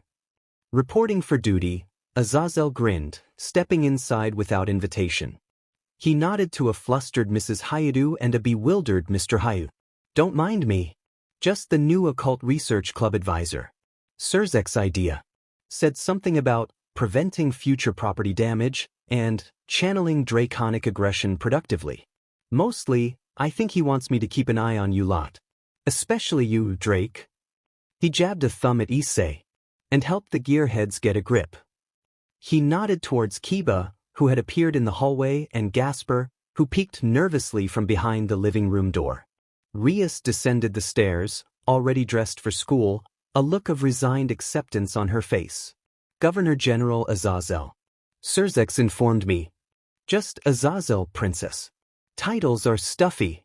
He surveyed the crowded living room where Asia was setting the table. Zenobia was practicing sword stances, avoiding the china cabinet. Mostly, and Kaneko was already eyeing the breakfast spread. Bit crowded in here, isn't it? That, Rias said, a hint of a smirk playing on her lips, is precisely the next item on the agenda. Surzex, in his infinite wisdom and desire to foster peerage cohesion and security, has ordered the female members of my peerage, myself, Akino, Kaneko, Asia, and Zenobia, to relocate here, to the Hyudu residence. Permanently. Silence. Utter, complete silence. Mr. Hyudu choked on his tea. Mrs. Hyudu's eyes widened to saucers, darting between Rias, Akino, who appeared at the top of the stairs, radiating amused serenity, Kaneko, who just nodded, already mentally claiming a spot near the kitchen, Asia, who blushed furiously but looked hopeful, and Zenobia, who frowned, calculating sleeping arrangements versus training space. Issei felt his jaw drop. Drake's voice exploded in his mind. Cacophony of pure, unadulterated elation. Why? The harvest. It begins. The dog's prayers are answered. 5 flowers in the garden. Water them. Tend them. Reap the bounty. Oh, the possibilities. Issei managed to close his mouth, a slow, incredulous grin spreading across his face. 5 girls. Living here. Rias. Akino. Kaneko. Isha. Zenobia. Chaos. Beauty. Peril. Absolute, glorious chaos. Rias cleared her throat, ignoring Issei's dazed expression and the psychic howling of a Welsh dragon in his head.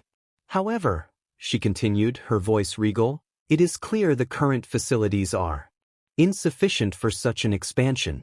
Therefore, she pulled out her phone, a determined glint in her eye, I am calling Surzex immediately. We require a full-scale renovation. Immediately. This house needs an extension. Multiple bedrooms. En-suite bathrooms. A larger training area. A proper security ward matrix. Perhaps a dedicated dining hall. She started dialing. Azazel chuckled, leaning against the doorframe. Renovations, huh? Looks like my advisory duties start with architecture. And damage control.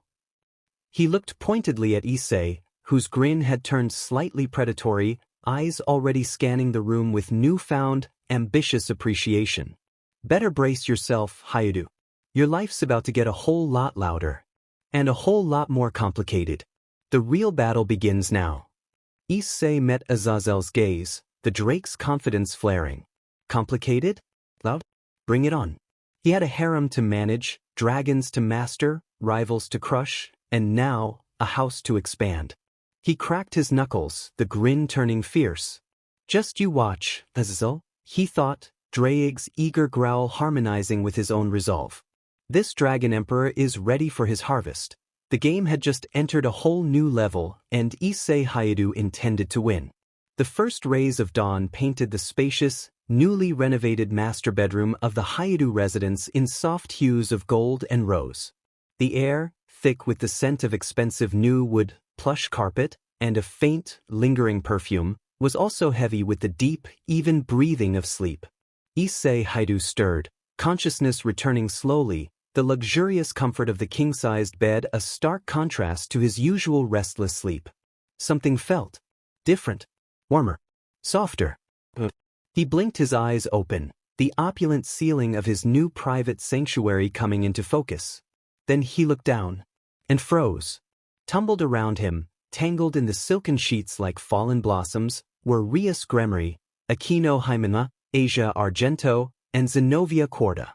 All peacefully asleep, their expressions relaxed and unaware of the confusion swirling within Issei. Vessel, Draig's voice rumbled, thick with sleep and something akin to smug satisfaction. You awake? What happened? Issei's mental voice was a tight wire of shock and burgeoning panic. Did we? Fragments of the previous evening surfaced, laughter echoing through the newly expanded living room. A celebratory dinner after the renovation's completion, maybe a bit too much of Surzex's gifted devil wine. But nothing beyond that. Nothing that explained this. Draig chuckled, a low, resonant sound deep within Issei's soul. Relax, Vessel. Your virtue remains. Technically intact. For now. The harvest moon shone, but the reaping was delayed. They came to you. Crawled into your den while the dragons slumbered. One by one, like moths to the most irresistible flame in Kuo. Issei slowly, carefully, tried to extract his arm from beneath Rias's head. Just got in? All of them? But Draig's tone dripped with knowing amusement. The heiress seeks her due. The lightning craves the storm. The healer clings to her sanctuary. The sword hungers for a new kind of conquest. The energy in this nest. It's potent, thick with desire and unspoken claim. Your restraint has been admirable, truly. But even the mightiest dam breaks. And the dog senses. The time is ripe. Harvest? But Issei's gaze swept over the sleeping forms, a possessive heat warring with lingering disbelief. They're asleep. And it's 4 of them. Precisely. The bounty is overflowing. Draig countered enthusiastically. Think, Vessel. Think beyond the immediate pleasure. Though that shall be magnificent. This connection, this anchoring of powerful souls to yours. It's the key. The juggernaut drive consumes reason, burns emotion to ash. But bonds like these? Deep, primal, soul-deep bonds forged in passion and trust? They are anchors in the storm. Firewalls against the dragon's heart's cold fury. Mastering them, will forge the control you need to grasp the Crimson Cardinal, not succumb to the beast. The harvest isn't just indulgence, Vessel. It's survival. It's power refined. Issei swallowed hard. Draig's logic, wrapped in his usual lecherous enthusiasm, resonated with a terrifying, exhilarating truth. The dragon's heart pulsed in agreement, a low thrum of possessive hunger. His gaze lingered on Aquino, her dark hair fanned across his pillow, her full lips slightly parted. As if sensing his intense scrutiny, her long eyelashes fluttered. Then, slowly, stunning violet eyes opened, meeting his. A slow, inviting smile curved her lips, devoid of any surprise or sleepiness. "Good morning, Yisven," she murmured, her voice a soft caress in the quiet room. She stretched languidly, a movement that showcased the breathtaking curves of her body against the sheets. "Sleep well." Issei's mouth felt dry. "Aquino," he managed. What made you come here last night?" He kept his voice low, conscious of the others still sleeping. Aquino's smile deepened, a knowing glint in her eyes. She propped herself up on one elbow, the sheet pooling around her waist, drawing his gaze like a magnet. Why indeed? She leaned closer, her breath warm against his ear. Perhaps because I saw a certain crimson-haired princess slip out of her room and tiptoe down the hall towards yours. And where she goes. Aquino's hand traced a feather-light path down his bare chest, making his muscles jump. That I simply cannot bear to be left behind. Her violet eyes locked onto his, intense and unwavering. I want you, Issei Hayudu, the Dragon Emperor. Not just as my king's ally. Not just as a friend. Mine. The raw desire in her voice, the heat radiating from her skin, the possessive claim, it shattered the last vestiges of Issei's restraint. The dragon's heart roared its approval. Draconic practically vibrated with anticipation. Strike while the forge is hot, vessel. Claimed. The lightning. With a low growl that was pure Drake, Issei moved. He slid out from under Rias with surprising gentleness, leaving her undisturbed. In one fluid motion he stood beside the massive bed, his gaze never leaving Aquino's. The dawn light caught the defined planes of his chest and abdomen, the latent power coiled in his frame. Aquino watched him, her smile turning predatory, a challenge sparkling in her eyes. He crossed the short distance to the bedroom door. The soft click of the lock engaging was deafening in the sudden tension. He turned back. Aquino had sat up fully, the sheet forgotten, her gaze drinking him in. Oh, she purred, tilting her head. Locking the door? What is the mighty dragon planning to do with me now? Before the others wake? Issei stalked towards the bed, a predatory grace in his movements that was entirely new. Talking too much, Lightning Queen, he rumbled, his voice thick with desire. He reached the edge of the bed. Actions speak louder. Before she could retort, he bent, slid one powerful arm under her knees, the other behind her back, and lifted her effortlessly from the tangle of sheets and sleeping beauties. Aquino gasped, a sound of pure surprise and delight, as her legs instinctively wrapped around his waist, her arms circling his neck. He held her suspended, their faces inches apart. Her violet eyes were wide, her breath coming faster, the playful tease momentarily replaced by raw, breathless anticipation. Issei. Shut up, Aquino, he murmured, his voice a low command that sent shivers down her spine. His gaze dropped to her lips. Just feel. He closed the distance. The kiss wasn't tentative, nor was it purely aggressive. It was acclaiming, deep and possessive, yet laced with a tenderness that surprised even him. Aquino melted against him, a soft sound vibrating against his mouth as she kissed him back with equal fervor, her fingers tangling in his hair. The world narrowed to the heat of their mouths, the feel of her skin against his, the intoxicating scent of her. Draconic roared his triumph, a sound only Issei could hear, a primal drumbeat urging him on. Harvest the lightning. Feel the storm break. The kiss deepened, becoming a hungry exploration. Hands roamed, Issei's tracing the curve of Aquino's spine, gripping her thigh where it wrapped around him. Aquino's nails lightly scored his shoulders, her hips pressing against him. They sank back onto the edge of the bed, a tangle of limbs and heated skin, the soft sighs and muffled sounds from their kiss the only sounds besides Draig's internal cheering.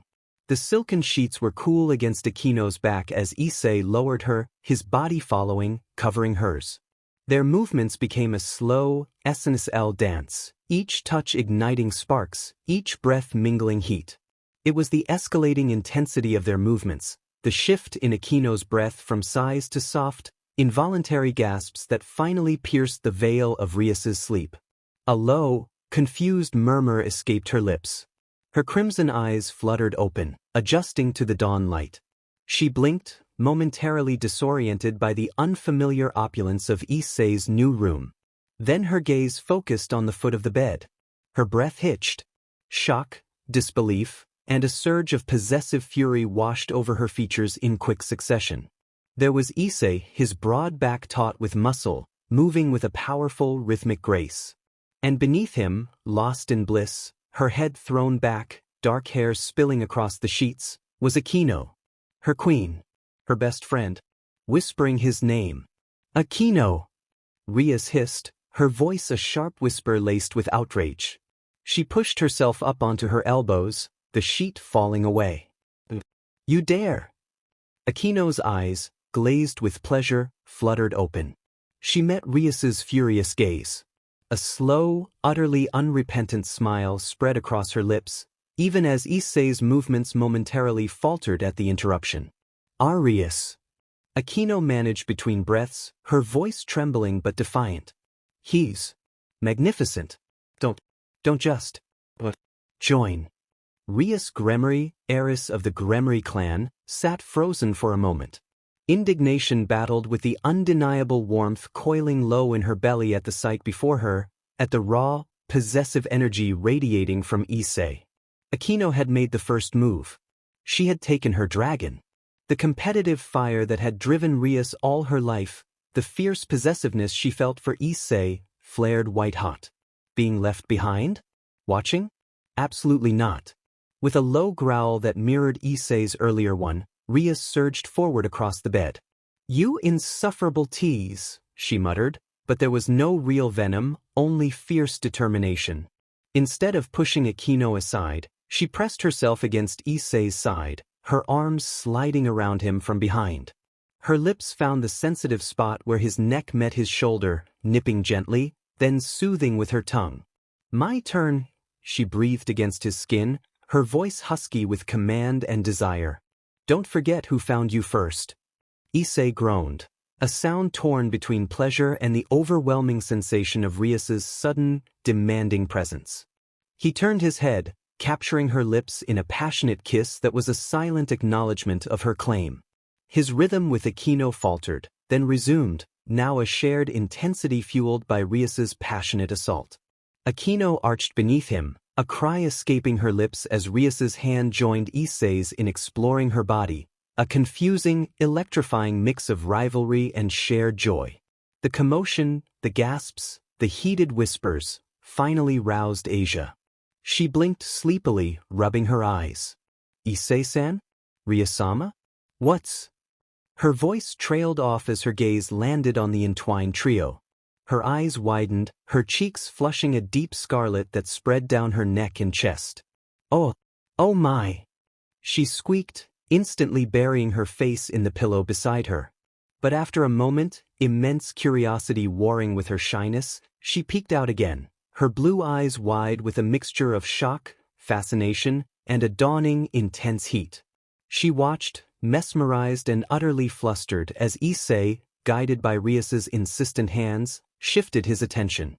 Rias gently but firmly pushed Akino to the side, her gaze locked on Issei's.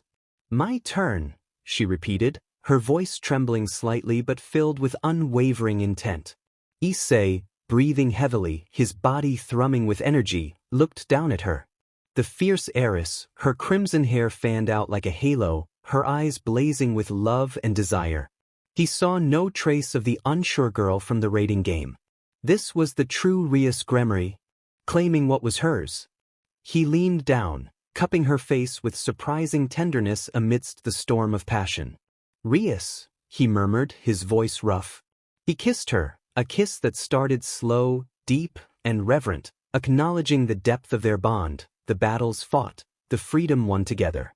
It quickly ignited into the same fierce passion he'd shared with Akino, uniquely flavored by Rias's own intensity, her power of destruction simmering just beneath her skin, adding an electric charge. He lifted her easily, positioning her beneath him. As he joined with her, Rias gasped, her eyes fluttering shut for a second before locking onto his, a silent communication passing between them, love, possession, an unbreakable connection deepening in this most primal way. Zenobia, awakened by Asia's squeak and the escalating sounds, sat up. She took in the scene with the analytical gaze of a warrior assessing a battlefield.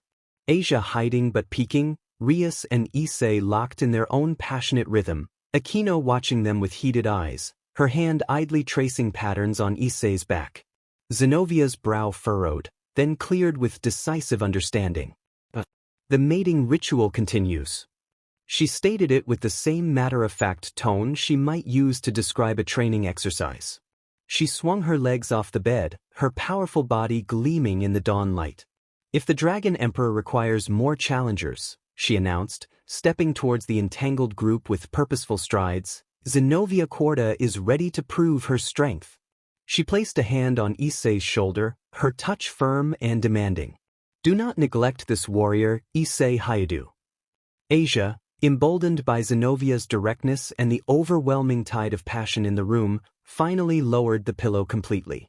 Her face was still flushed, but her blue eyes held a new resolve, a determination not to be left out of this profound connection with her precious person. She crawled hesitantly closer, reaching out a trembling hand to touch Issei's arm. I want to be close to Issei-san too, she whispered, her voice barely audible but filled with earnest longing. Please? The next hours blurred into a symphony of gasps, sighs, and whispered names. Dawn gave way to full morning light, spilling across the expansive bedroom, illuminating the tangle of limbs and flushed skin on the massive bed. Issei moved between them, guided by their desires and his own overwhelming need, orchestrating a complex, deeply intimate dance. He cherished Rias's fierce passion, losing himself in the depths of her crimson gaze. He matched Akino's tempestuous energy, their connection sparking like lightning. He treasured Asia's tender, exploratory touches, her soft cries music to his ears. He answered Zenovia's direct challenges with equal intensity, their connection a powerful, grounding force. Draig's roars had subsided into a continuous, deep thrum of profound satisfaction, a sense of ancient power settling, anchored. Finally, stillness descended, heavy and sated. Panting breaths filled the room, mingling with the scent of sweat, passion, and new beginnings. Issei lay on his back, spent but utterly content, a deep, bone-weary satisfaction radiating through him. Rias lay half across his chest, her crimson hair spread over his skin, her breathing slowly steadying. Akino curled against his side, one leg thrown possessively over his, a satisfied smile on her lips. Asia nestled against his other side, her head on his shoulder, her fingers tracing idle patterns on his arm, her face still flushed but peaceful. Zenobia lay sprawled beside Asia, already looking like she was contemplating round two, a look of fierce accomplishment on her face. The silence was profound, comfortable, filled with the unspoken understanding of a shared, transformative experience. Issei looked up at the high ceiling, a slow, triumphant smile spreading across his face. He didn't need words. He simply reached inward, towards the pulsating core of the Welsh dragon. He sent, the mental voice thick with exhaustion, satisfaction, and newfound clarity. The harvest. Deep within his soul, Draig rumbled, a sound like distant, contented thunder. Not a roar of conquest, but a purr of profound completion. That is complete, vessel. The garden is tended. The bounty is gathered. A pause, filled with ancient wisdom. Remember this feeling. This connection. This anchor. It is your shield. Your strength. The path to the Crimson Cardinal begins here, in the heart of your horde. Issei closed his eyes, the warmth of the four women surrounding him, the echoes of their passions still singing in his blood, the certainty of Draig's words settling deep within him. The Dragon Emperor had claimed his harvest. The game had irrevocably changed. As the morning sun warmed the room, Issei Hayadu knew, with absolute certainty, that he wouldn't have it any other way. The real challenge, balancing this harem, mastering his power, and facing Valet and the Cow's brigade, lay ahead. But for this moment, in the heart of his sanctuary, surrounded by his anchors, he was exactly where he was meant to be.